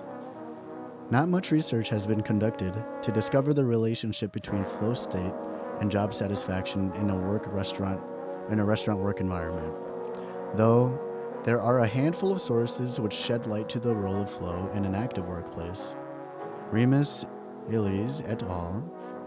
Studied flow experiences at work, hypothesizing that such experiences lead to declarative well-being outcomes through their influence on the satisfaction of basic psychological needs for competence and autonomy. A 2-week experience sample study of full-time employees offered support for their hypotheses, taking into consideration 3 factors: temporality, the day-to-day variation in employee well-being over time, the detailed account, or how employee well-being changes and evolves over time, and how it relates to person and situation factors, as well as the immediate assessment of well-being derived from the work experience itself, as opposed to post hoc evaluations of the experience. After an extensive selection process, 114 participants attended training sessions which required them to complete a short personality survey. The day after the last training session, the experience sampling portion of the study began, in which participants completed a short survey during 3 blocks of time during the workday. These surveys inquired participants of their declarative well-beings for the day. The results of the studies found that a type of experiential well-being, flow, was positively related to the measures of declarative well-being, positive affect, and job satisfaction. This meant that workers induced in flow had a positive measure of declarative well-being. This study has strong indications that basic psychological needs, such as acquired competence and autonomy, in the words of the Minnesota Satisfaction Questionnaire, ability, utilization, achievement, and activity, are important to accessing flow in the workplace, thus having a higher sense of declarative well-being. I'm hungry.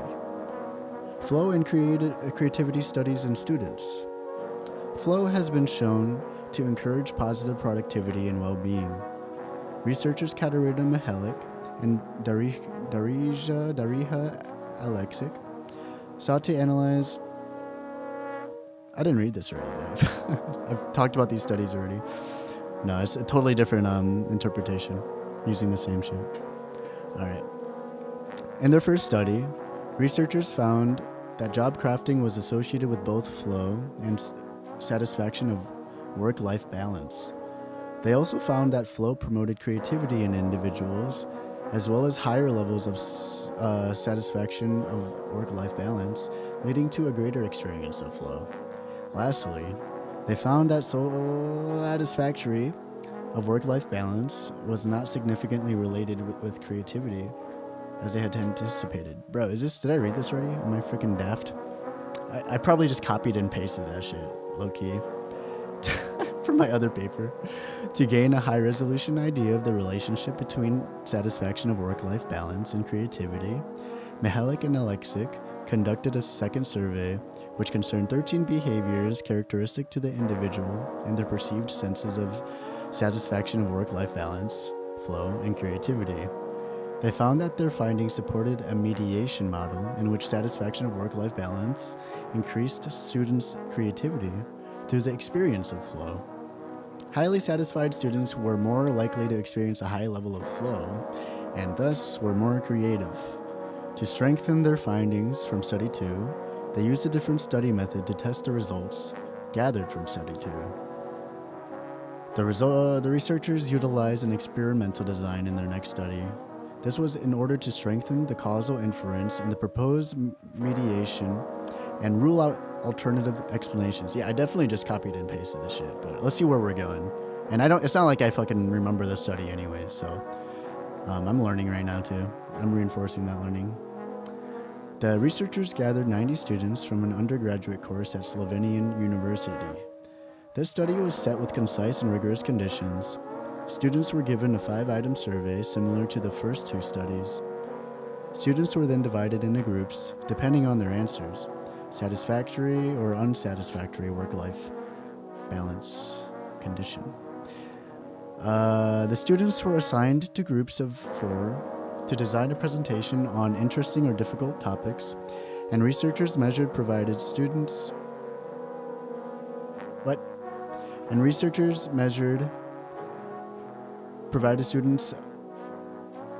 another survey a week after their presentations. In the end, they found sufficient information to suggest that satisfaction of work-life balance elevated the experience of flow, and that flow was indeed positively related with creativity, leadership, diversity beliefs, and flow. Now we're getting to like fresh content for the stream, but I don't think anyone's really here in the first place, and I don't think anyone was here when I read this earlier. So just so you know what I'm thinking in the time that I'm thinking it, to cultivate flow in the workplace itself needs to be supervised by a flow enthusiastic leader or manager. Discrimination and negative interactions are unpredictable and preventable experiences that arise in the workplace, and are preventable experiences that arise in the workplace. And they are threats to the acquisition of flow for the employee. In all teams, there are fault lines, areas of potential discrimination, usually socio-demographic or experience-based. It is a responsibility of the employer, leader, to impact these fault lines in a positive way so that team functioning and workflow are not impeded on. A study conducted by Franziska Schomerich and et al. Detailed the impact of leader diversity beliefs on fault lines and team functioning. Schomerich contacted 18 team leaders and 276 team leaders from a range of industries, such as arts or crafts and trades, healthcare, consulting, food, and so on, with the questionnaire which asked about the team leaders' diversity beliefs, such as, the more people that differ from each other in a group like this, the better for the group, and employee beliefs, such as, members of my group work together as a team. In this particular study, they examined characteristics which represented flow state, high engagement, and teamwork, as well as perceived loafing, low engagement. By comparing to the impact of socio-demographic and experience-based fault lines with leader diversity beliefs, Schomerich found that leaders with strong diversity beliefs treat their team members as equals, and leaders with high positive diversity beliefs as equals. Schomerich found that leaders with strong diversity beliefs treat their team members as equals, and leaders with high positive diversity beliefs were perceived to be strong by team members. Given that research suggests that leader diversity beliefs impact employee perceptions and actions, and that flow is positively associated with job satisfaction as well as satisfaction of life-work balance, the grounding of our hypotheses arises. Hypothesis 1. Leaders with strong diversity beliefs can positively impact job satisfaction in workers by integrating flow state intervention programs to the workplace. The purpose of the study is to increase job satisfaction among employees of the restaurant industry. 100 restaurant chains listed in the Better Business Bureau will be asked to participate in a new study concerning job satisfaction, workplace interventions, and flow. Of the 100, only 5 of the inquiring responders will be chosen for this program. There will be a reward for businesses who choose to participate as leaders who engage in these sorts of programs.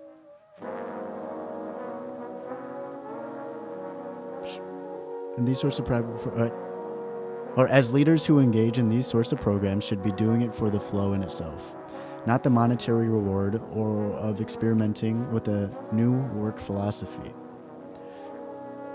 Programs should last exactly 6 months, and employer leaders will be given questionnaires to measure the satisfaction of work-life balance and job satisfaction in employees through the Minnesota Satisfaction Questionnaire, before and after the program takes place. Programs will be enacted during a regular 8-hour shift, where workers get one 10-minute break, one 30-minute lunch, and now an optional 15-minute break. Maybe I should take a lunch soon. Workers will get to choose when they take each break. On the first day of the program, leaders will distribute the Minnesota Satisfaction Questionnaire to workers and then will introduce a set of 3 interventions. Workers will be given a choice to participate in these interventions as a paid second break. The workers will only be able to choose to participate in an intervention. The intervention itself will be randomly selected by a roll of a 3-sided die. This is because past studies suggest that choosing a preferred option is not as effective as being assigned an option. It will not be required that an employee shall participate in any sort of intervention to control the variables of employee flow and psychological empowerment. By the end of the 6-month period, employees will be given another Minnesota Satisfaction Questionnaire to answer. This time, the Minnesota Satisfaction Questionnaire will have questions concerning the program and whether they found it to be beneficial for their own job satisfaction and their teammates'. Measures. Flow state will be measured by the Chinese Flow State Scale 2. The self-report scale will include 9 subscales that correspond to the 9 dimensions of flow, described by Csikszentmihalyi. A sample item in this scale is, I found the experience extremely rewarding. Participants will be asked to align their degree of agreement on a 5-point Likert scale, ranging from 1, totally disagree, to 5, totally agree. Job performance. Employers will measure the performance levels of their employees using a 5-point Likert scale. A sample item in this scale is, my employees expressed more work motivation as the days went on. Job satisfaction. Employees will measure their job satisfaction using the Minnesota Satisfaction Scale. The scale will be set up on a 5-point Likert scale. Quality of leadership and communication. Employees will be asked to fill a questionnaire regarding the clarity of leadership communication. This will be mediated through a 5-point Likert scale. This is to find any potential spots of experimental error and will act as a control to test the validity of the interventions. Quality of interventions. The 3-sided die will have the options of mediation, prepare yourself your own meal, or take time to do something creative. Or meditation, prepare yourself your own meal, or take some time to do something creative. Employees will rate each option on a 5-point Likert scale from totally ineffective to totally effective. Effectiveness is based on job performance and satisfaction. Discussion. Job satisfaction in the restaurant industry has been shown to be mediocre for almost half of its population. The goal of this study is to increase job satisfaction in workers through the means of flow interventions in the workplace. It is known that leaders with high diversity beliefs are seen to be stronger than those with low diversity beliefs. If the hypothesis that flow interventions encourage positive job satisfaction through leaderships with high diversity beliefs, through leaderships with high diversity beliefs is found to be true, this tells us that in the current state of restaurant employment, workers are not experiencing flow in the workplace. As a relationship between flow, well-being, and creativity is positive, it is suggested that workplaces which encourage these things will be more successful. Success means that the customers will be happy because the restaurant workers are happy, which will ultimately make their leaders and employees happy as well. If certain interventions are identified as effective, such as meditation or taking some time to create something, industrial organizational psychologists will have new leads in which direction to look at in terms of increasing job satisfaction. Awesome. I'm gonna read a couple more. I've been doing this forever. I'm like half stalling, but half just fucking reintegrating myself with my flow and positive, my like conscious and deliberate flow and positive psychology mindset, because I'm so like deep in that in this time in my life that I'm using everything that I've learned.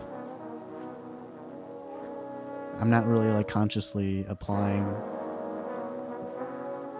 or like considering the lessons anymore, as much as I've just been practicing the things which I found to be reinforcing of flow in my own life. So that's my rationalization of why I haven't written any lyrics yet. And I fucking love it.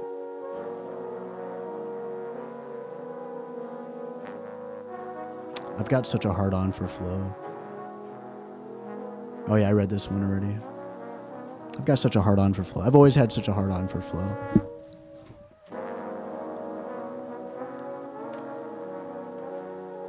What can I say? What can I say, baby? Flow.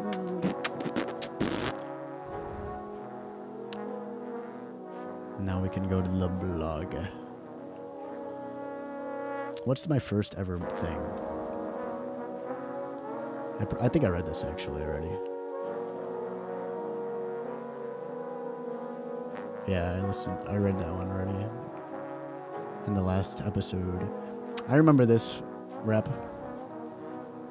Meticulous progeny, comparable fits the honesty and modesty. Aeolus projects straight to sodomy. That's kind of homophobic in a sense, but like not really. I just don't want something up my ass. So nothing against you guys, but it's like kind of depicted to be a negative thing. in my perspective, for this song. But if you like shoving stuff up your ass, then I like it that you are doing it for yourself. I love that you are doing that. If that's something that you enjoy doing, I'm so happy that you shove shit up your ass, and I hope you continue doing it for the rest of your beautiful life. It's true. But yeah, in this context, it's a little degrading, but that's just my own like relationship with shoving shit down up my ass. Junket shot to a paradise for you and me.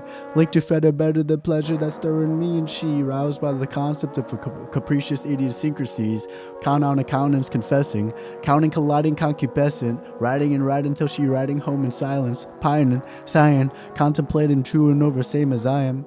But who could ever really know?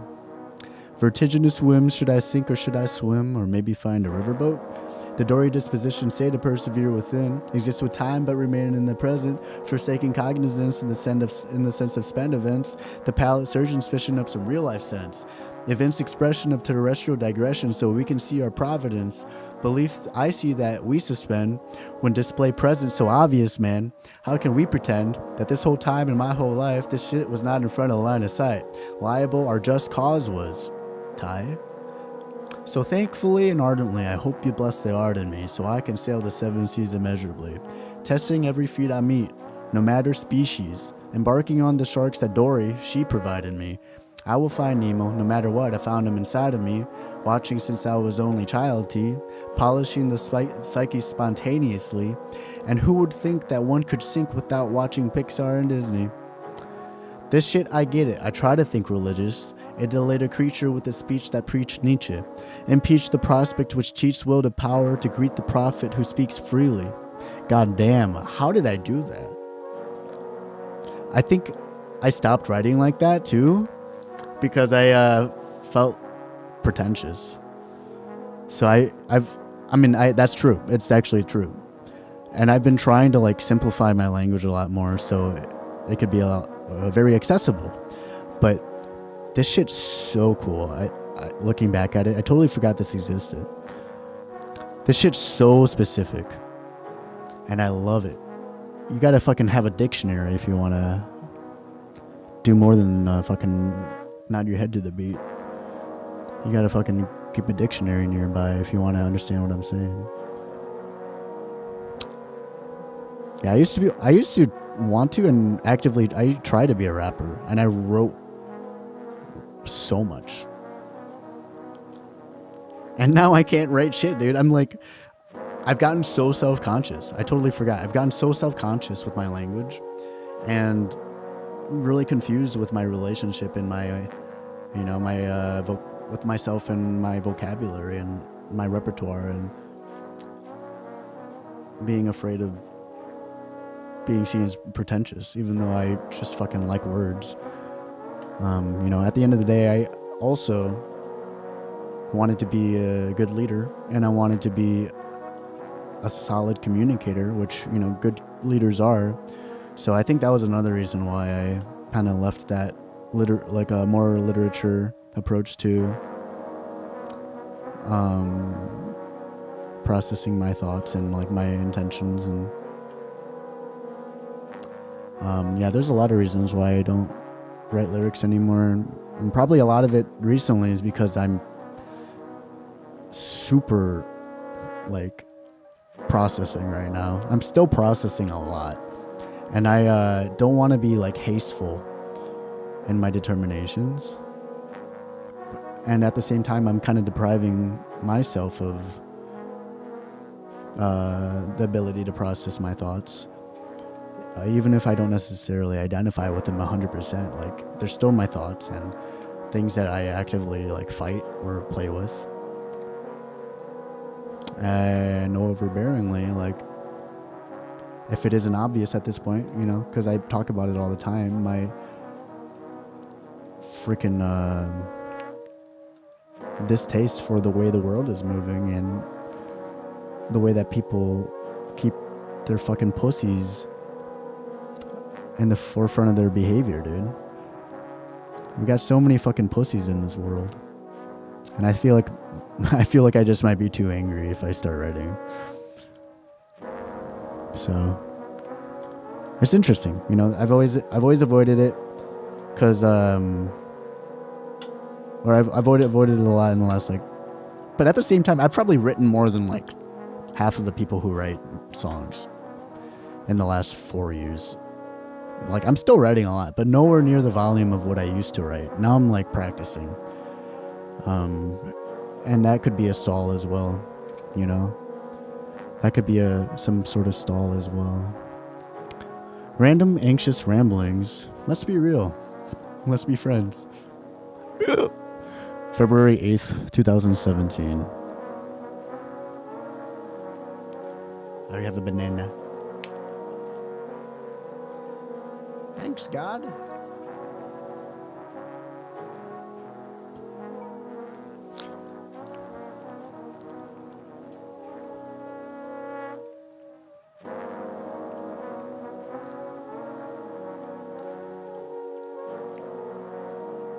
I think too, I used to be really anxious. And I used to be really overindulgent with my anxiety and depression. And I used to explain myself a lot because I felt that would mitigate the disapproval that I would get from the world. Before I really owned my own artistic identity, I was very people pleasing, you know. I still am, you know. I just like when people are happy, but I would sacrifice a lot of my own well-being, you know, for that. So in general, I have been just practicing more of action, and I've been avoiding over-explaining myself because it could be helpful, it could be informative, but I think in its core it was a defense mechanism, and I think I benefited a lot from trying to stay away from that in favor of arrogance and being extremely comfortable and understanding with the fact that not everyone will understand me, even if I explain something to the best of my ability. You know, so it's a control thing. But even then, I'm still working on my control. But it's just redirected. It's not really too worried about your interpretations or understandings as much as it is my own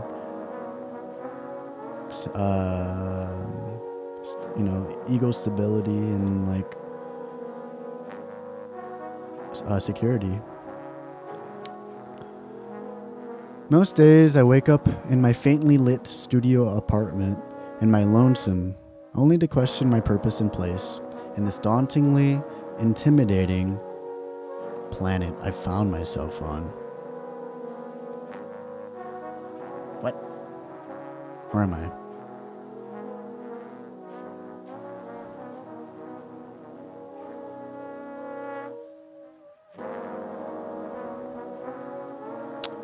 Yeah.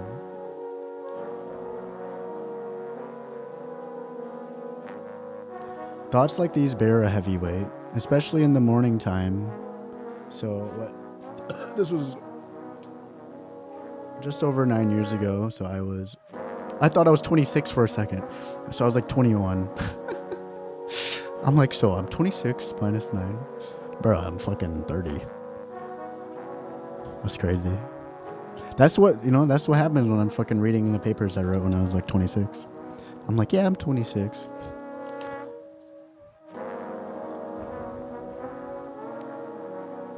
It's cool. You know, I've always heard people on the other end kind of being whoa, that's so long ago, man. I was such a different person back then. And I'm okay, buddy. But now I get it.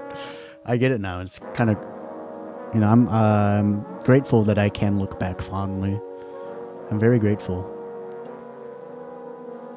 that I am not ashamed of a fucking single thing in my path towards who I am today.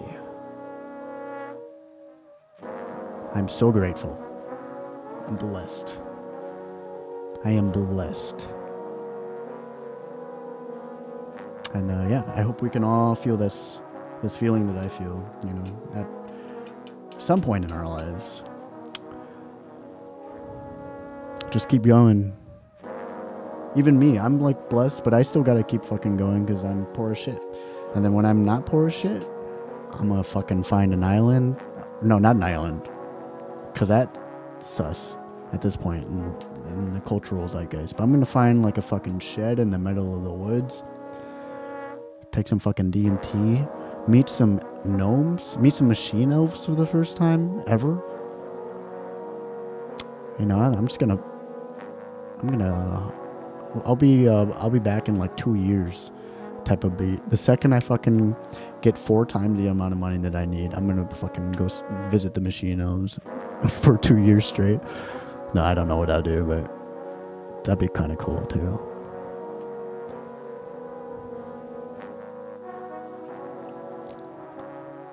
Thoughts like these bear a heavy weight, especially in the morning time, so you could imagine the challenge of shifting my anxious and hesitant mindset to one with more uplifting qualities. It's the fact that I'm always doubting myself and my abilities, which overtones my general behavior. I've noticed that it only takes a little bit of validation to snowball my mindset to one of more hopeful qualities. And I feel lucky to receive such validation at any moment in a day. I'm sure you understand what I mean by this. With positivity, more positivity can follow. Sometimes it won't, but that isn't the result of an absence of positivity, not that I think. I feel like positivity is something which can spread like a virus, but it is those with the open-minded immune system who are able to feel its expression.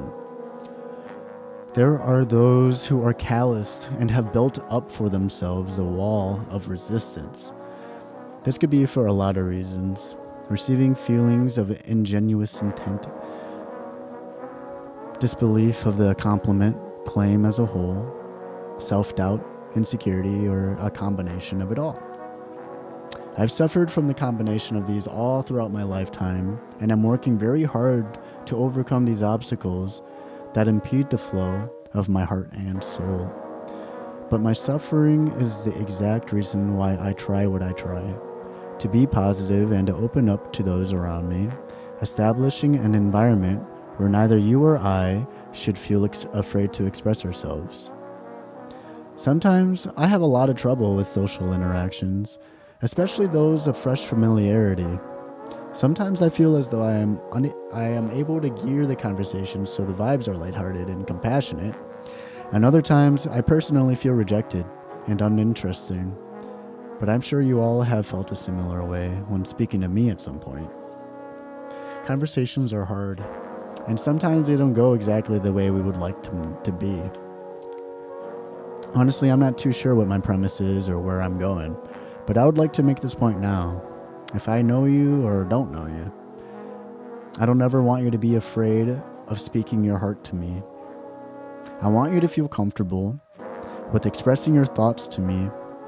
I don't want you to think that I will judge you, which I may do, but I do my best to stay observant without making conclusions, as I realize there's more to everyone than meets the eye. And in the end, most people in the world are great people and have a lot of awesome things in their lives and minds they can share. I still believe it. I just didn't realize how big of fucking pussies you guys were. But I believe it. I believe we are all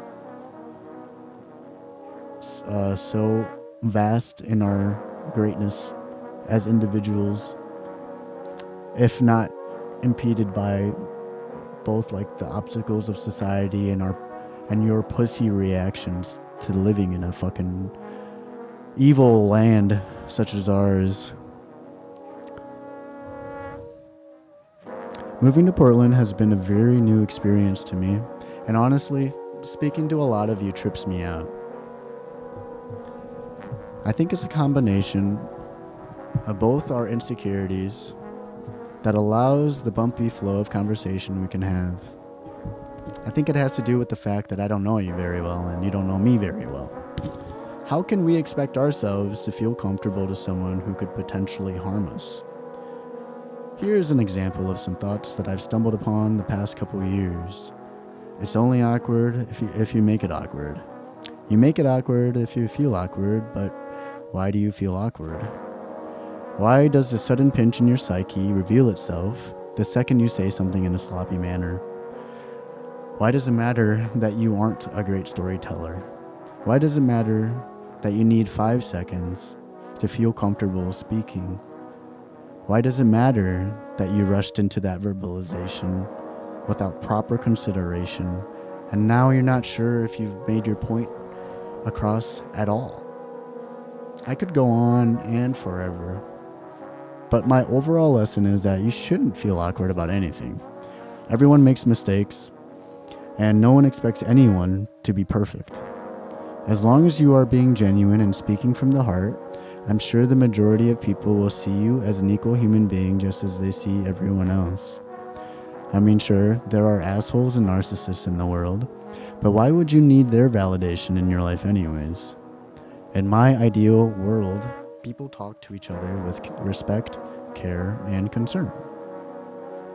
Through my own experience, most of the times I felt awkward or uncomfortable in a conversation turned out to be completely fraudulent in reality. Much of my anxiety was falsely attributed to my conscious. My brain was trying to warn me of the unappealing qualities of my soul and speech, but I should have been listening to my heart the whole time. In the end, it didn't matter, and I'm sure both parties had forgotten most of the substance from the conversation anyways. I don't know, man. I'll branch onto this later. I gotta finish up some homework before class. But anyways, if you're one of those people who are uncomfortable in their minds and body, ask yourself why. You might find the origin to be an abstraction of your own insecurities, or maybe you're just not doing enough mental or physical exercises to satisfy your general well-being. Wherever you end up, realize that you're a great person with a capable mind, and it isn't much of a responsibility as it is a privilege to be able to have these thoughts that you find in yourself and to share it with your fellow human beings. You have a mind, you have a heart. Realize that they're both important to follow and show the world what you have to offer, you fucking pussy.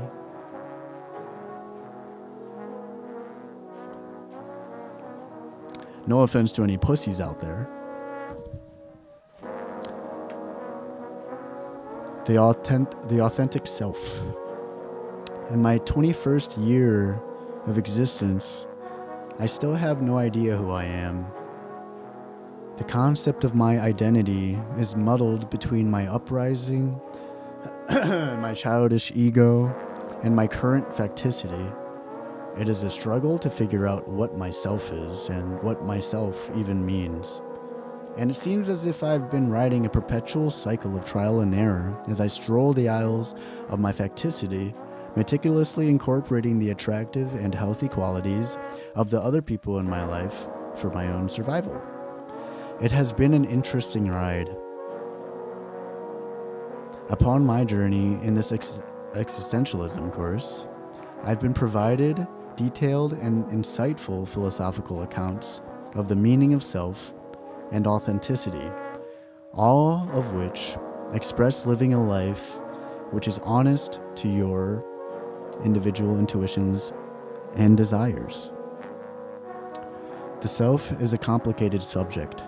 It is a common agreement among existentialists that the self is a construct in which we create and cultivate in each of our own lives. Pussy. It is the argument that existence precedes essence. Taken from a quote by Kevin Aho, from his book Existentialism: An Introduction.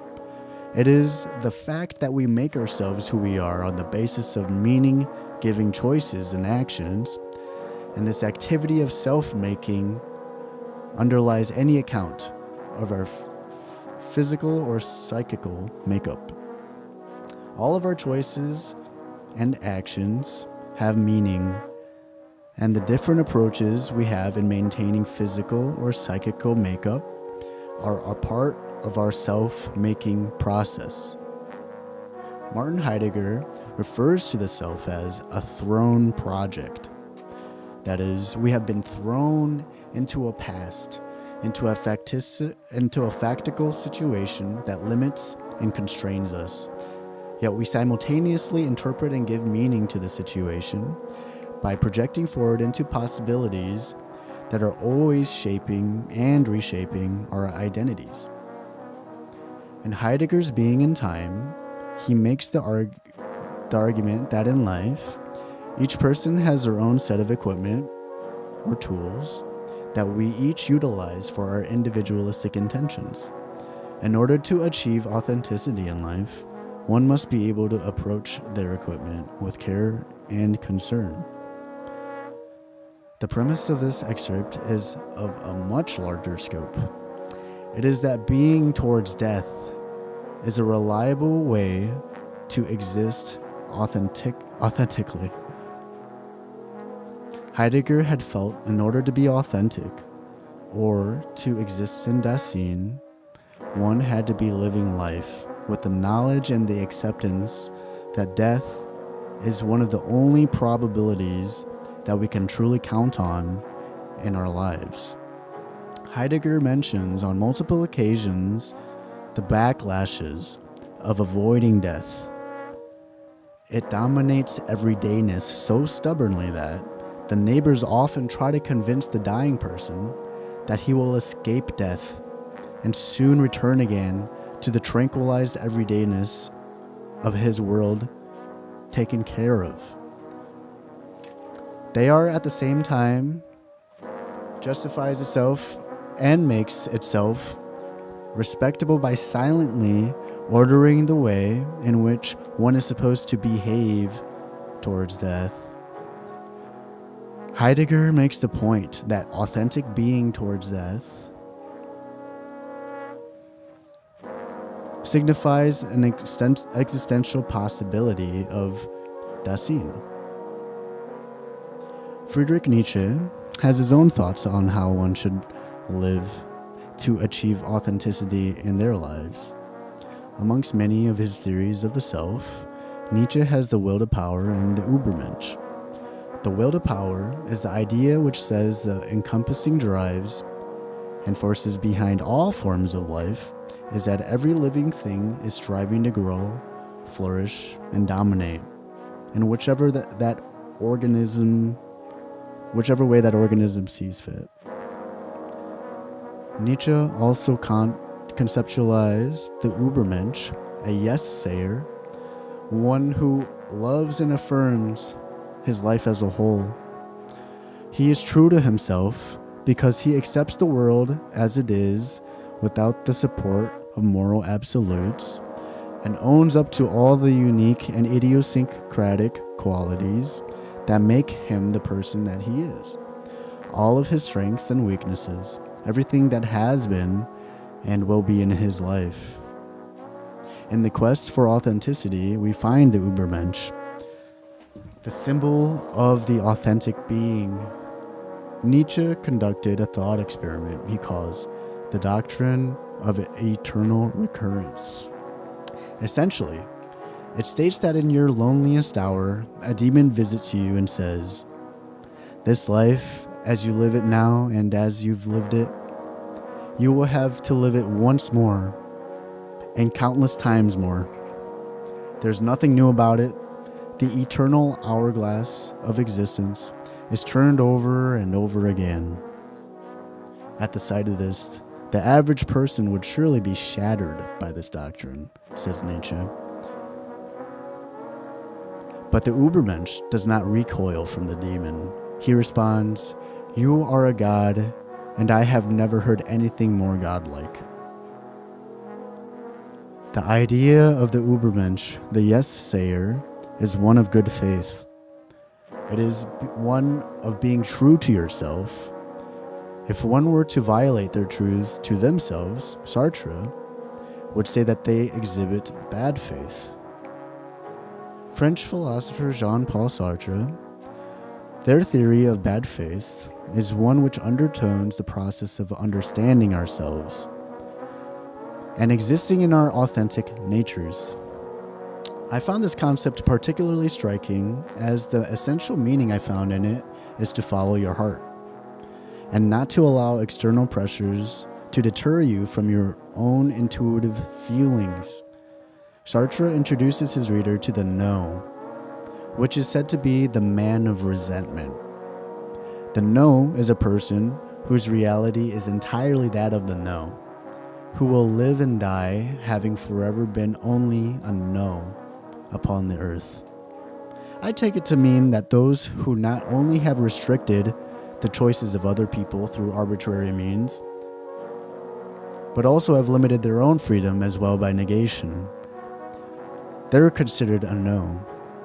Through the no, Sartre raises the question of self-negation, pussy, which is taking negative attitudes towards oneself. Then Sartre claims this attitude, it seems to me, is bad faith. Sartre provides multiple analogies to explain the process of bad faith. He first speaks of the unconscious properties of thought and the conscious symbols these instinctual thoughts represent. He describes the concrete products of this type of thought: fear, lapses of memory. Dreams really exist as concrete facts of consciousness in the same way as the words and the attitudes of the liar are concrete, really existing patterns of behavior. Sartre is comparing the concrete nature to our internal dialogue, which is full of fears, dreams, and lapses of memories, to the concrete nature of the liar's attitude, saying that they both represent existing patterns of behavior. Our internal dialogue represents our instincts and personal desires, and the lies we commit. Those represent bad faith. Sartre then introduces another analogy. This time, he speaks of a young woman who has agreed to go out with a man for the first time. She is aware that he has romantic intentions, but does not reciprocate the advances made by the gentleman. Towards the end of their outing, when the man took the woman's hand, she just leaves her hand there, as if she had not noticed the physical sensation to her body in the first place. This introduces another face to bad faith. She had two options: one, to release her hand from his grip, or two, affectionately react to this signal the man has made. To affectionately react to affectionately react to the man, or to show the man that he made a good act. Her aim is to postpone the moment of decision as long as possible, says Sartre. That moment, when she decided to act as though she had not noticed the touch of the man, was one of bad faith. She sacrificed her internal intuition at the expense of the dignity of her hand, resting in the comfort that the other party would have no guarantee of her reflection upon his touch. The moment she chose to keep her hand in place and carries on as if he had not made a move in the first place was a perversion of her own good faith. Sartre says she realizes herself as not being in her own body and contemplates it as though from above, as a passive object to which events can happen, but which can neither prove them nor avoid them, because all its possibilities are outside of it. In Existentialism, an introduction, we learn that both bad and good faith are eternal in the human experience. Aho says, in good faith, the young man acknowledges his factical situation, but he simultaneously acknowledges his transcendence, seeing that this pattern of conduct does not determine who he will be in the future, because he can freely choose to act from a range of possibilities that are open to him, and that he alone is responsible for these choices. This implies that as we are freely able to choose from a range of possibilities, and that we alone are responsible for our choices, that we are susceptible to behave anywhere within the spectrum of our transcended selves or ourselves as a no. As Sartre stated himself, it is best to choose and to examine one specific attitude, which is essential to human reality, and which is such that consciousness, instead of directing its negation outwards, turns itself inward, turns it toward itself. I have had strong feelings of solidarity with the sentiments listed above in particular. As I try to understand who I am, I need to remember to stay true to my intuition and to remember to resist the influences of societal pressures and expectations. I need to remember that I am still finding myself and am still struggling on this road to authenticity. Though I was just thrown into this world to figure out who I was, I can count on Heidegger to comfort me in my journey towards death, and Ernest Becker later on in the future, and I don't think I've ever written about him, so we should definitely read his Denial of Death on stream sometime, because I'm very rusty. I can count on Nietzsche to believe in my will to power in my quest to becoming an Ubermensch, without any feelings of judgment from his nihilistic behalf. And I can count on Sartre for reminding me to stay good and faithful to my true intuition and desires. All right, maybe one more, then I'm going to take a meal break. I'm having a lot of fun. I don't know if you guys can tell. It's cool to I don't do this ever. It's cool to look back, and it's kind of like listening to my songs, I guess, but I do this even way more rarely, seldomly. I do this way less, if not, I don't think I've ever done this. Since writing papers, I just fucking send them and I move on. I read that one already. I'm gonna read one more after this because this one's short, but I like this one. This was my first, it's definitely not mine, but what I felt my own philosophical concept. It's definitely not mine. I'm not even sure if I thought that at the moment, but this is my first just for fun overview or exploration of a concept. A seed planted, hence all of my art and these essays, an exploration of healthy yields, a model of the farmer in which I strive to become. Everything is a seed, from actions to ideas, dynamics to conversations, nouns to adjectives, and everything in between. Those all have some capacity for growth, but not all exhibit the potential to embark fruition. It is the role of both the farmer and Mother Nature to ensure that the quality of produce is not only one of value and wealth, but also one of wholesome health. It is then that the farmer must be aware so that they can separate their robust crops from their innocuous counterparts. It is a farmer who is patient and attentive, who gains the most when it is close to the time for harvest. And it is the hasteful and inconsiderate farmer who bear the most callow of fruit. Man, I had some cool vocabulary back then. I kind of dumbed myself down times 4, bro. I need to start reading again. I fucking dumb myself. I say bussin' for fucking everything. I literally use bussin' I'm a smurf. and I just say smurfing for any freaking context I can ever say context in. I just say bussin'. That's like my most used word probably. That is not like a fucking conjunction or like a connecting common word. It is the hasteful, I mean bussin's pretty common, but you know what I mean. It is the hasteful and inconsiderate farmer who bear the most callow of fruit. Despite initial intentions in eating good fruit, these farmers lack the level of care and concern in which it takes to allow the healthiest of plants to flourish, to flourish.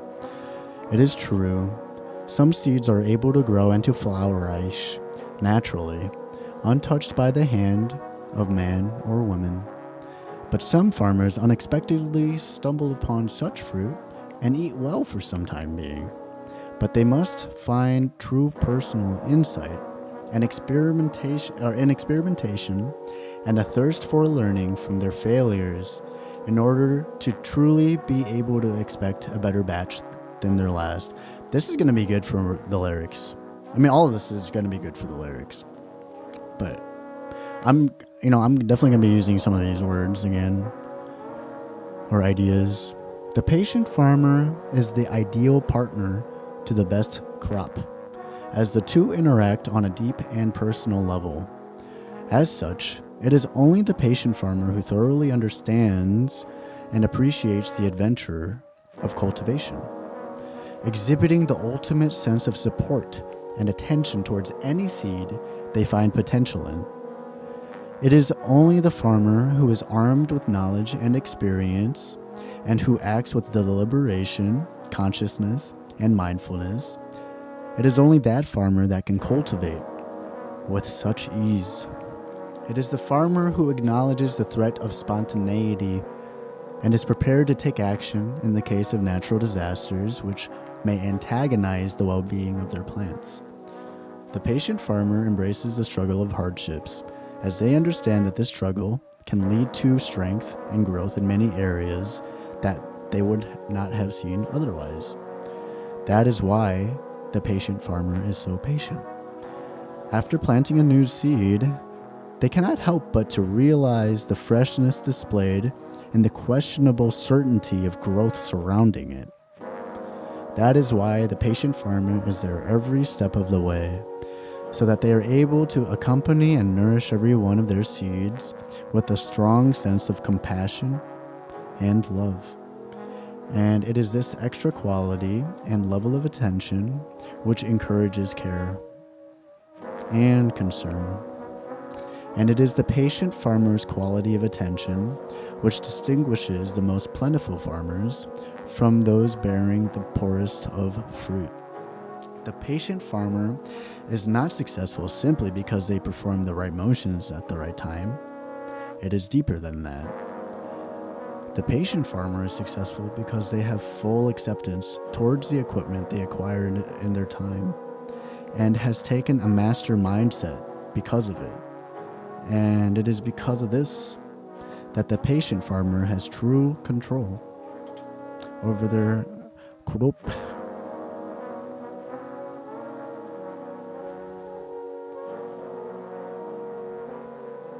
Yeah, okay.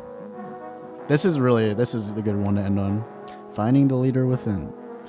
Enrolling in this course of leading social change, I have been provided many opportunities to explore concepts which helped me realize the process of social change on both a micro and macro level. Now that it is the end of the term, I have been able to delve deeply into each framework of thought which I consider to be valuable in my perspective towards my role in social change. In comparison to the version of myself at the beginning of this term, I believe that I have gained exponentially. In the listener's exploration of this essay, I will define my personal definition of leadership, the leadership styles and leader attributes that I hope to cultivate in my own life, my mission towards social change, both my internal and external drivers towards social change, the fields in which I intend to operate and conduct myself in, as well as my perspective on the quality of relationship between myself and my audience. When I first encountered this course for leading social change, I found that my favorite definition of leadership was the most simple of all: the action of leading a group of people or an organization. But now, after much thought of how leadership affects me and my own belief system, I've decided to take the challenge in making my own definition for leadership. I've come up with the following. Leadership is composed of its captain and their crew. Leader and followers. Leaders emerge through their self-actualized response to a need for change in their community. Through industrious means, leaders compel others towards the driving force of their visions. This is when the process of leadership begins, and when the quality of such leadership is tested. Over time, the leader traverses across venue to venue, sea to sea.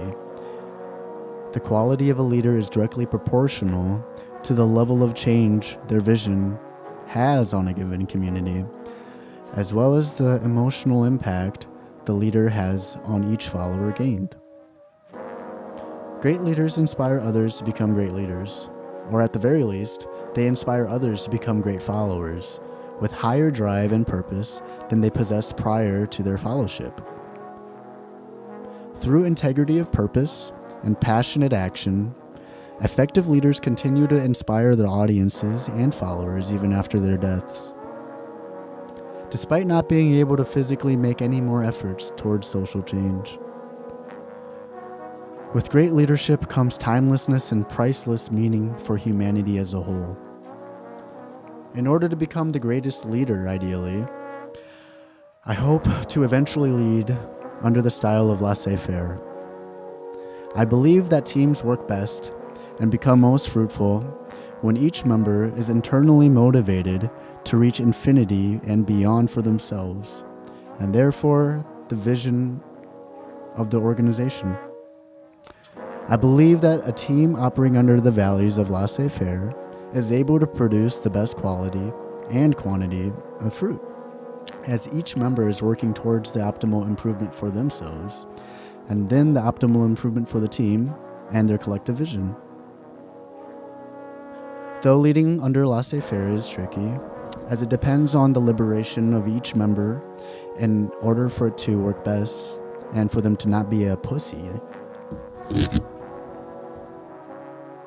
In my current band situation, I find that my teammates are not entirely sure of their roles yet. So I recognize that, as a team, we benefit more when I incorporate a participative style of leadership when interacting with them. This is because I understand that it is hard for one to be sure of what they should do if their interpretation of the group's vision is still in its infancy. Plus, it does not help if the interpersonal relationships between members have not developed the foundation of mutual trust and support, which is crucial to a fluid and productive creation process. So, I show consideration to their thoughts because I want to express the value and respect that I have towards each of my bandmates and their thoughts. I do not value autocratic leaderships where the leader has complete authority in regards to team decision making, or transactional leadership with much merit, as I believe it takes more than an external means of results, such as payment or materialistic reward, to fully empower and liberate an individual when discovering their true potential. Hence, my fucking free and openness with the art jams that I'm trying to do. In fact, I believe there is less to be had when a leader does not listen to their followers, or when leaders only hope to inspire through physical reward, which Trump can't even do with ICE.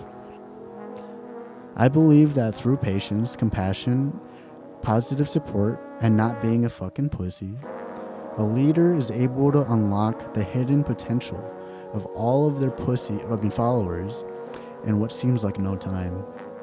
As far as the attributes in which I strive to cultivate throughout my life and opportunities for leadership, there are many. These representative attributes and traits fall under the themes of integrity, inspiration, and personal passion. I would like to work on and improve my level of integrity so that my actions truly reflect my belief systems. This means that I wish to be more disciplined, patient, accountable, and authentic in all of the facets of my own life. I understand that I have many obstacles towards complete embodiment of the values which I wish to represent, so I recognize and embrace the notion that it all starts with me having more integrity in a moment-to-moment basis. I believe that to be a good leader, one has to be able to inspire with ease. I believe it is important for any good leader to be patient and mindful when it comes to communicating with those listening. This means that I must endure high levels of focus and self-confidence when extracting the thoughts from my internal dialogue to the outside world. The challenges of this endurance varies depending on the situation at hand, so being able to understand when the best time to speak and share my ideas is an important element to inspiring others. As I work on the integrity of my own actions, I believe that I will be able to improve my inspirational quirks through time. Lastly, I believe a great leader is a passionate leader, no exceptions. Passionate leaders have a vision and understand the meaning or the why behind their vision or over any other question posed. It is the passionate leader who is the most transparent, as their followers experience their leader's vision and emotional fire firsthand. Passionate leaders are innovative and stoic.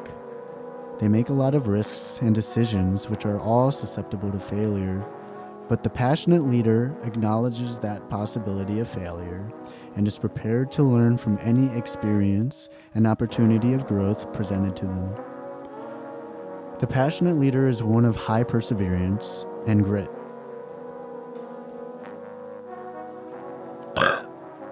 Passionate leaders love to make choices outside their comfort zone.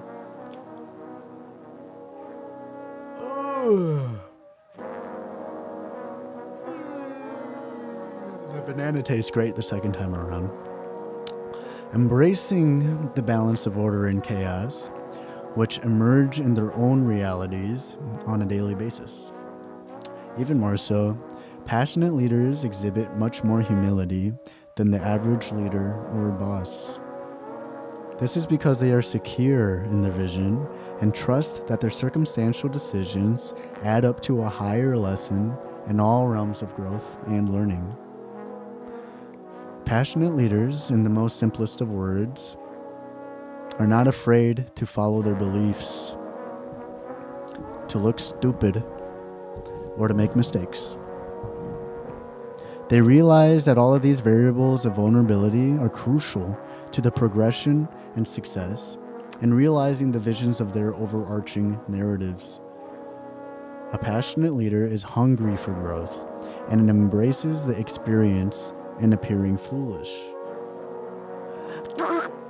Passionate leaders know what they want, why they want it, and understand how their actions and words can play a substantial role in the fruition of their dreams.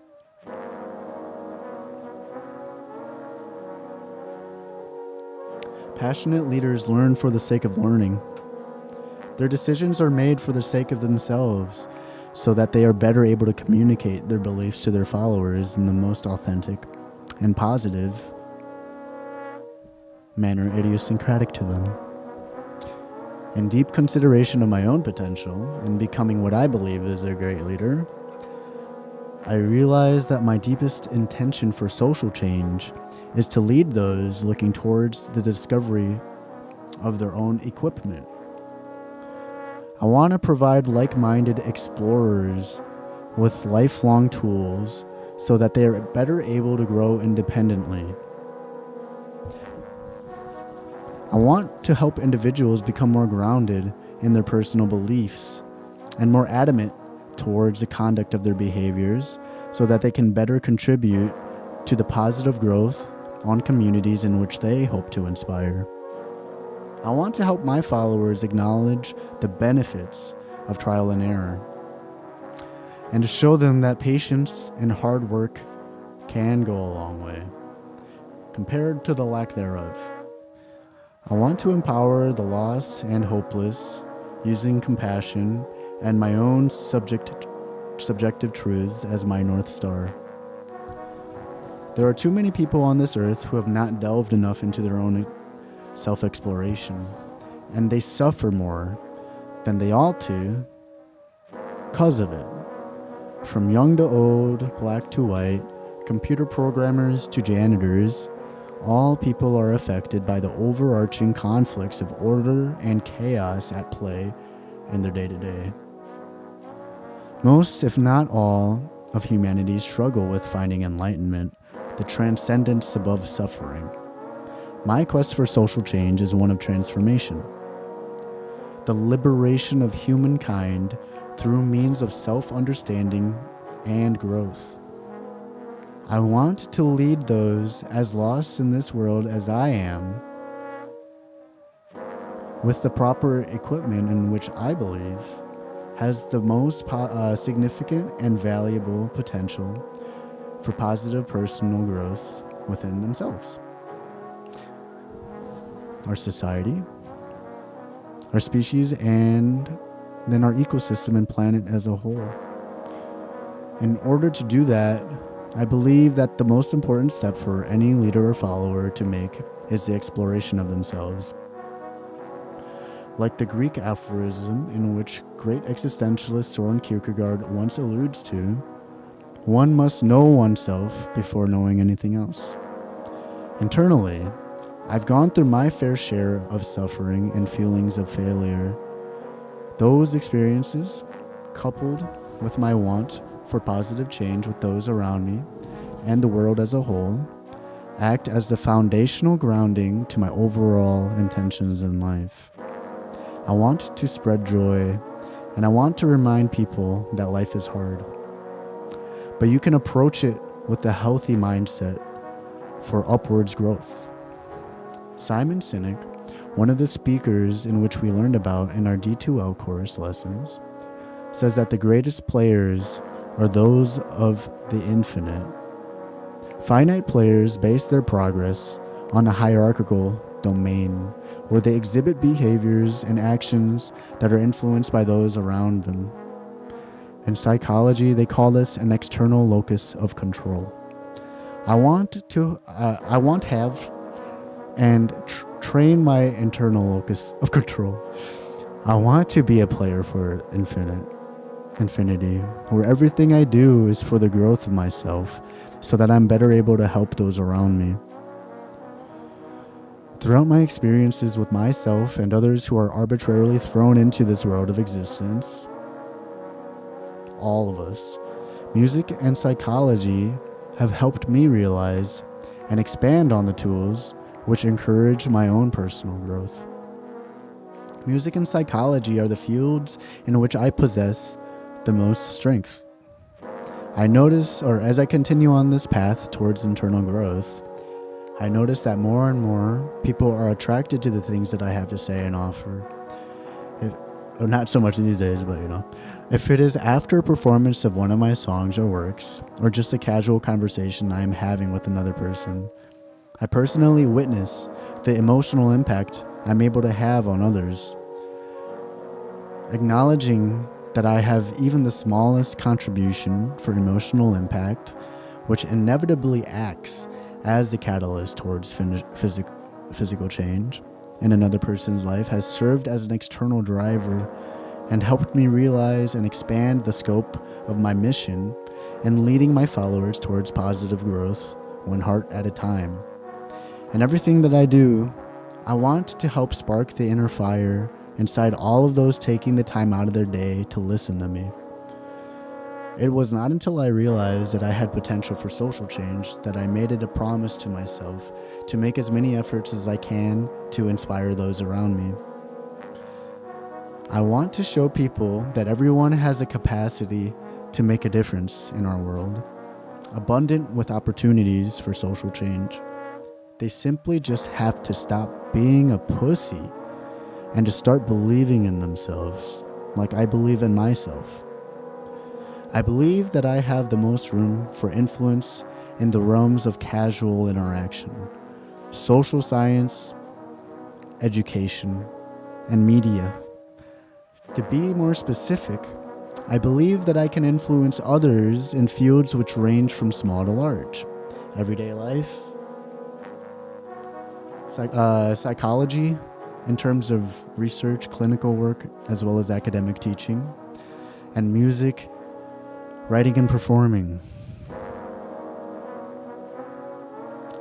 I will lead toward the liberation of humankind with much respect and care towards the individual needs of the members in our world.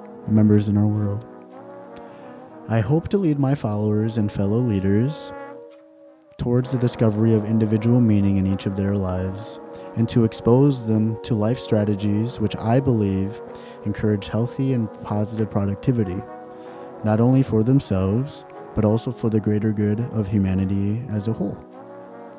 I will lead my students, audience members, and followers towards the path of failure and vulnerability so that they can become resilient and so they can better cultivate their strengths and learning with the mindset for growth.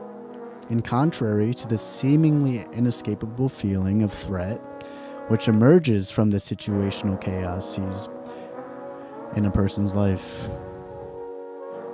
Through the creation of music, facilitated by my compassionate perspective of gratitude towards life and the inevitable consequences of being existential suffering, I will empower and comfort listeners in their day-to-day lives. Through the creation of music, my independent clinical work with clients, my interactions with my students, alongside the interactions I have with others on a case-by-case basis, I hope to provide those listening with a sense of emotional catharsis, which will accompany them during their own adventure of self-understanding and life. Ideally, once I become well-founded on education, research, and reflection, I will be a leader for truth and compassion. I hope to connect with as many as I can, as I would like to see those around me flourish as much as I would like to see myself flourish.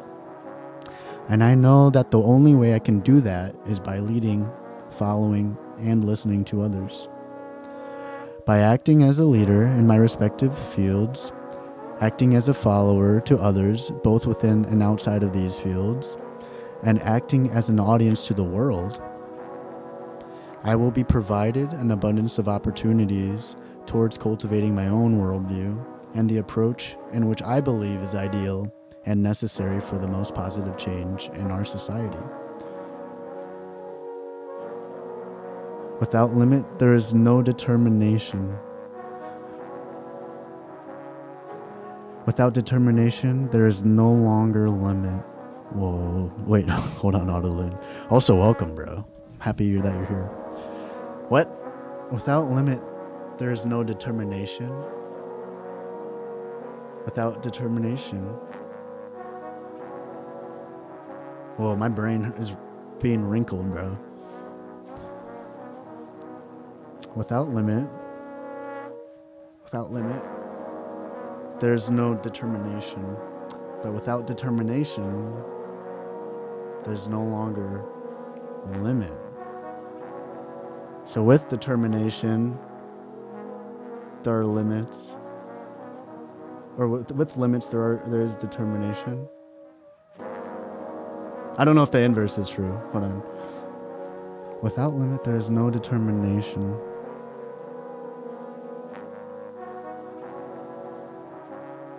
What do you mean, Autolin? I'm curious. I don't know if I can understand that. But I love the riddle. I love the riddle. But I don't want to offend you by like taking so long to interpret it. So could you share with me what you mean by this, please? Oh wait, I'm just relaxing, right? I've been talking a lot anyways, so I'm really happy that you have something to say. And I'll ponder, you know. I'll try to process this, because I trust you. I trust that there's a lot of depths to this that I'm just not able to find in this moment. I'm also really literal.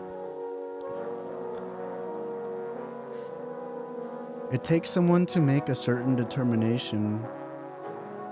Oh, as to what is failure. Yeah, that's some important context. It takes someone to make a certain determination as to what can be defined as failure. Oh, wait. Or I'm getting that you mean determination more in like a deciding sense, like not like an attitudinal, like a quality of a person, but like kind of like more determinism, more than a determined person. Is that kind of what you mean, Autolin? I think I get it. It takes someone to make a certain determination as to what they consider to be failure. And how I relate to that is, yeah, I consider the more failures a success. Within reason, you know, but like outside of the normal perspective of failure, which is something that people try to avoid and are embarrassed if they are publicly seen being like or having done a failed activity. It's really like beauty is in the eye of the beholder in that sense, where failure is in the eye of the beholder. But yeah, the truest path towards like depth and growth involves a lot of fucking failure, for sure. It involves a lot of fucking whatever you call it, misfires, or like yeah, you know, unsuccessful attempts at trying to do something. Is that what you mean, Autolun? Oh, interesting. If you don't know, that's what I was thinking. Okay, or not what you said, but I just shared you what I was thinking from that second sentence. If you don't know your limits, it would be hard to define or know thyself, know your shape. Sure, I would argue that that's the start. I would argue that that is the start of self-becoming. Though there are true limits, you know, this is the third time that I've been saying this, is like, I should probably accept that I can't be a dinosaur or a medieval priest or a fucking, you know, a vampire hunter. I should probably accept that I'm, you know, given my life, I'm pretty limited in that. But there's also like another relationship I have with my limitations. Like, I could use my trombone campaign for an example. Like, I can't write the parts that I want to write because I'm limited by my current ability. So I have to like fucking keep trying, you know, to do all the things that I believe would support the mechanics that create flexible, high pitch movement on the trombone. And and it's like kind of like understanding that my limits can be, or certain limits can be like fucking extended, and the ceiling and the floor can both raise. That, I would say that that's like the next level, you know? It's like there's some absolute limits, which is very good to like understand that we're just human, and that we, you know, it is like a very important component to being aware of thyself, of being aware of yourself, yeah. To understand you have limits. And then it's also important to have a healthy view on a healthy, reasonable view of your wants and your expectations of yourself at the same time, and the timeline in which both of those things may exist. Because yeah, limits can be pushed, you know. Limits can be pushed. Know your shape. Yeah, in the present. Self extends beyond all material limits. Most def. And like the limits that people try to prescribe to whoever, you know. If I know what I can do and what I can't do, nobody can tell me anything better than what I can tell myself. You know, because they don't have the same knowledge about myself as they do. So, yeah. Whoa, what happened? I saw symbols. It was like this. It was like this. I think I saw symbols like this. Damn, am I red right now? My room is red as hell.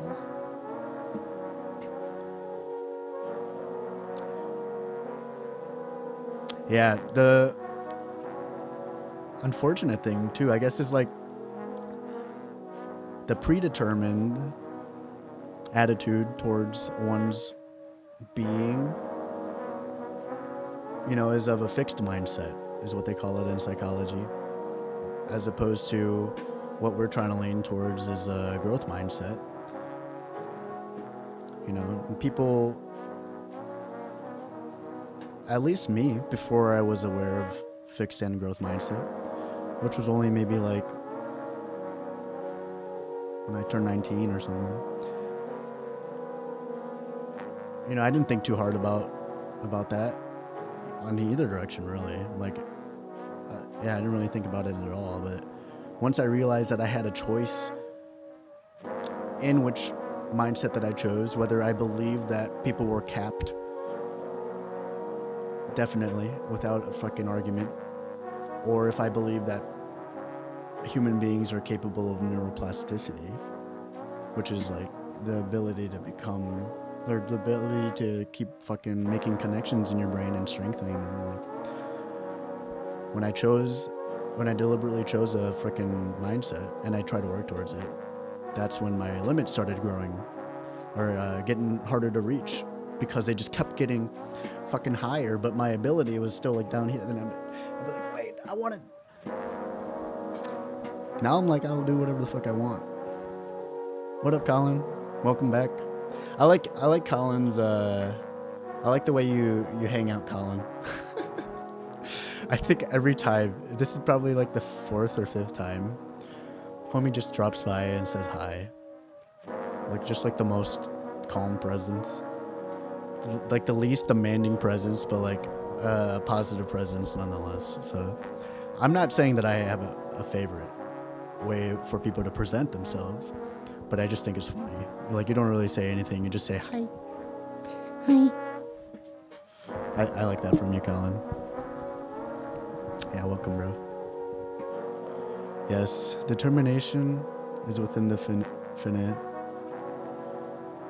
Yeah, big S. Yeah, the self is arguably infinite, little s and big S.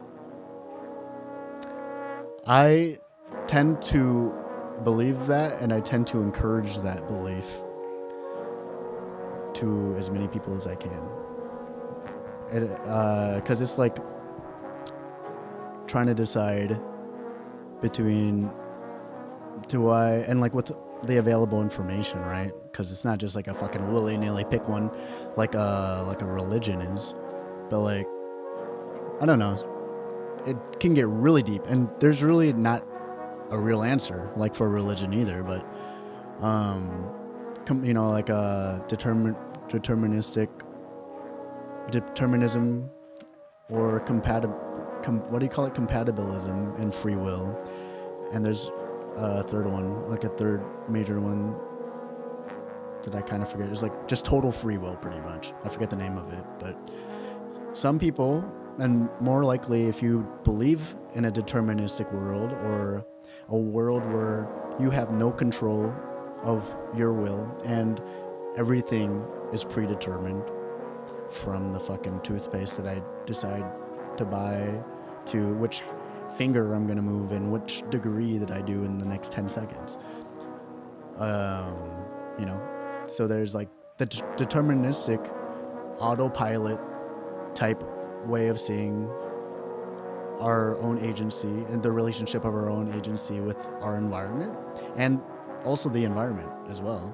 And then there's like total free will is where, nah, dude, I do whatever the fuck I want. I have control of whatever I want. And why, like, nobody can control me. And psychology has a lot to say about both of these for sure.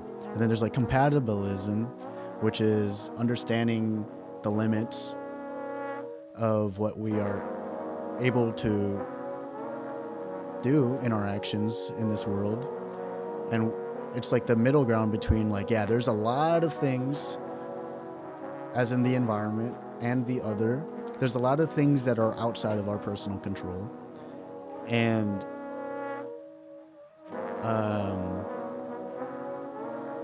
you know, I'm explaining this for everyone, but I trust that you know way more than what I'm trying to say right now, Adeline.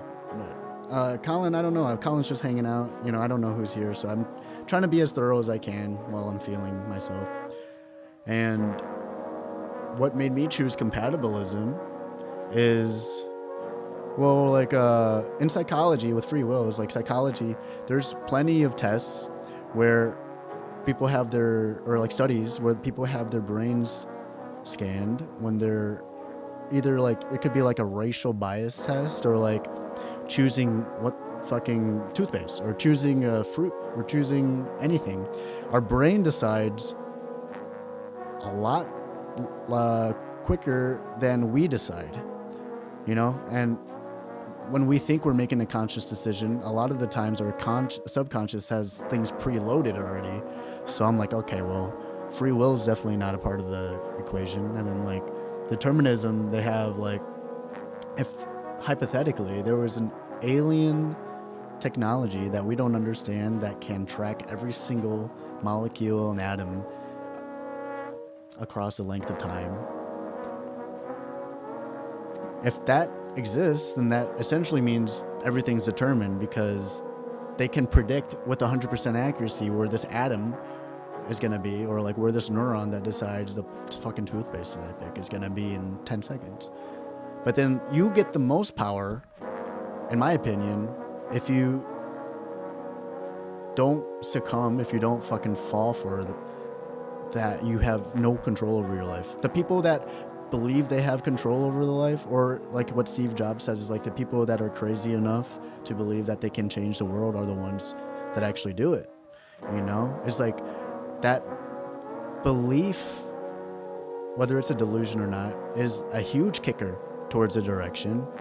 And I want people to have faith in themselves and their ability to fucking wall. Because determinism is a fucking sad-ass outlook. So even if it was the truth is also true that the person who believes compatibilism will have behaviors that express their truest inner values more so than the person who's given up on all of it. So that's kind of where I was getting at. It's kind of a tangent, so clip it if anyone's lost. Clip it if anyone's lost. Story, narrative.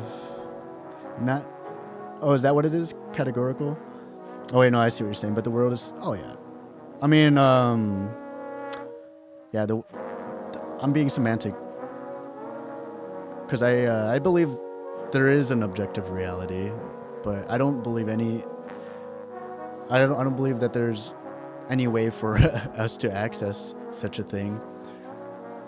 But yeah, like everybody's world and perception of the world is subjective, and that's pretty much 100% of anything that relates to what we're doing in our lives, because none of us can be that omniscient being that is just not even observing. They're just like a part of the world, and then that's like objective reality, where there's no meaning really attributed to events. or interactions between things. But I agree that with all of that out of the way, all that fucking like useless semantic shit, I do agree. And I think I also think like acknowledging that our truths are subjective as well. Though there's like concrete truths, it's not the same thing as like the world being objective. But there are like just concrete truths that seem to be really consistent. Like like humans tend to have five digits on each hand. That's just like a concrete truth. But like we move in our subjectivities, and we look at things in our perceptions through our subjectivities, and our subjectivities inform everything in our lives. So it's, yeah, the more you acknowledge that what you are, or the more that you acknowledge that your relationship with your brain and your subjectiveness, subjectness, and kind of like the randomness of your experience in the world, the more you understand that that exists, and that none of us have a true way of seeing the world, true way of seeing the objective world, then the more fucking convicted, like actually convicted, not like blind faith convicted, but like, really convicted to those truths in our lives, and the more powerful, we could be if we really valued those truths to be truths. So I'm gonna argue my truth like it is the exact truth all the fucking time. If I put free will into my equation, it's also subjective, interestingly. Sure, yeah, or like, because you're appealing to your own quantum calculation, because you're appealing to your own natural interests and the available resources you may have access to in your particular environment. Conviction, yeah. Maps to help for, but at some point, you've got to put the map down. You're right. You just made me think about me dodging the lyrics for fucking 8 hours. Because I'm reading all this. Low key though, I've been wanting to fucking do a stream where I did all this shit anyway, so this was a good rationalization for me. I tried to do it like a couple weeks ago, but I just forgot, and then I just haven't thought about it till like the second essay. But yeah, that's how I feel. Is I'm trying to freaking study the map as much as I can of who I was back in the day, and I'm about almost done. So I'm not like actually stalling, but it's been a long time, brother. I've been here for a long time, brother. But yeah, I agree. And half, if not most of the fun is in uncertainty, exists in uncertainty, is in the danger, is in the risk, and the unknown, and the chaos. That's like, for me, in my personal opinion, that's where I find a lot of fun. If not in the moment, then after I survive it, and I realize that it was less than I gave weight, or it was less to carry than I thought it would be. Like I was less punishing than I felt that it could have been and it should have been. A lot of times, my uncertainty implies danger, and that danger assumption is, from my experience, mostly unfounded and disproven. And that also helps me realize that a lot of my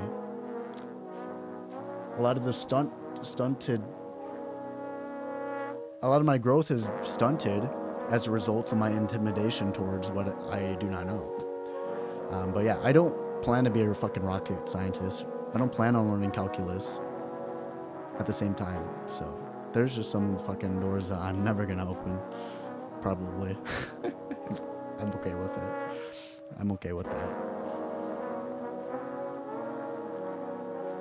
Oh, you're good, man.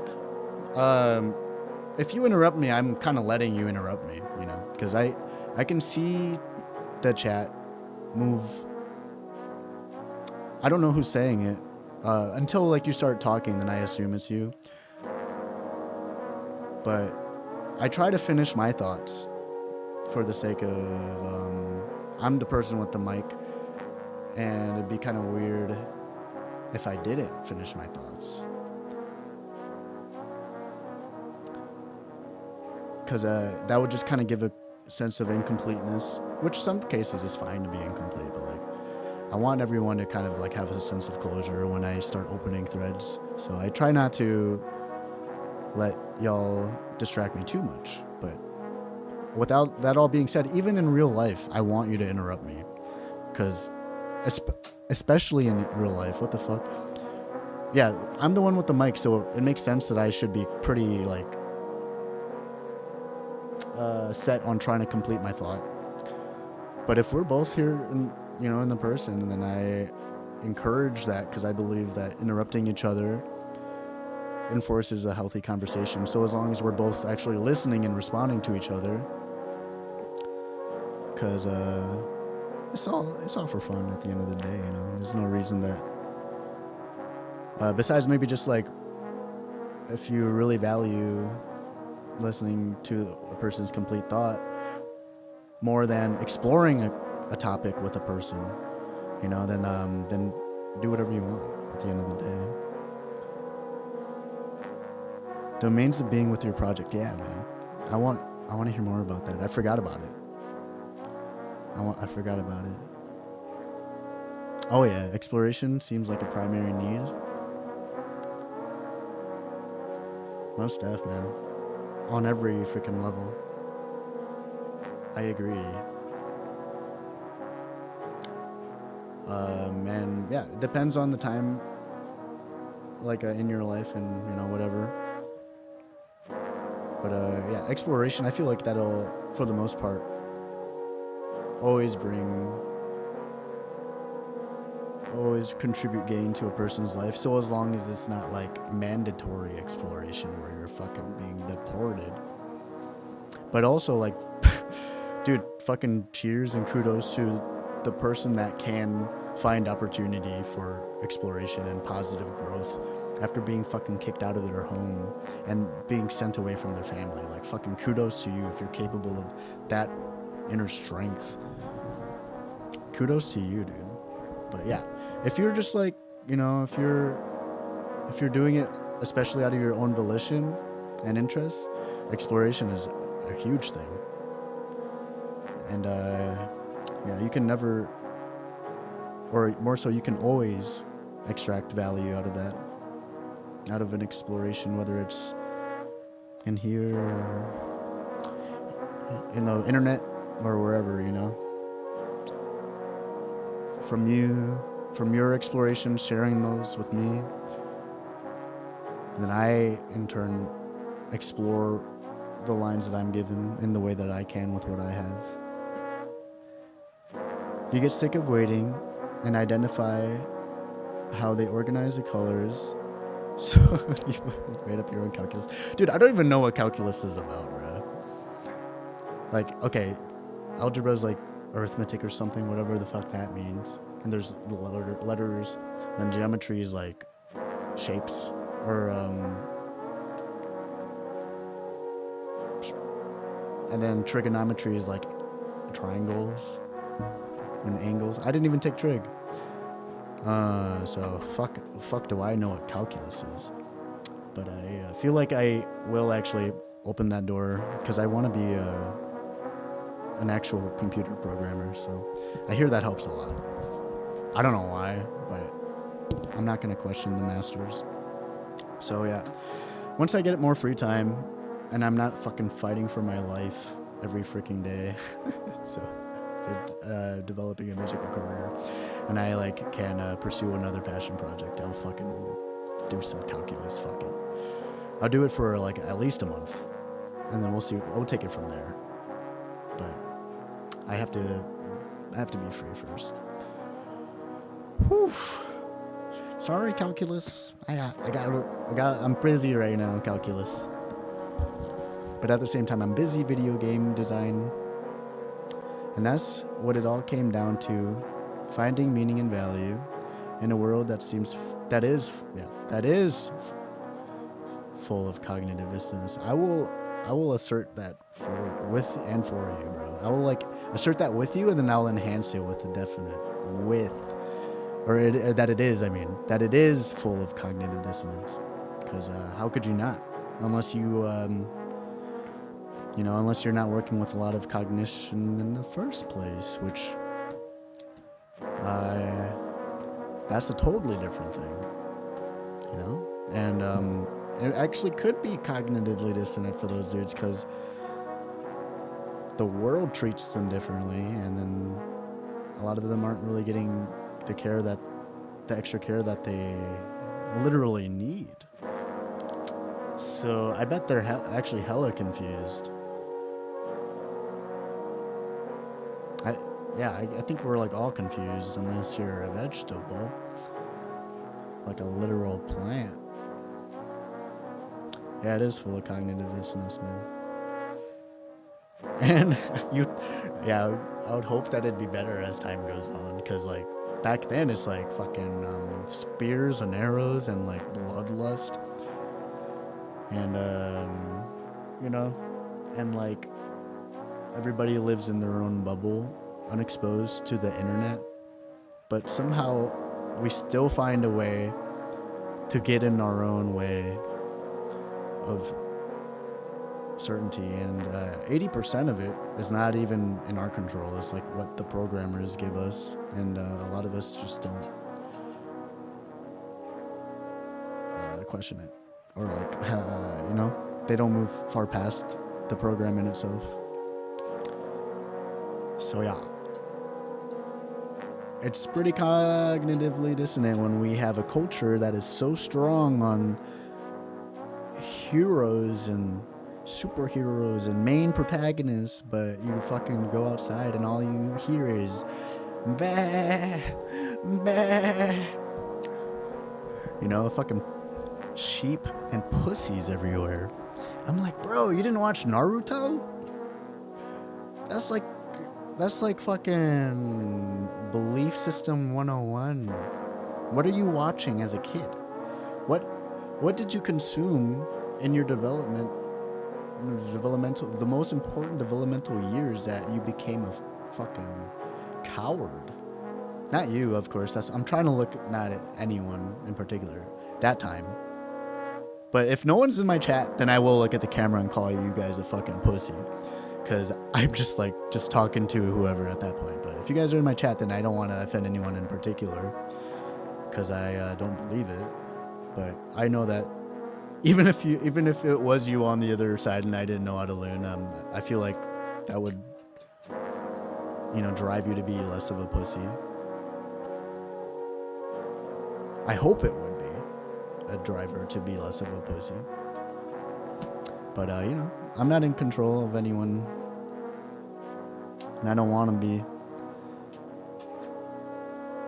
Brutalist art, a fragile flower.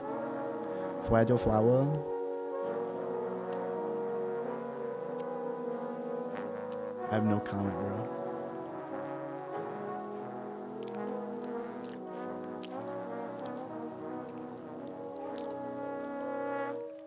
Hey man, I love pussy.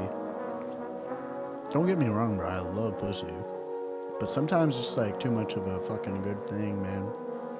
Sometimes it's just like too much of a fucking good thing, man. I want more of that chest. Not to sexualize your brain or your demeanor in life, but I guess we're here now, so I'm not gonna pretend that I didn't just sexualize your attitude and behavior and approach to the world. I don't blame anyone who fucking goes solipsistic. I don't blame anyone who feels like they don't have any real impact and they're better off just focusing on their own survival. I'm privileged to have my belief system and to like fucking own it.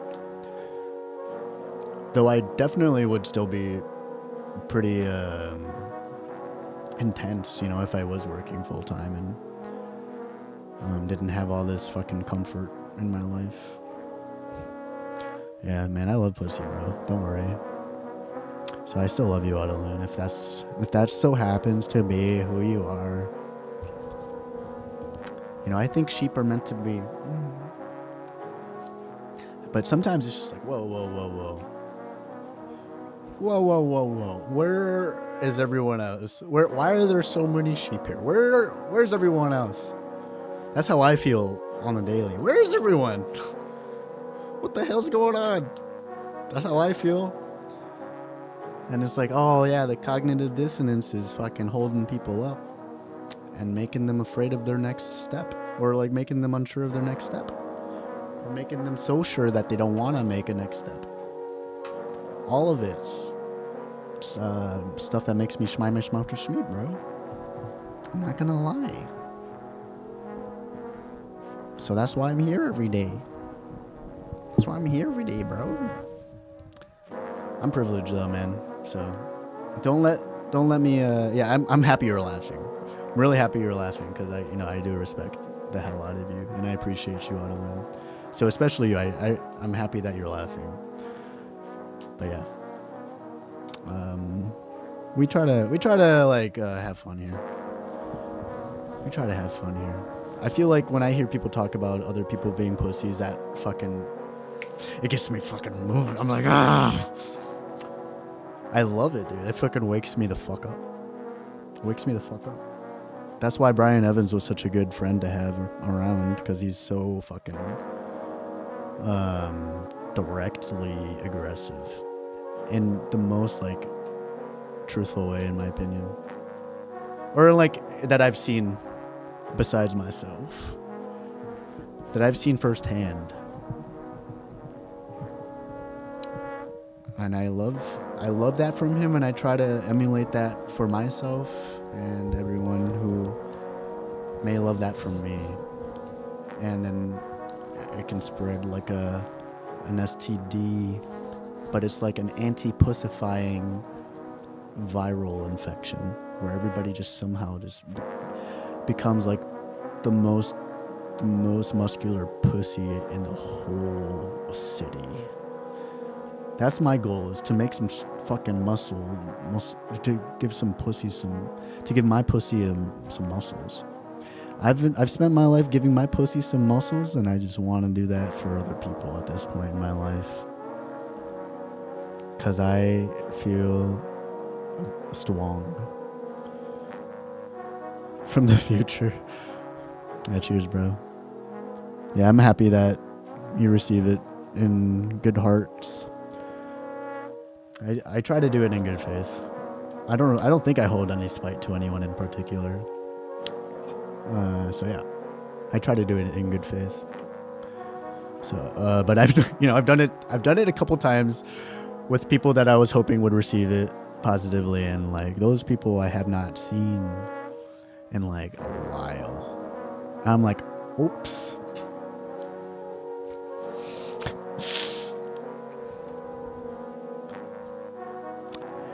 Yeah, takes one to know one. All right, I'm a puss. I'm a pussy, don't worry. Okay. Hey, Autolune, is there anywhere else you'd like to explore, or any other place you'd like to share? What's up, Damon? Good morning, bro. Or are you, Damon, or Colin? Before I jump back into probably the last couple paragraphs of this. Oh, the last like sentence or two of my essay. I've been reading my essays for like an hour and a half straight. I'm fucking primed, baby. I'm stimulated and I'm primed, and I'm feeling like I can do this. I'm trying to write lyrics to the song. By the way, I think you were there for that, Damon, when I first started, bro. I still haven't written like any lyrics. But now, look at that, dude. Are you seeing that? Bro, the finish line. It just got a little bit closer. It's got a little bit closer. Bass clef. Oh yeah. Oh yeah. Power bass clef is very, very helpful. I will never forget about bass clef and its awesomeness.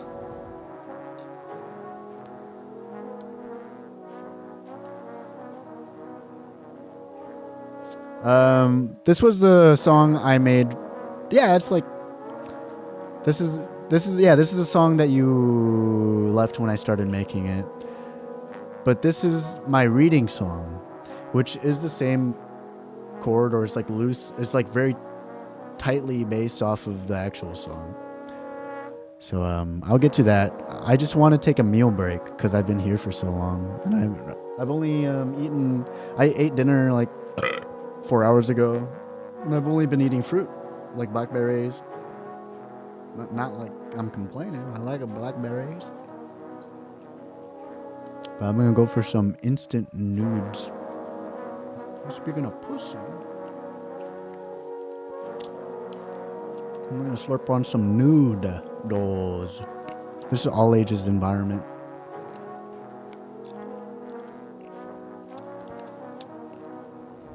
Sorry guys, it's my bad.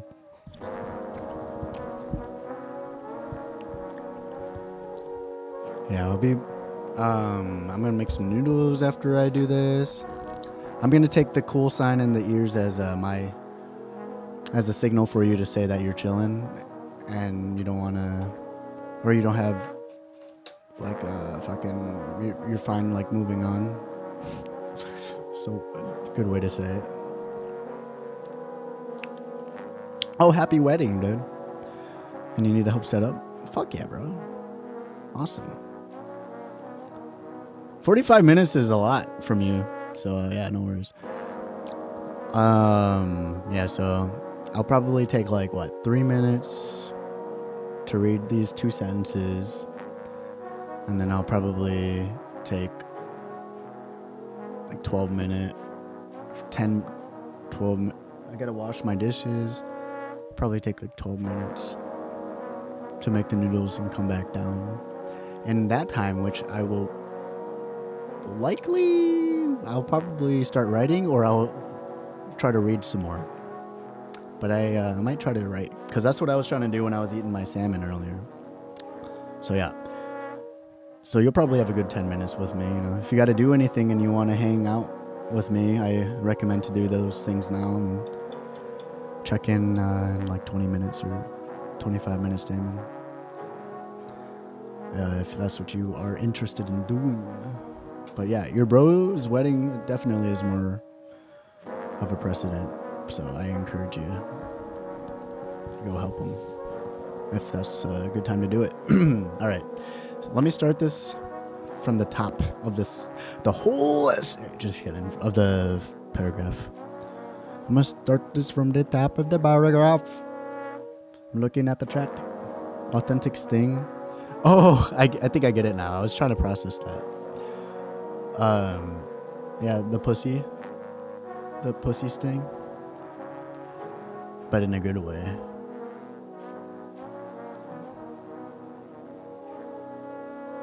I feel like I'm fucking vein popping down there.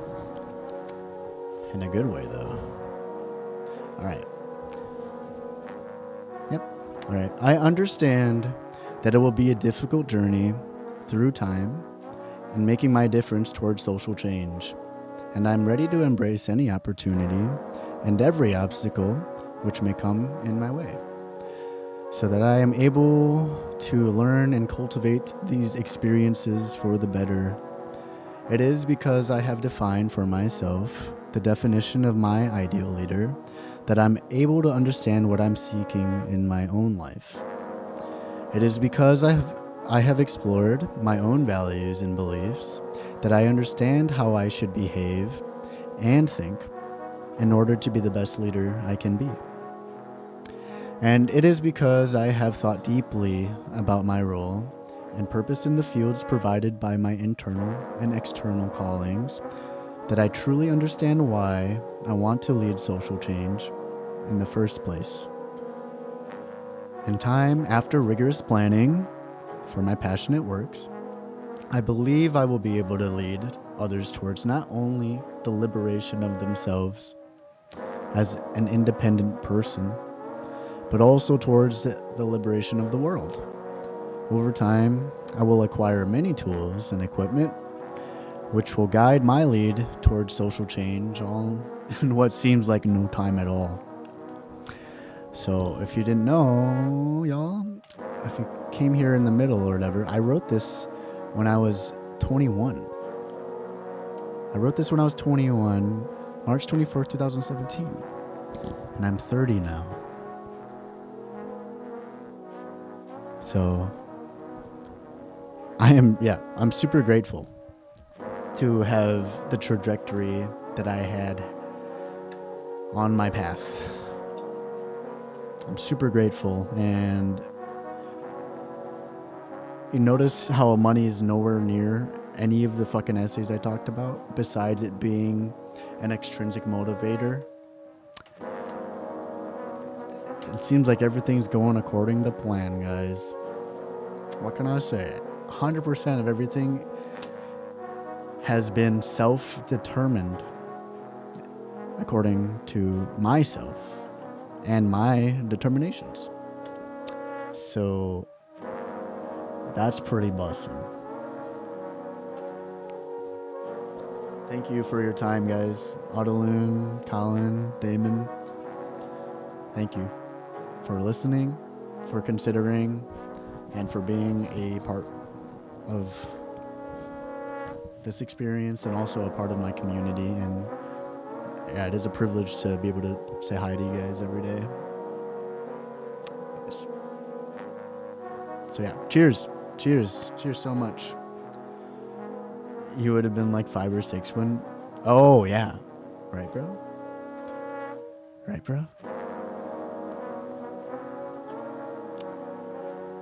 And yeah, the world's our oyster, man.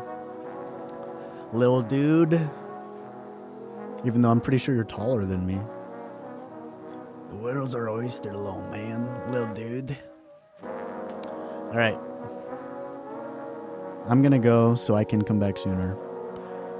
And I will just keep this song rolling. Because this song's kind of bussin'. Yeah, I'm like 5'2". So it's all good. Yeah. Redistribute the height. Redistribute the height, God. Mods, can we do some height redistribution? Just kidding. All right, I'm out of here for a little bit. Mods, I want his ankles stat. I want his ankles stat. Damon. All right, I'm gonna hit the BRB screen. Deuces.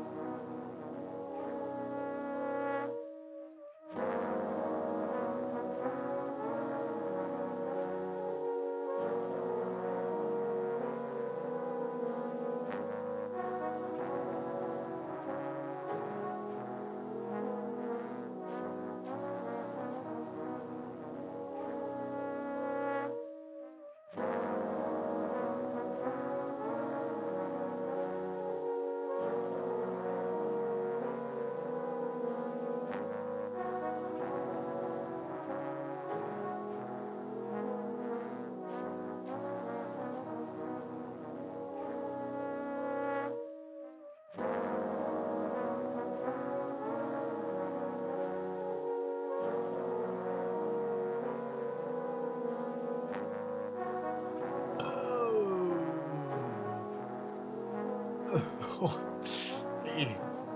didn't mean to be making that face.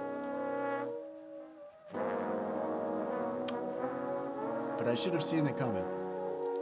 I would be using my phone, but I got lost in the sauce, per se, and I started typing lyrical content for this banger, for this incoming banger. So yeah, I'm gonna be using this.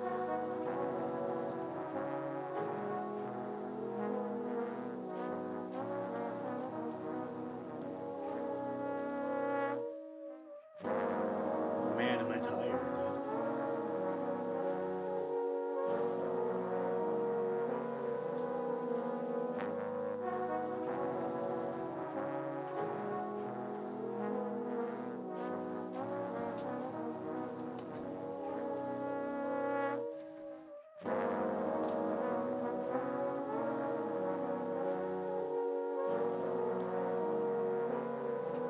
Ooh. Those instant noodles hit the spot. I gotta tell you. You got to tell ya, man.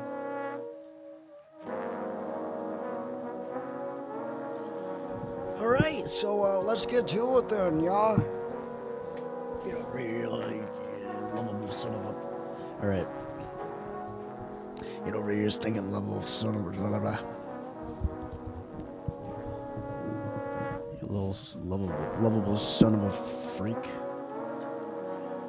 All right. Lyrics. Now it's time to transfer them over.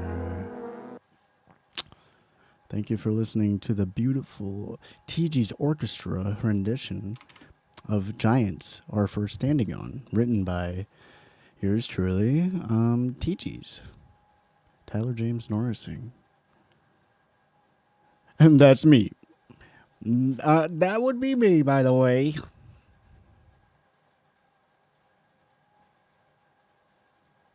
I am ready for Betty, but not so ready that I will go and heady, as I've got a lot of scriptures for you to ready. I got a lot of scribe for you to ready. What? All right. What the bass clef? All right. Damn, this camera kind of looks good in this lighting. I'm not gonna lie. Holy moly. Is that cinematographer behind the lens there? Or are you just happy to see me? Is that a cinematographer on the other side of the screen? Or are you just happy to see me? All right. Next.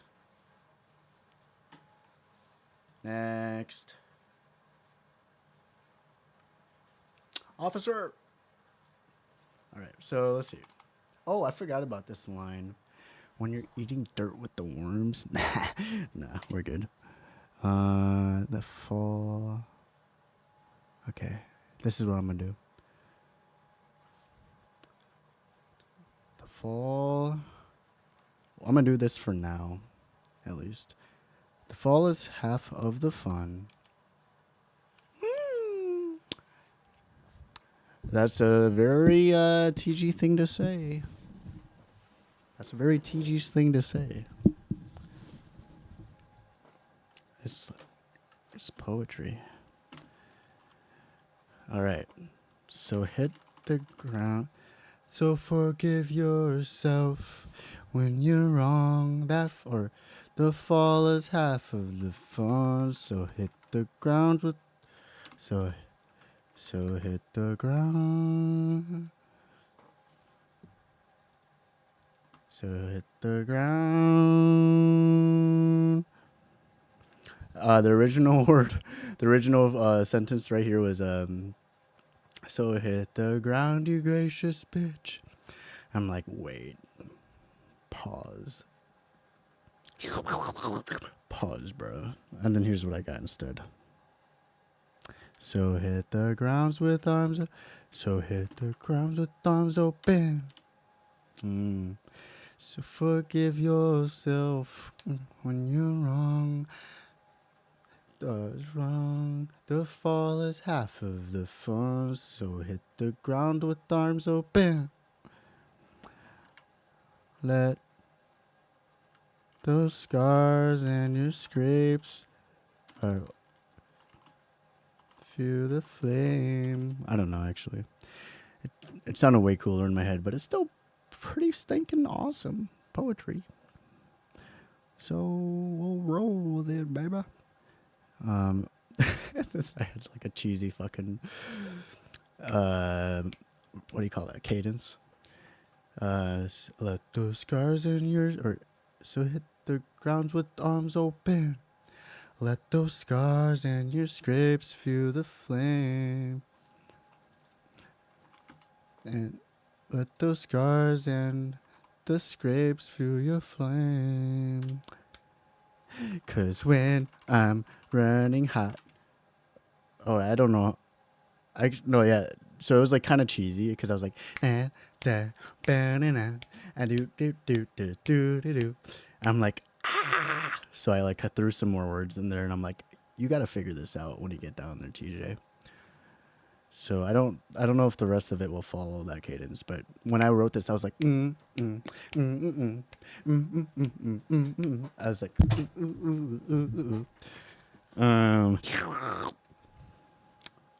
So I'll finish writing the words first.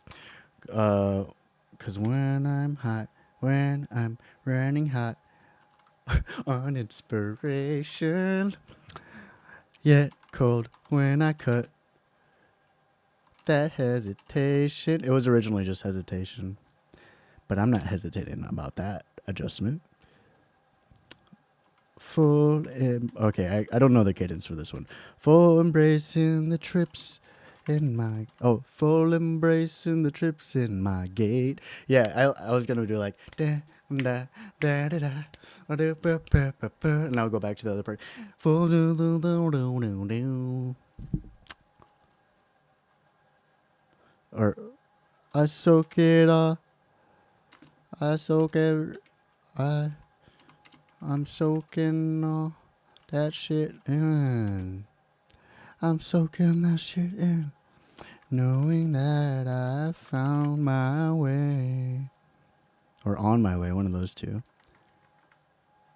Knowing that I'm on my capital M and capital W.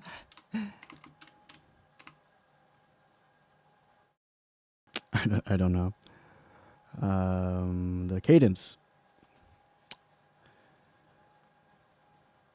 And that's what I want for you to feel the same. For you to feel the same.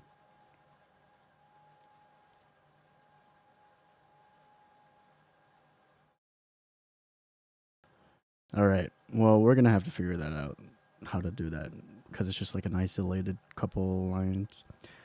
So even though I like you've, but I wrote you've, and then I erased it and I put have. So I'm going to imitate that.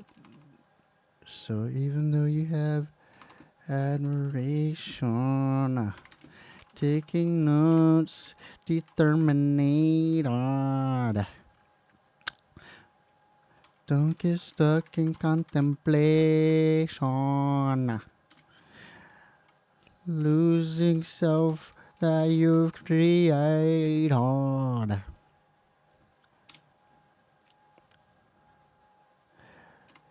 then when your heart is... Oh, wait. Oh, that doesn't fit. When your heart is screaming. I don't know.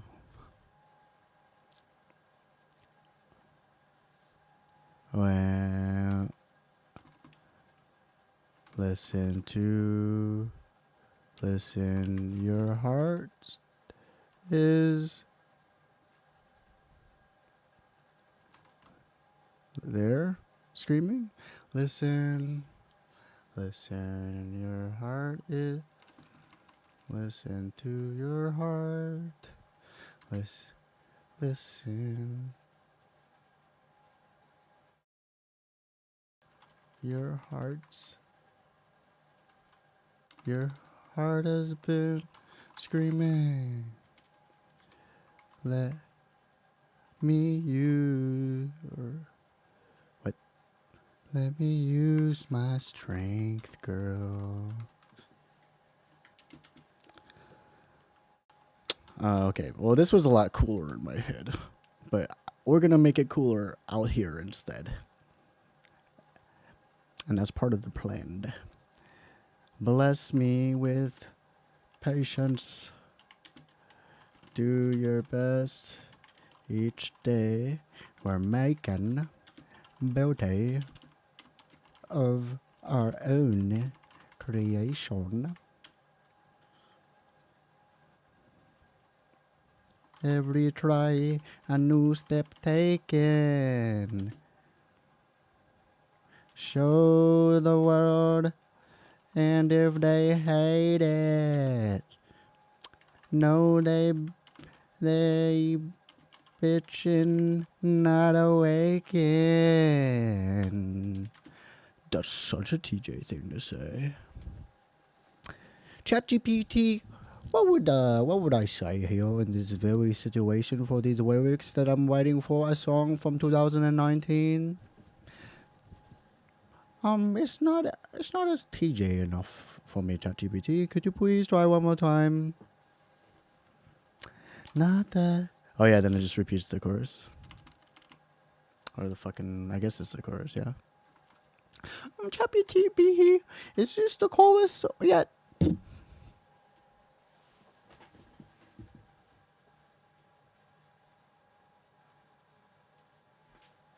ChatPCP, is this the chorus time? Or are you just happy to see me? I love saying that. I don't know why. I say that all the time now. I just think it's funny. I'm so quirky. Such a TJ thing to say. Oh my god. Oh, his ChatGPT must be so at the forehead. His ChatGPT is so fucking far ahead, man. It's like he's the real thing, man. It's like an Irish Jamaican, I guess. I didn't plan for it to be like that, but... Oh, that's just loud, huh? I thought my speakers were speaking to me. My volume's also halfway, because the fucking other song was like negative 20 decibels, lower than it should be. Alright, you ready for the grand reveal of what this song sounds like, unless you were already here when I did that? Then you already know. 'Cause it's coming. How do I want to do this? I wanted it to have a little more structure, but it's fucking 3 a.m.? Officer! Officer! You know what to do. It's 3 a.m., bro. That's why I'm so kooky. I'm like, damn, where is this hilarious kookiness coming from? Out of thin air or what? No, it's 3:16 a.m. where I'm at, guys. I've been doing this shit for... This is a 9-hour stream. I was here for like 17 hours beforehand, too.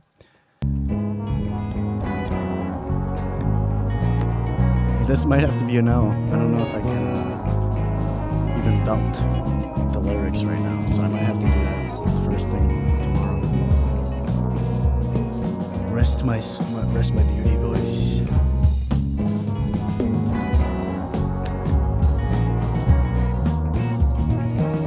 Hold on, this isn't ready.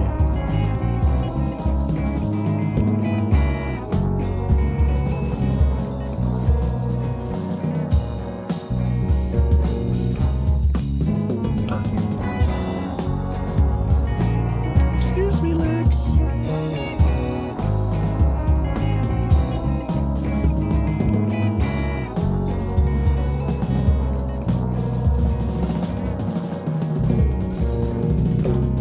this was on 20 to the left and this was on 50. Bro, this is 9-hour stream. Where did this time go?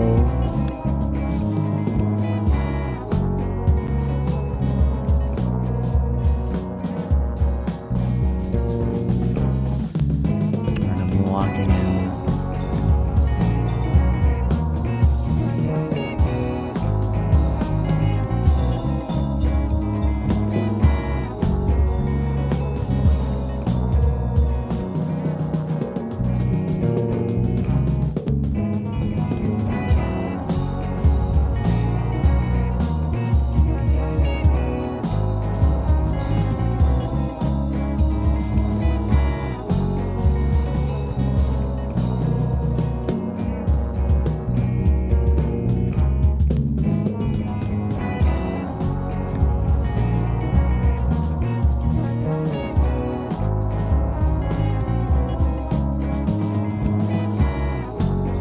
Like too sharp for me.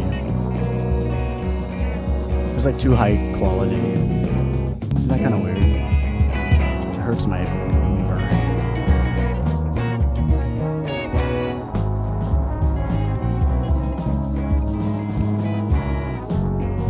What do I need? Some fuzz? Would that make it more or less HD? Might need some fuzzy wuzzy was there inside this guitar with no hair. Fuzz button. Oh, well, there's only one that's tagged fuzz. Let's see what it sounds like.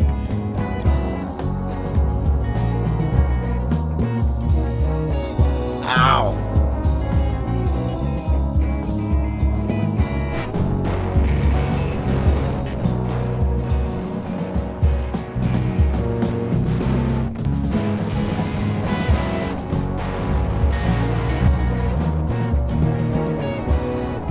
I like the fuzz, but I don't know how I feel right now.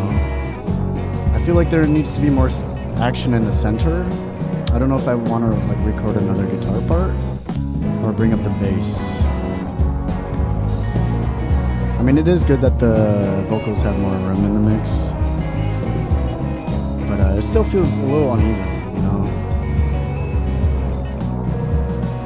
With the guitars. Producer thoughts. I'm such a Virgo producer.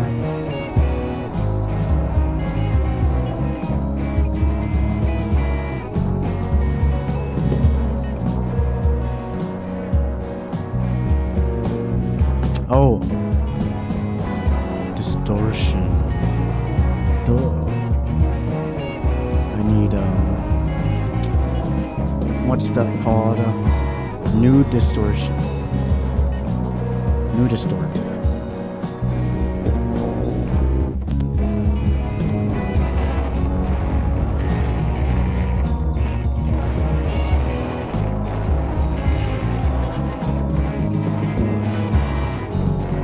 We'll just see what it's like without this.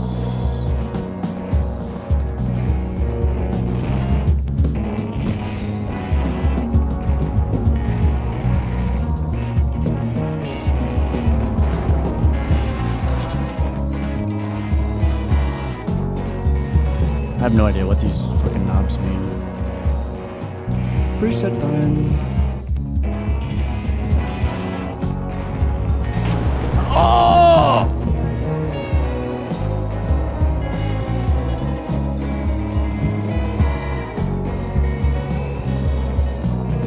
It's cookie. I like it.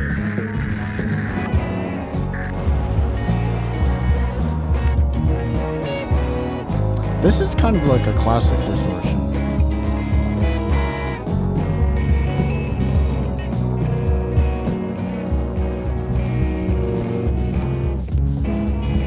Did I put the compressor after?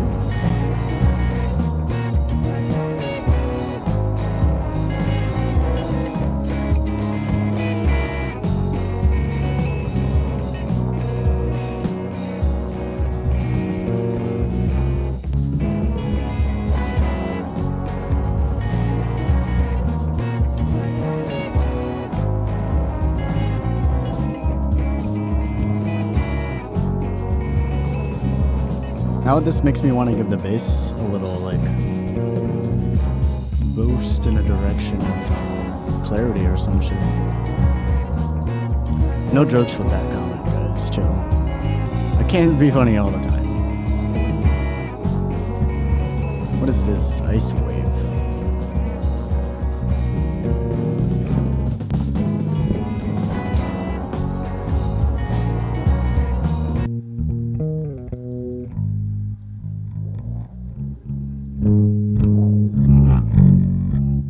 Hello. Oh, no. Never mind. Oh, no. Chocolate milk? What is this? Saturation. Oh, genius. You're a fucking genius.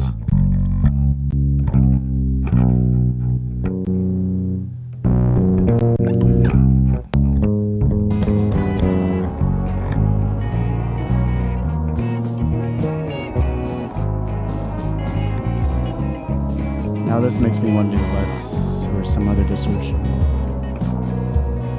I'm an artist. I'll do the artist category. Because this was kind of made for me.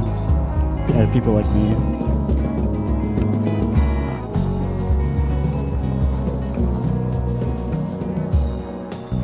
What do I mean, people like me? Me people.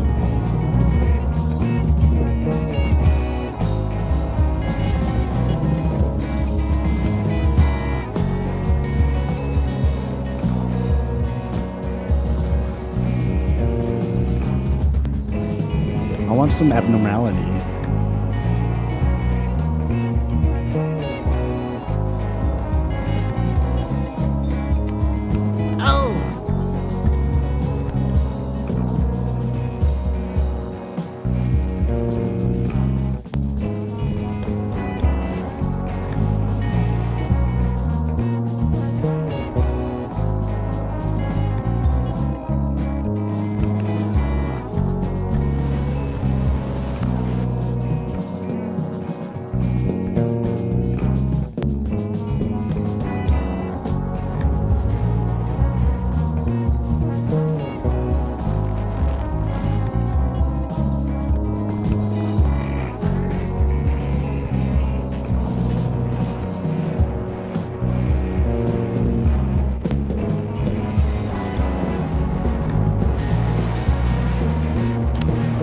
What would Jesus do? Gentle God. Honestly, I think my prayers have been answered.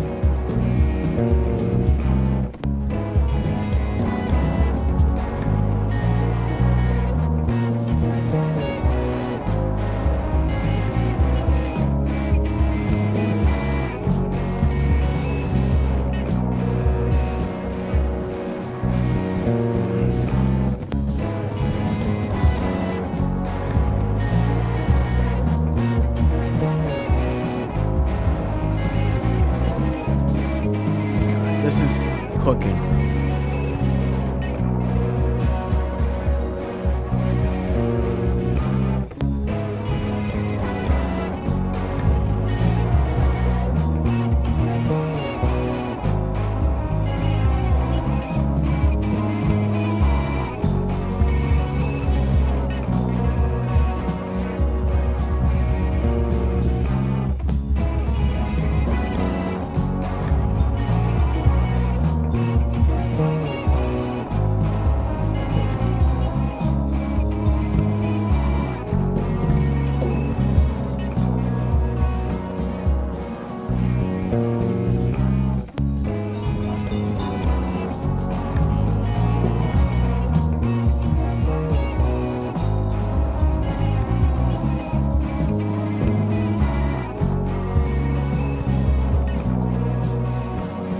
I'm gonna fall asleep. You're so beautiful.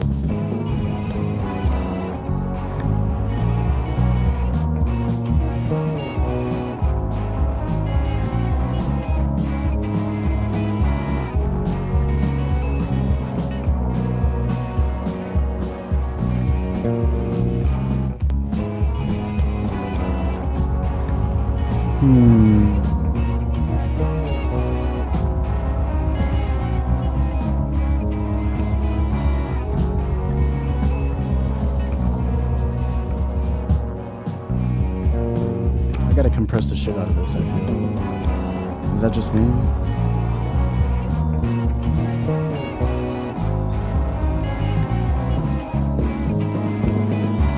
What did they do in the fucking presets, dude?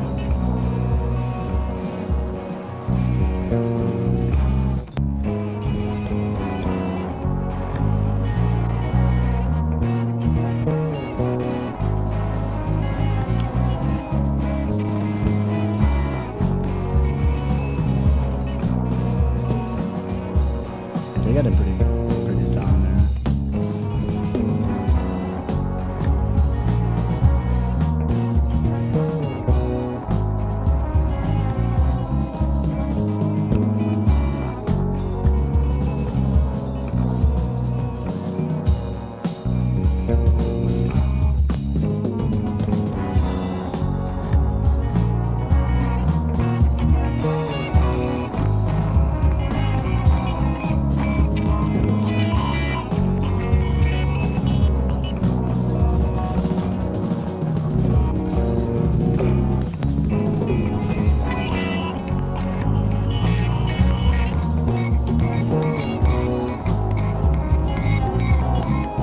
I love it.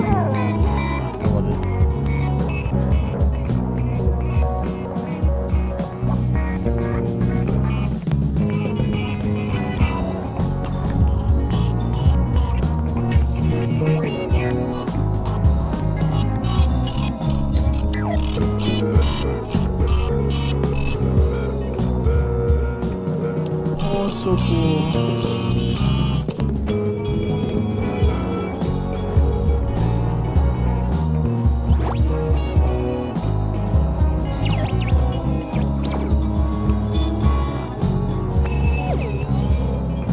Hey.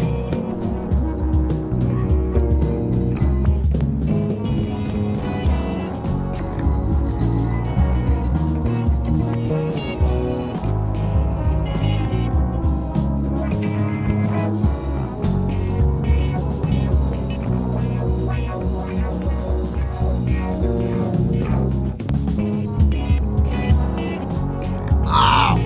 I think there's a fucking scab. I just fucking scratched. Ow!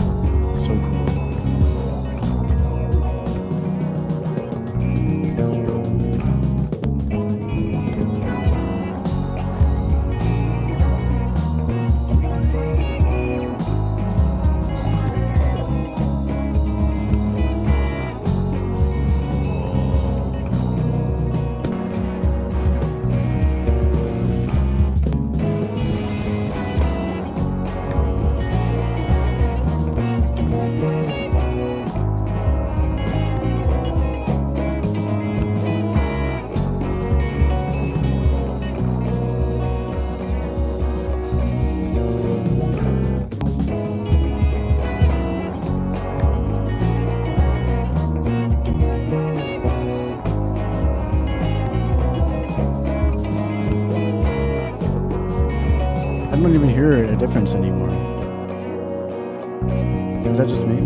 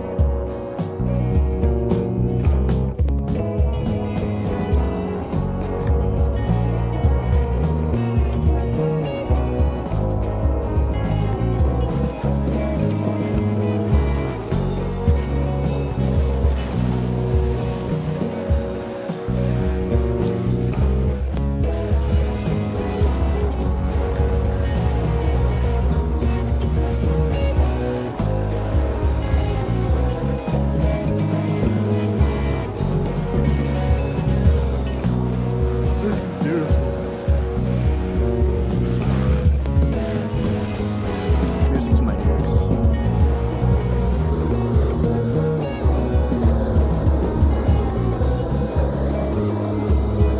So beautiful.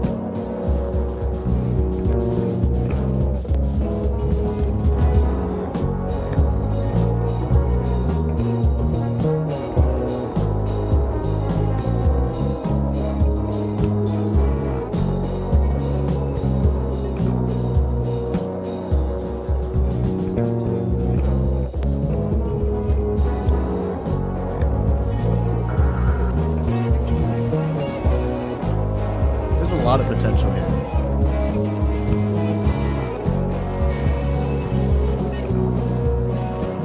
In the sense of building the guitar tone. I don't know where I want to go. Are we freaking for real with you guys, dude? I don't know.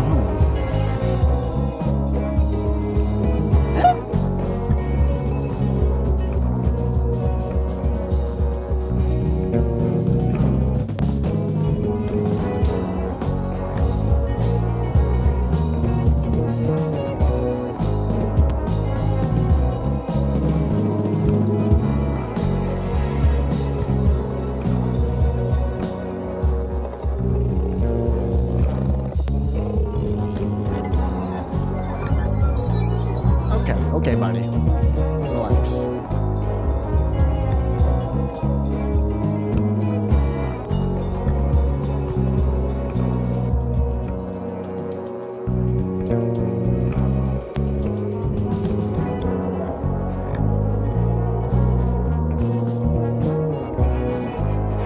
I didn't even think about adding reverb. That's fucking genius. Did you guys think of that? I don't know.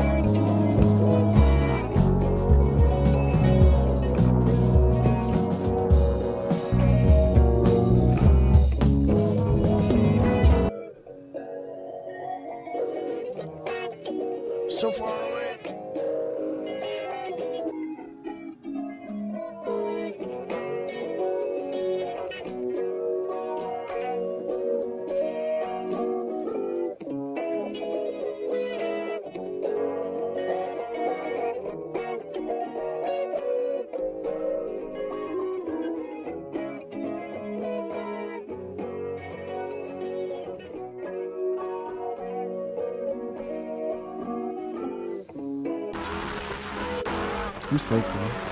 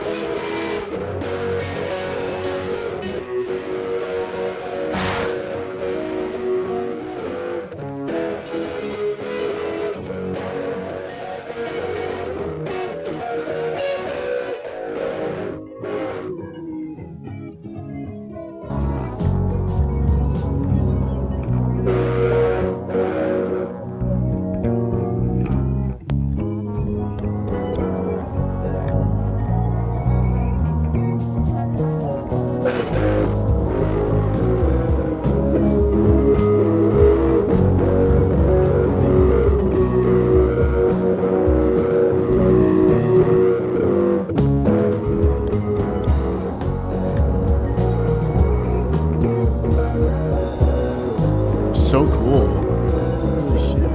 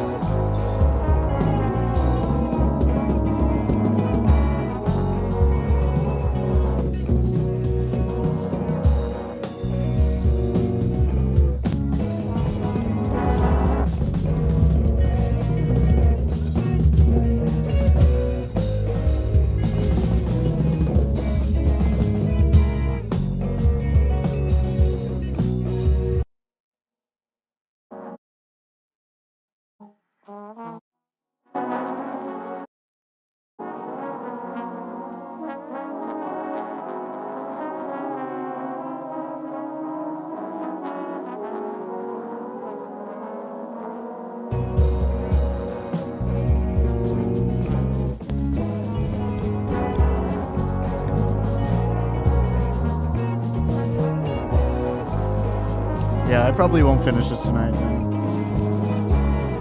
Oh well.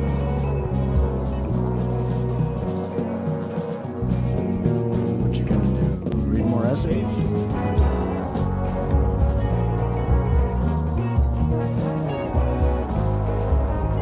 Maybe. That's not a bad idea, actually.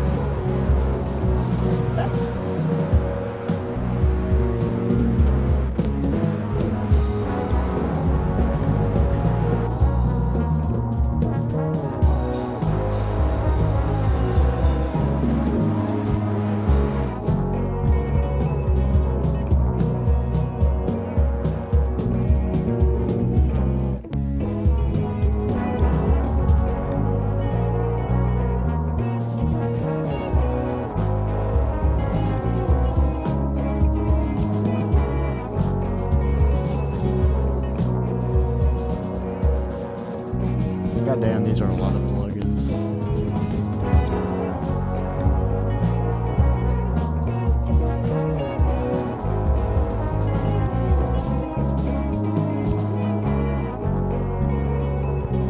Oh damn. What's up, Tommy?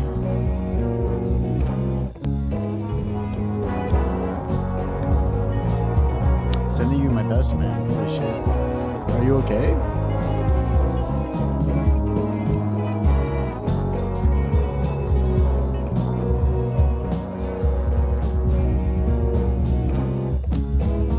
What are you up to, man?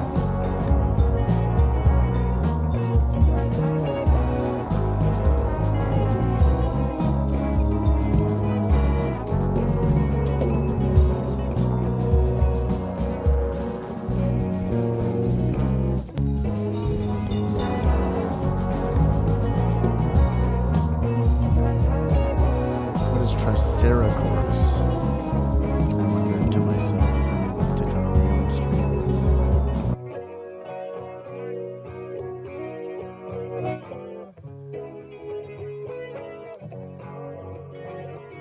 Hey, I love you too, man.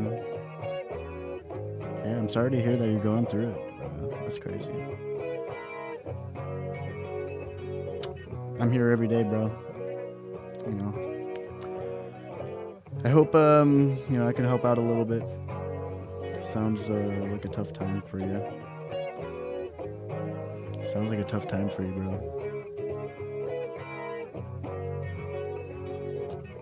You let the thoughts one almost. Damn, bro.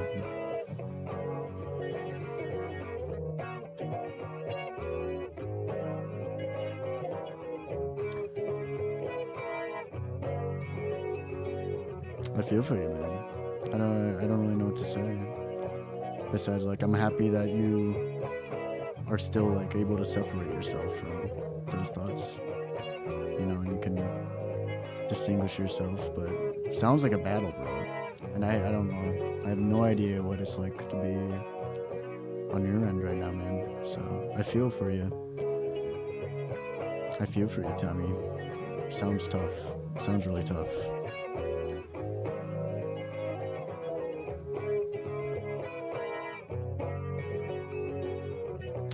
Yeah, I hope you're in good hands.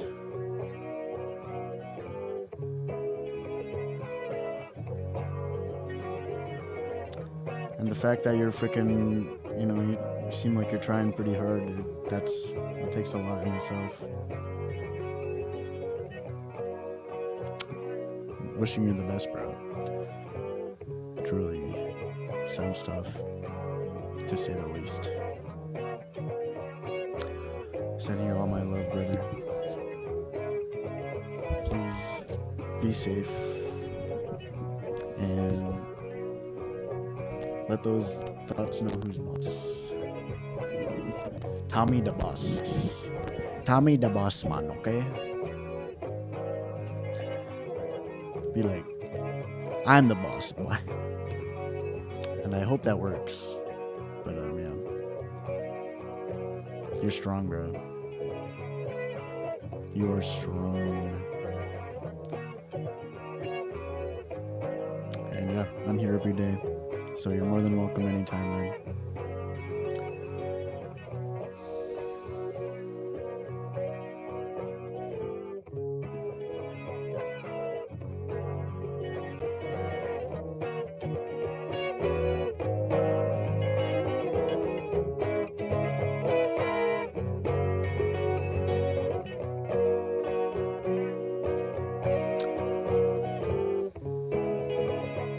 Yeah.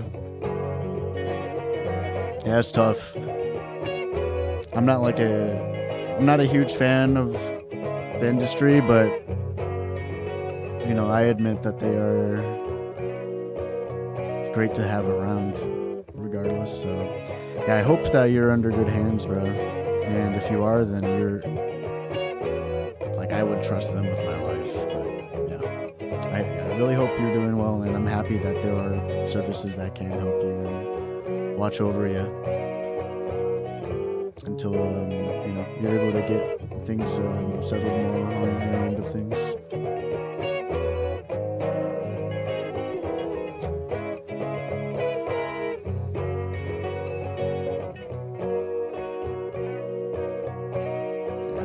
Probably. Yeah.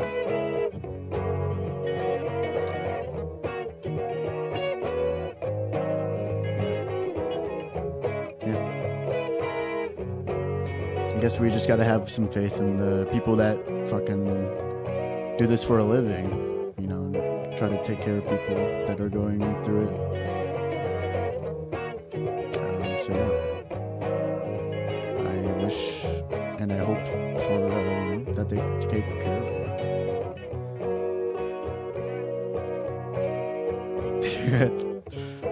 Yeah, man. Hey, I'm always on, bro. And I'm happy to see you. You know, it's unfortunate. It sucks that it has to be like this, but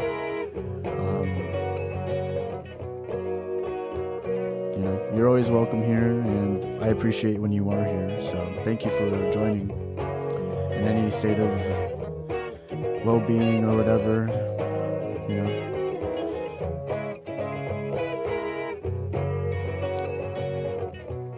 Yeah, I'm here every day, brother, and you're more than welcome to just hang out, and listen to me talk to myself, and just fucking twiddle some knobs.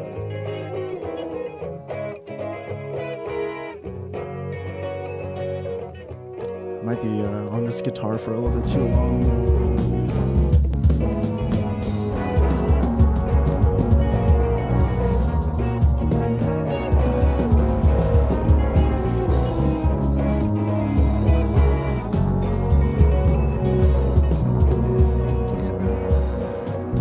Yeah, I know. We're like hella strangers and shit. But you've always been giving good vibes here, and I do appreciate your vibes.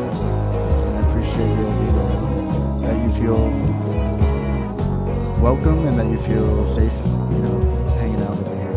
And you've always been such a positive guy, not even just to me, just like hanging out, you know, just like with anyone. So yeah, it hurts especially to hear that you're going through it. I believe in you. I do believe in you. I know you've been going through it since the last time we talked, so hopefully sooner than later, brother. You can do it. You can definitely do it. You've got a good head on your shoulders. You've got a positive spirit that not a lot of people here have. And once you beat those demons, brother, I'll be so happy. Once that happens, bro, I'll be so happy. The Project Jam. I'm like 13 hours in the stream because I think I'm so intimidated with the freaking lyrics for all sorts of reasons. It's like a whole fucking spiel. But, I decided I'm gonna make this a two-parter. Probably I'm just gonna like a two-part stream or so, like a 2-day stream, because usually I'm trying to like fucking finish it. Excuse me, the day of. And I wrote the lyrics not too long ago. I wrote some more lyrics. But then I have to like figure out how I want to do them. And then it's also like really late. And I can't sing that loud right now anyway. So I'm just going to try to get this freaking everything else to my comfort for tomorrow. Then, you know, I hope that I'll be able to finish this song and then start the next song. And I mean, I definitely will, but I hope I'll be able to finish the next song tomorrow too. So that'd be nice. That would keep me on track, but you know, shit happens. So I'm not I'm not really fretting as long as it sounds good and it's fun. And I'm having a lot of fun. I'm like having like a little too much fun. I'm like avoiding everything else, or I'm avoiding this audio file, this singing, because I'm just getting lost everywhere else. Because it's super easy to do that. Because it's just so much fun, bro.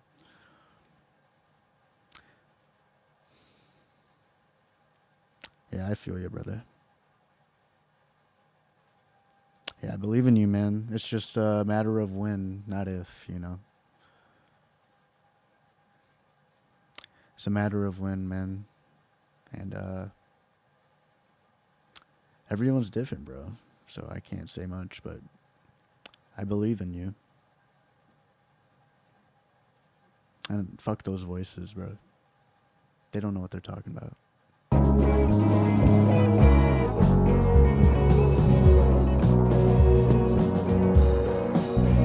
Not that you should stop trying to breathe like someone else. You should be inspired to stand with the giants pursuing. I don't know how I want to. You are not them. You are yourself. Your ground and your downs. See the world like no one else has. It's not easy. So forgive yourself when you're wrong. And I'm like, what are for like 6 years? I'm like, what are the rest of the words? So, yeah, I guess for the last maneuver of my stream before I fucking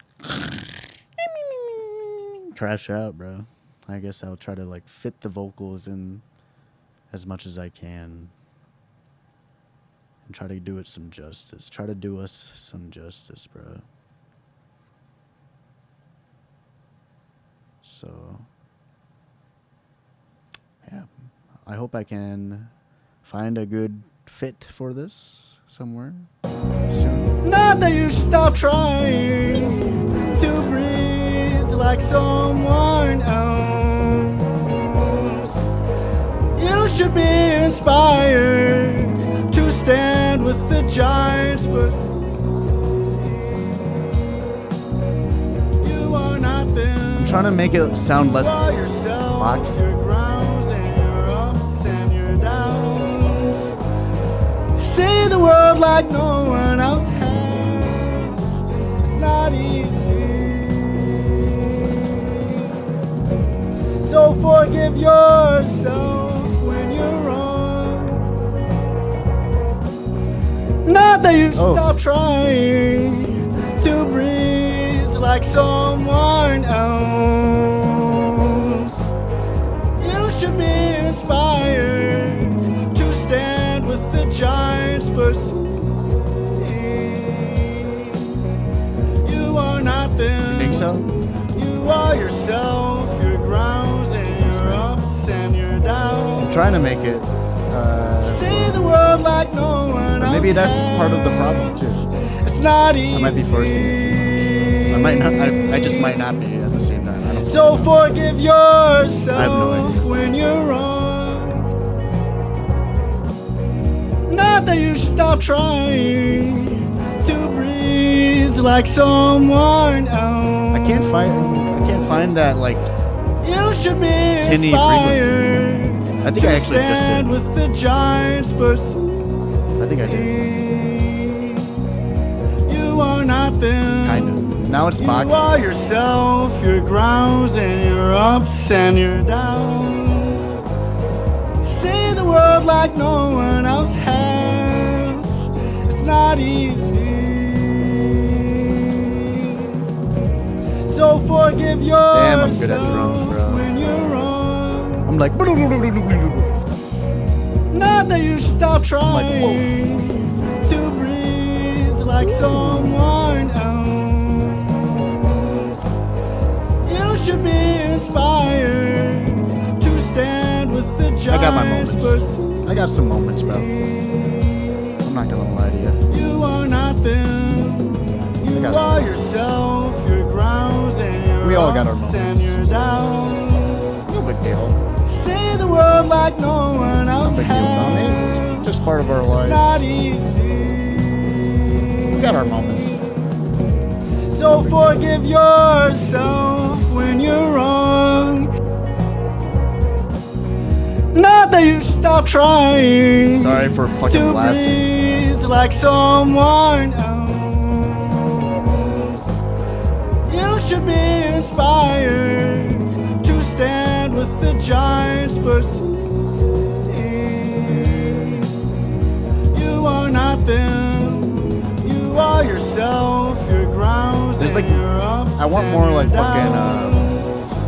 fucking See flesh the world like no one behind else it. You know what I'm trying to say? has. Like It's not easy. there's not enough body in this voice.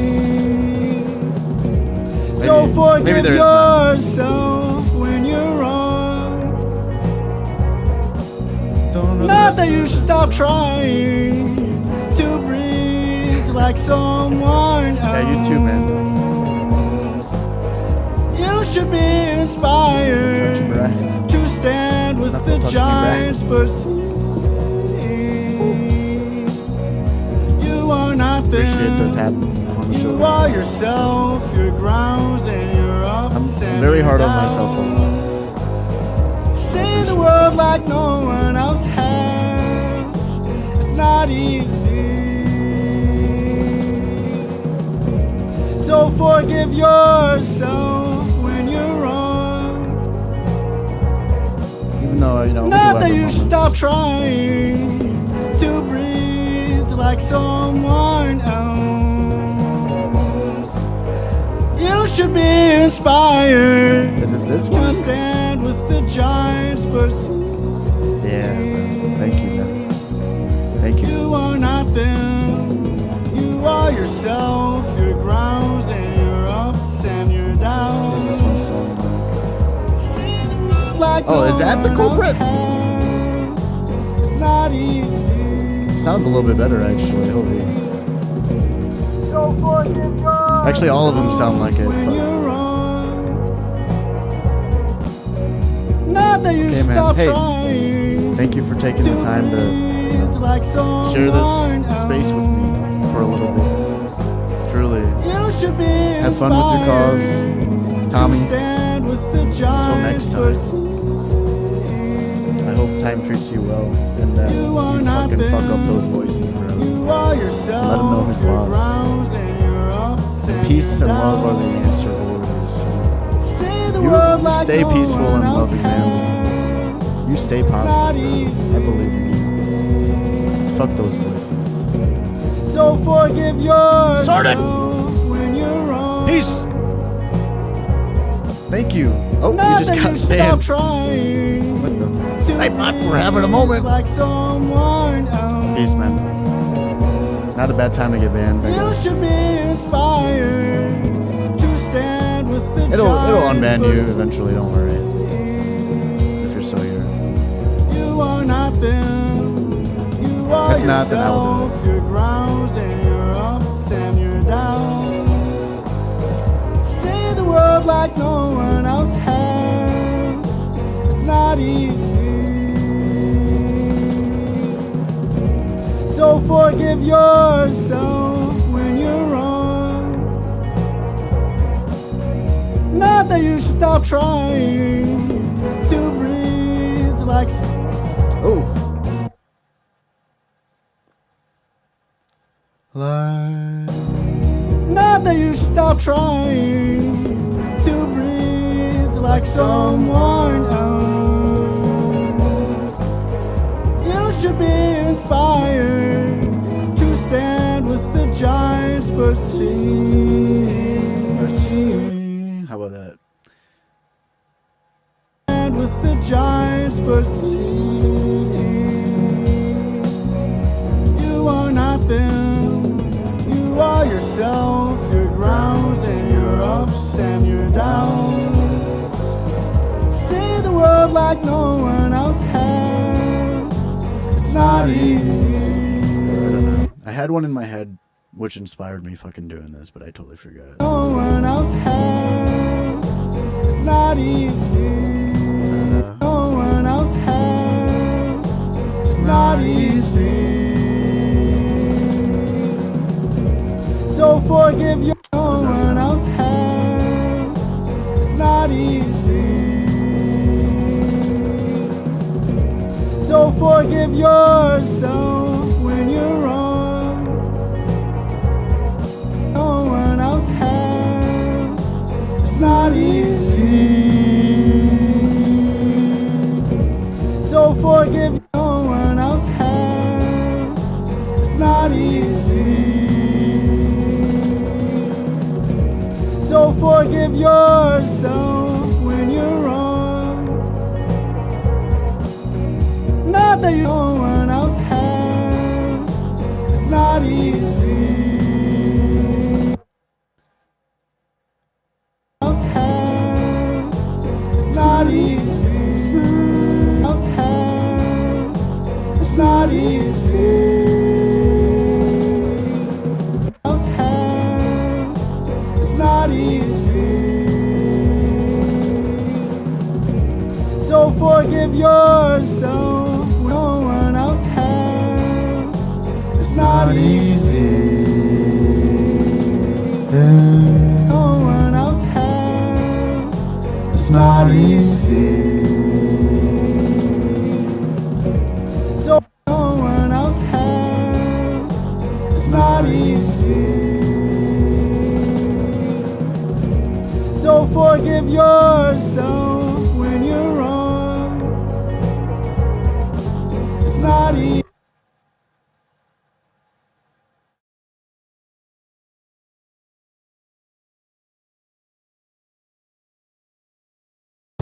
It's not easy.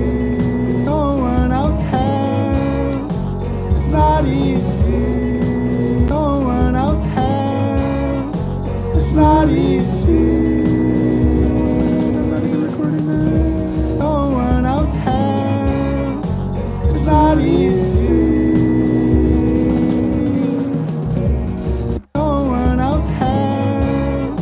It's not easy. So forgive yours. It's not easy. Oh, that's weird. Hold up.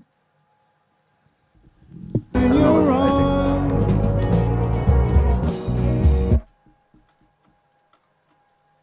It's not easy.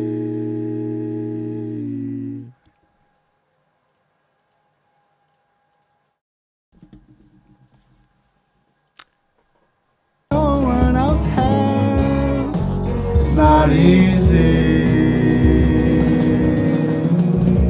So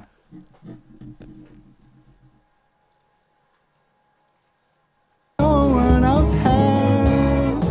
It's not easy.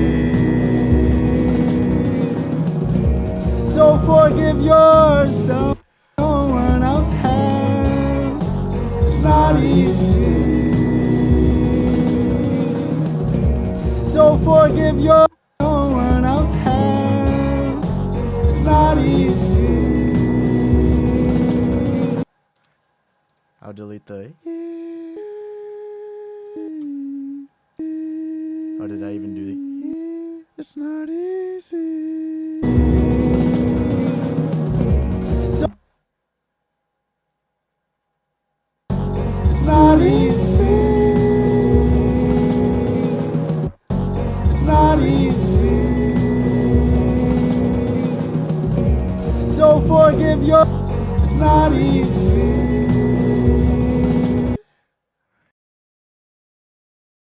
Yourself when it's not easy. So forgive yourself when you're wrong. It's not easy. No one else has. It's not easy. So no one else has. It's not easy. So forgive yourself when you're wrong. It's not easy. So forgive yourself when you're wrong. It's not easy. So forgive yourself when you're wrong. No one else has. It's not easy. No one else has. It's not easy. So forgive yourself when you're wrong. No one else has. It's not easy. So forgive yourself when you're wrong. Not that you should stop trying. It's not easy. It's not easy. It's not easy. It's not. It's not easy. It's not easy. It's not easy. So forgive yourself when you're wrong.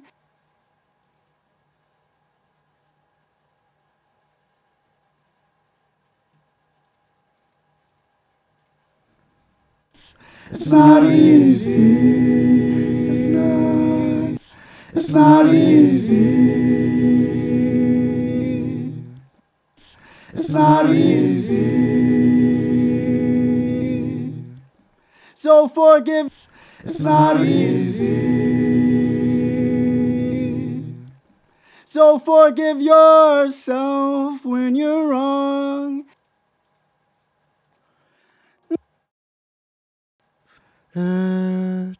It's not easy. So it's not easy. It's not easy. So forgive yourself when you're wrong. It's not easy. It's not easy. It's not easy. So for It's kind of hard. it's not easy. It's not. So forgive yourself when you're wrong. Not that you. It's not easy. It's hard. What? It's not easy. It's not easy. So forgive yourself when you're wrong.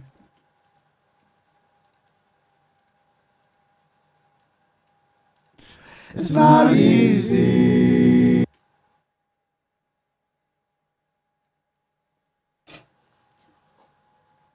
It's not easy.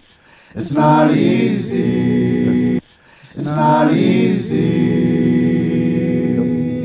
It's not. It's not. It's not easy. So it's not easy. It's not easy. It's not easy. It's not easy. So forgive yourself when you're wrong. So forgive yourself when you're wrong. So forgive yourself when you're wrong. So forgive yourself when you're wrong. When you're wrong. When you're wrong. Not that you should stop trying to breathe like someone else. You should be inspired to stand with the giants, but inspired to stand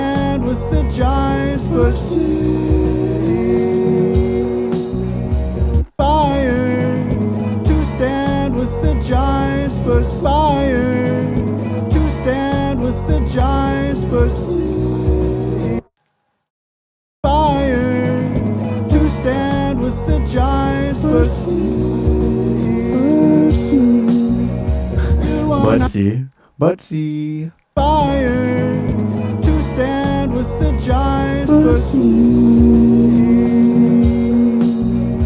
you fire to stand with the giants,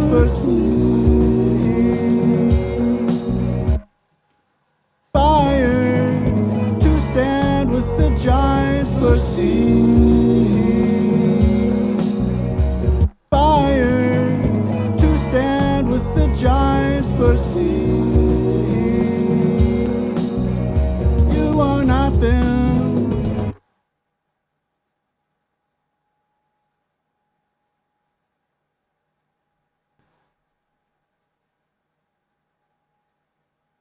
Fire to stand with the giants, fire to stand with the giants, you are not them. You are yourself. You're ground with the giants, and with the giants, and with the giants,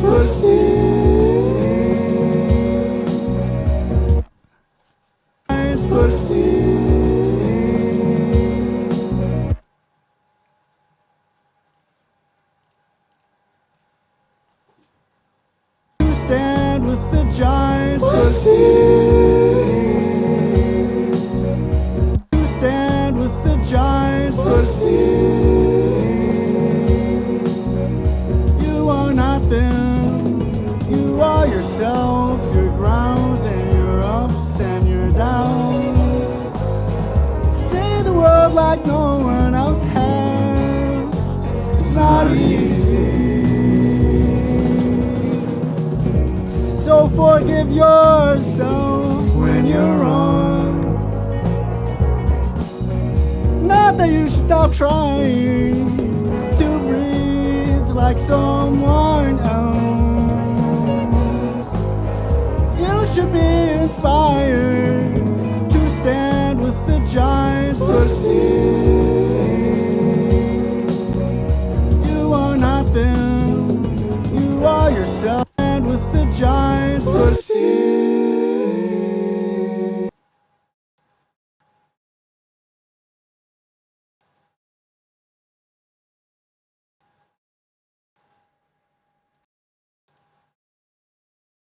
Oh. stand with the giants,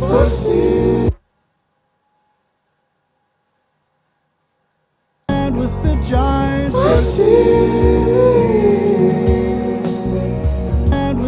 stand with the giants,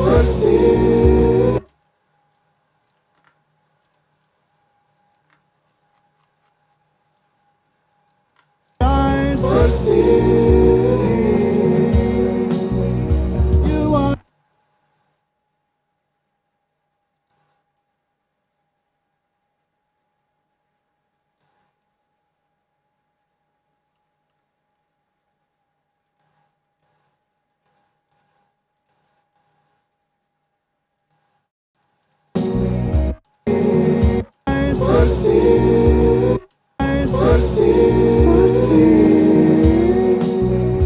You are.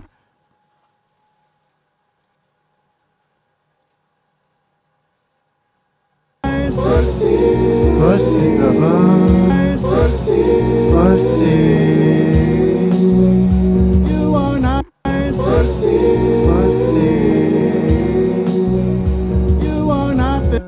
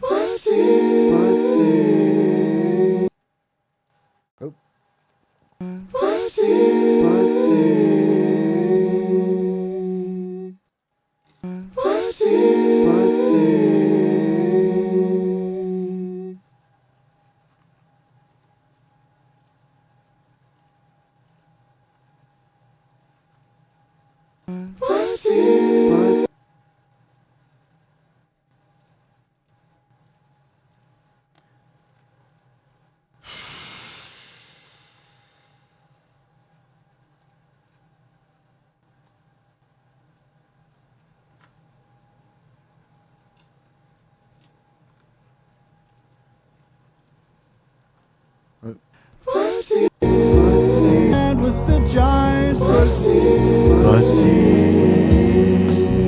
and with the giants, Pussy. you are not them. And with the giants, Pussy. you are not them. And with the giants, Pussy. you are not them. And with the giants, Pussy. you are not.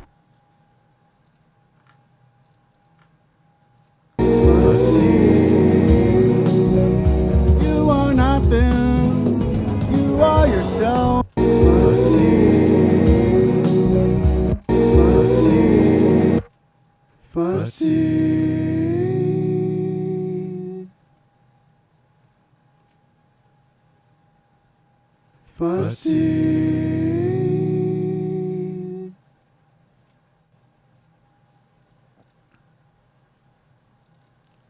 And with the giants, and with the giants, you are. And with the giants, and with the giants, you are.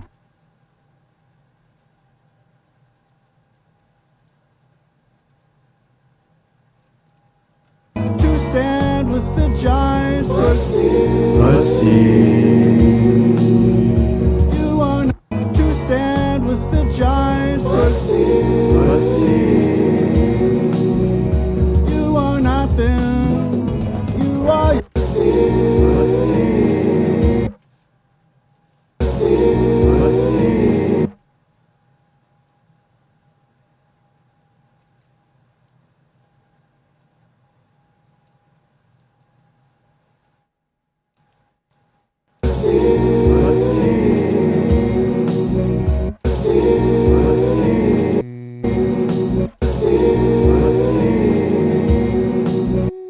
You are not them. You are not them. You are yourself, your grounds and your ups and your downs. See the world like no one else has. It's not easy.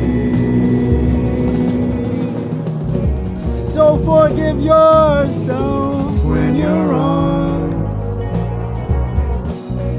Not that you should stop trying to breathe like someone else. You should be inspired to stand with the giants, off your grounds and your ups and your downs. See the world like no one else has. It's not easy. So forgive yourself when you're wrong, when you're wrong, when you're wrong, when you're wrong.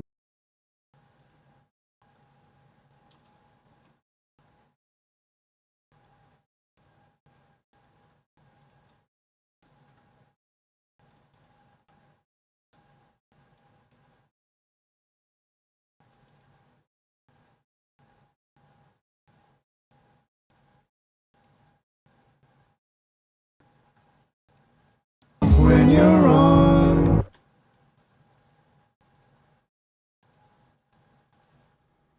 When you're wrong,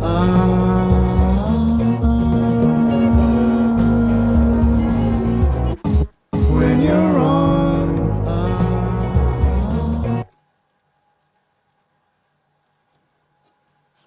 when you're wrong, when you're wrong,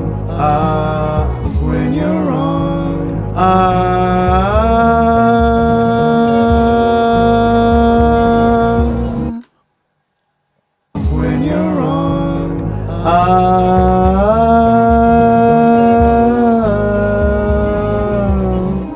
when you're wrong, when you're wrong,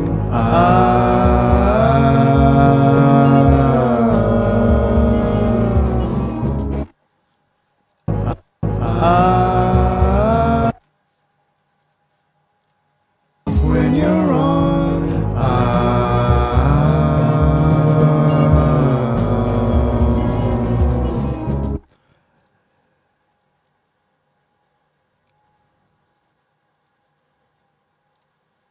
when you're wrong,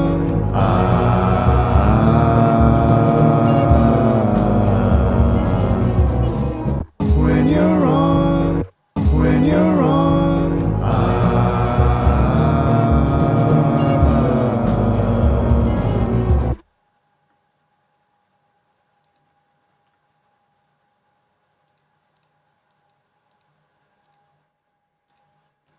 when you're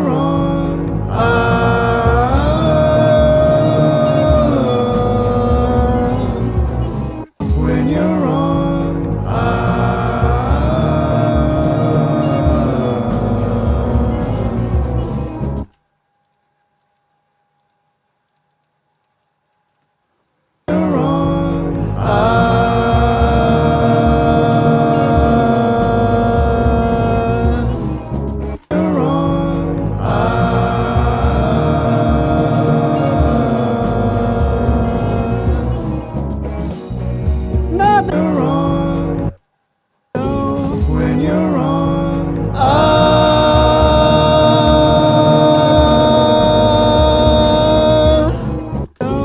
when you're wrong,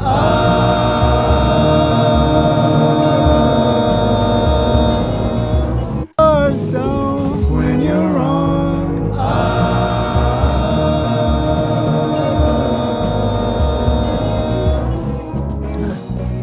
not that you should stop trying to breathe like someone else.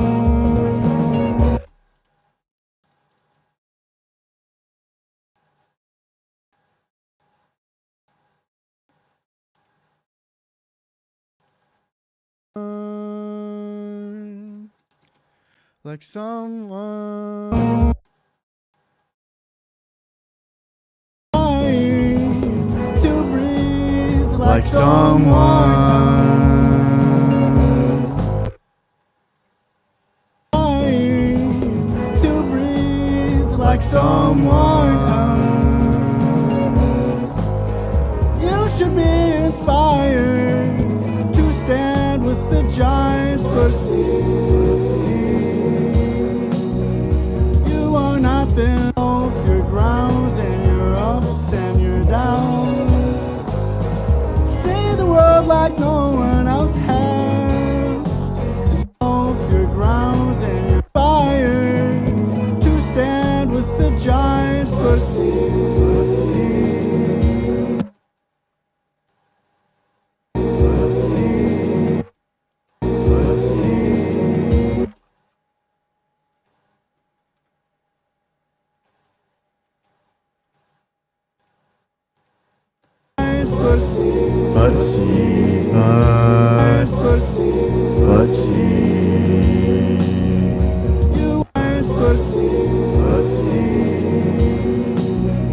you are not there.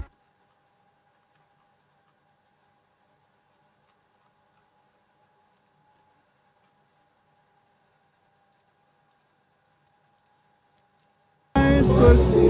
Pussy. You are his pussy. Pussy.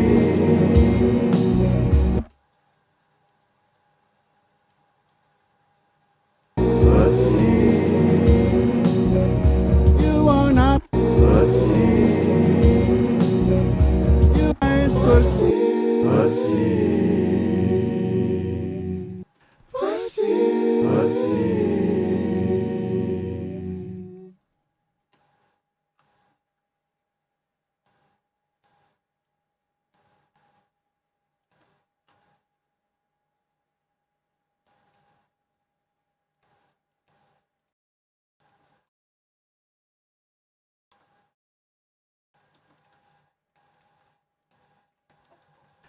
Pussy.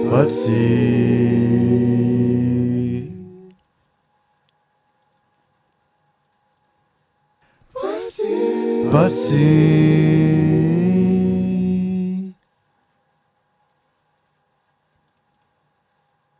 Pussy. Pussy.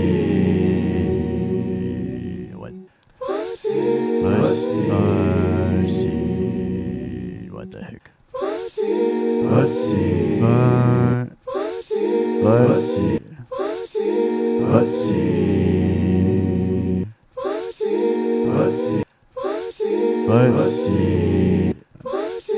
Pussy. Pussy. Pussy. Pussy. Pussy. Pussy. Pussy. What? Pussy.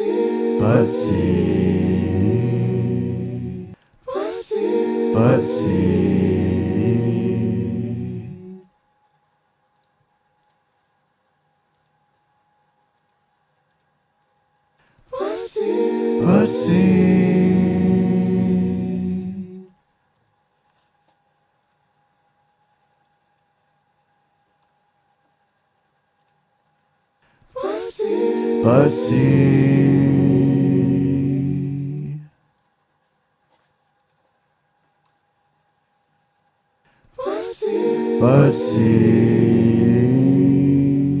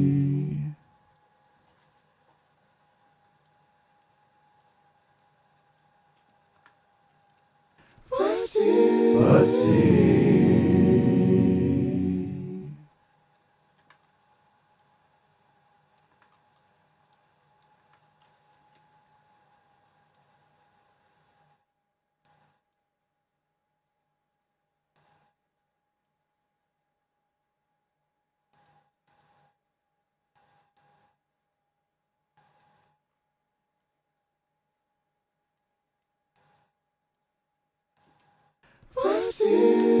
Pussy. Pussy. Pussy. Pussy. Pussy. Pussy.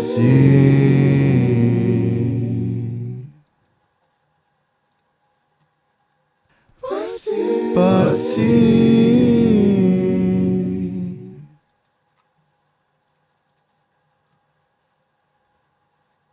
Pussy. Pussy. Pussy.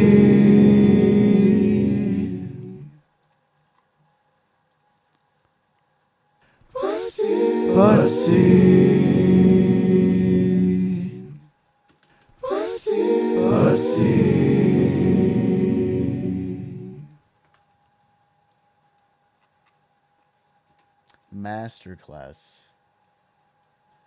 Masterclass shit, guys.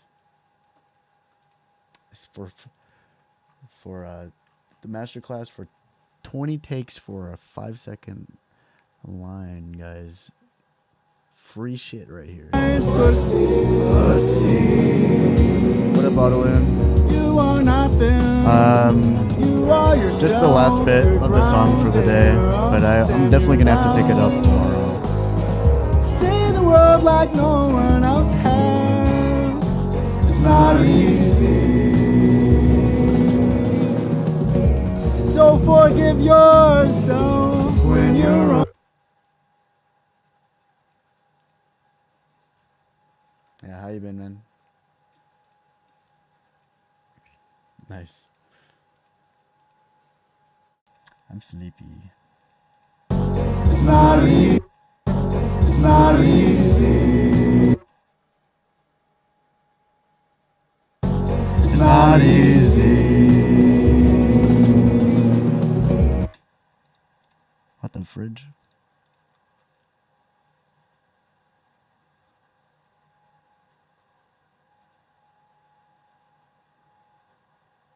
It's not easy.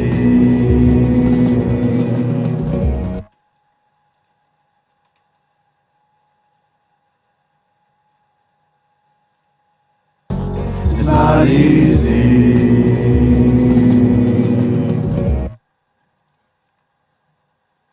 It's not easy.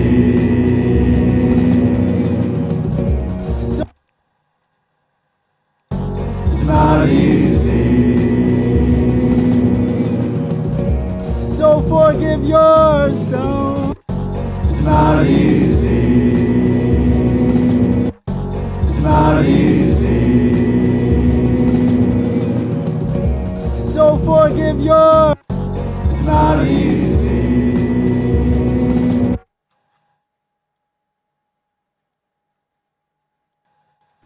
It's not easy. It's not easy.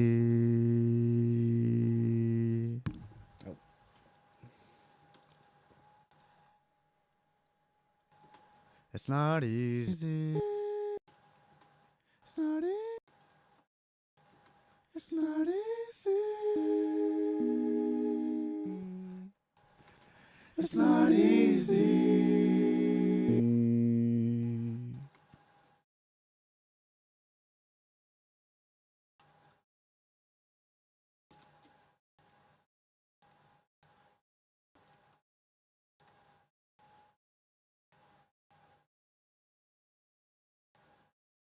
Oh,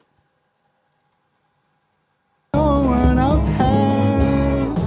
It's not easy. So for. It's not easy. So forgive. It's not easy. easy, bruh. It's not easy. Easy, bruh. It's not easy. Easy, bruh. Barbershop boy. Is there a particular name for it when you have like one octave up and then one below the octavia singing in? Yeah, like a choir. I don't know. Yeah, I'd call it a choir or some shit. Barbershop. I love barbershop, so I'll take it, man. But choir makes sense, or I think choir makes the most sense actually, or barbershop quartet. But I've got like 20 tracks, so a choir makes the most sense probably. Barbershop blah. Dude, I love barbershop blah. I'll take it, man.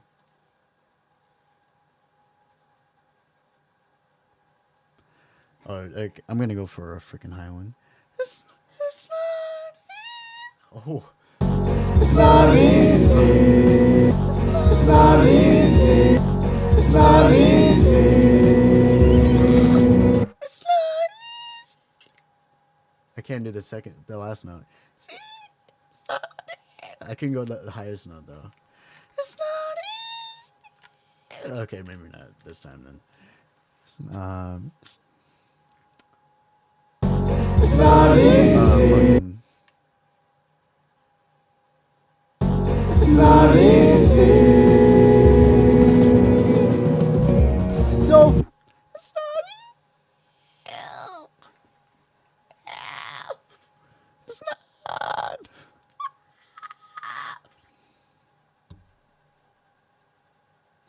it's not easy.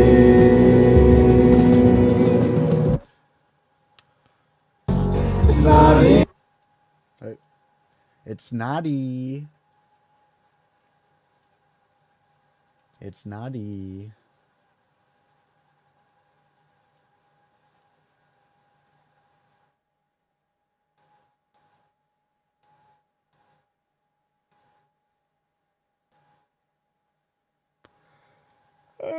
It's not easy.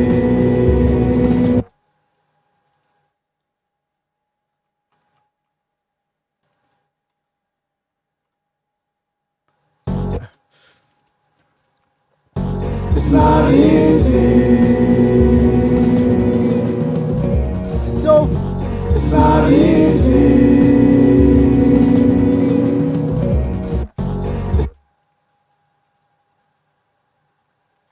It's not easy.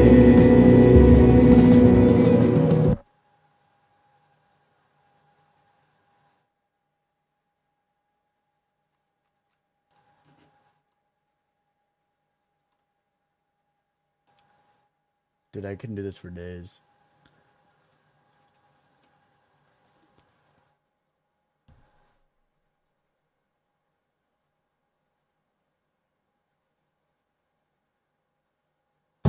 It's not easy.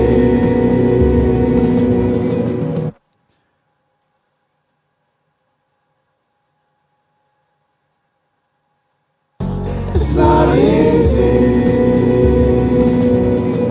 Oh, wait. It's not easy. It's not easy.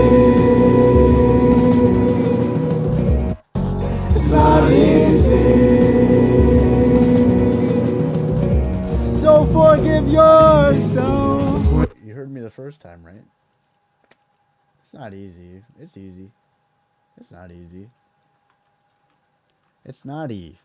Z. Hey, yo, it's Naughty Z in the house. Yo, Z, what's up? Yo, it's Naughty Z. What'd you get for Christmas, Cole? It's not easy. I'm like thinking of a harmony in my head, and then when I go for it, I'm singing every other harmony. I gotta like fucking lock it in. It's not easy. Alright, I think I got it.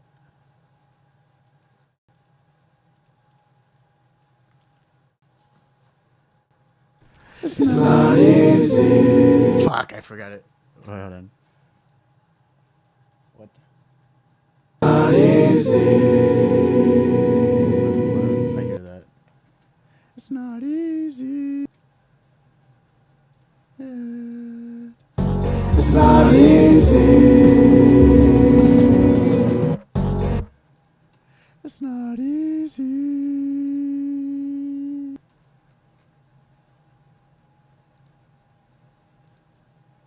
I don't remember what the harmony was. It's like a fucking dissonant note in the middle, though. That's what I'm trying to land on. G, G, G, G, G.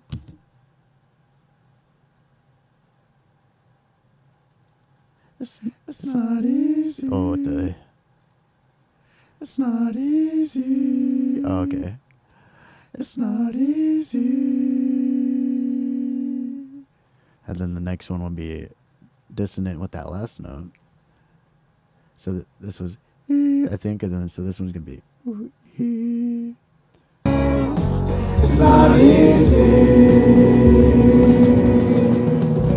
And then you have them one in each ear. Ooh. Feels so good, man. Feels so good, man. Let's just listen to those two, see if I did it. It's not easy. Whoa, what the heck is going on? That's my fucking back that I'm putting goosebumps on. It's not easy. Ooh. Now let's listen to it in like context of the choir. Holy shit, how many? I should go to sleep. It's not easy. You can like hardly hear it. Hold on. I want it to be a little bit harder or a little bit easier, but still pretty hard to hear. Oh wait. So I gotta spread it out a little bit more to give it more independence. Now check it. It's not easy. This one's not as audible. It's not easy. This one's fucking flat. It's not easy. Yeah, you see that? I gotta do it again.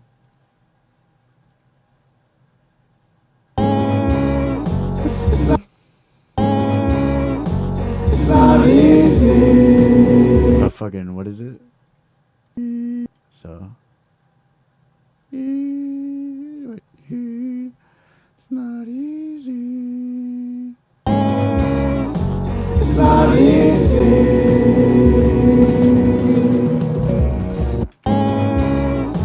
It's not easy. Or is that a different one that sounds flat? Is it this one? Oh yeah, it's definitely that one. What is this? It's not easy. It's not easy. It's not easy. So it's not easy. You can't have it be sticking out like that, you know. It's not easy. When you're playing with these dissonant harmonies, bro, you gotta be within like 7 cents or 5 cents the whole time, probably. Is that the last one we go up? Yeah, exactly. It's the same one. It's not easy. Did I do it? I kind of forgot what I was doing when I went for that. It's not easy. It's not easy. It's not easy.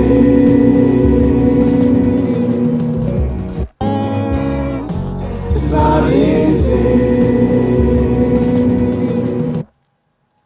Now it's a little weird, so I'm gonna bring it down because it's pretty much in tune. It's not easy. I just want to like fucking peeking his head out. It's not easy. I'll probably delete this all tomorrow. I'll be like, what the fuck was I drinking last night? Alright, I'm gonna listen to it once. Be like, oh, I could add 50 harmonies in this 2 seconds. And then I'll be like, it's 5 a.m. That's the point. Not that you should stop trying to breathe like someone else. See, right here. I could add like 20 more harmonies right there. I'll add one and then I'm gonna be like, yo, chill, bruh. I'm gonna be like, yo, chill, bruh. It's 5 a.m., bruh. To breathe like someone else. To breathe like someone else. Because at the end of the day, these are gonna be like a third as loud as they are probably right now. And I'm also trying to figure out a way to make the trombones sing. Have you heard the trombones yet? Check it out. This is just the trombone. They're like, there's literally like 25 tracks, bro. You can't even hear a single one clearly. Up, down, up, left, right, down, left, B, A, down, start. Like when I go into actually mixing this shit, I'm gonna be like, because I will have to EQ or EQ all of these fucking tracks, bro. Or I'm gonna die, or I'm gonna go to sleep sad, I mean.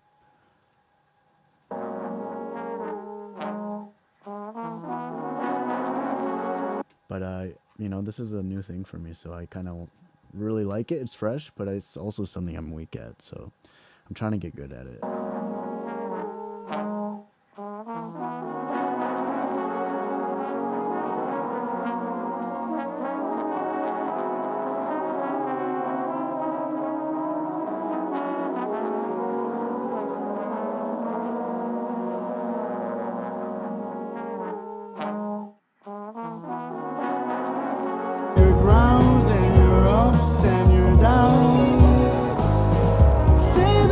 It's like you can kind of hear it inside. Not that you should stop trying to breathe like someone else. You should be inspired to stand with the giants, but see. So I gotta fucking do all that mixing, and then I gotta do this pretty much. If I'm like efficient, I would just do a fucking EQ for a group, but I'm deficient, bro, so I'll probably go back in here and equalize. Maybe I won't, because it sounds a little silly now that I'm saying it aloud, but there's a fucking huge urge inside of me that wants to do the same thing for each of these tracks, bro. And just like make sure I get them as crystal clear as I can, because there's only so much fucking space in the frequency spectrum, man. What am I doing? What am I doing for 4 seconds? Yeah, bro. Alright, I gotta get out of here. Huddle in. It's 5 a.m. I don't know if I'm gonna make it tomorrow, bro. Fuck. I don't know if I'm gonna make it tomorrow, man. I've been here for what, 17 hours? What? How long have I been here, bro? How do I check?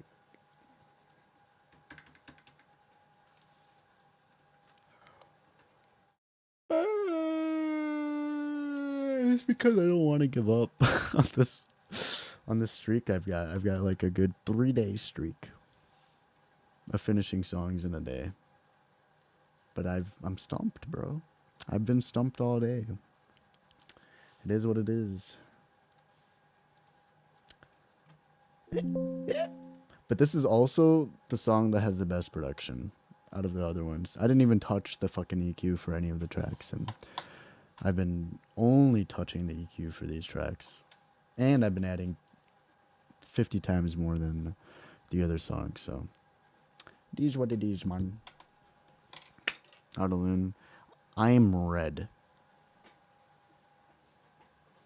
What the hell? Why am I so... Oh, it's because of the webcam. Okay, no. So I wasn't always this red. I'm like... Something's screaming bloodlust at the moment. And it's not me. Man, it's not me. Alright, brother. Much love. Appreciate you. What is it again? What's your project called, bro? It's the maps. I don't want to misrepresent it. What'd you say?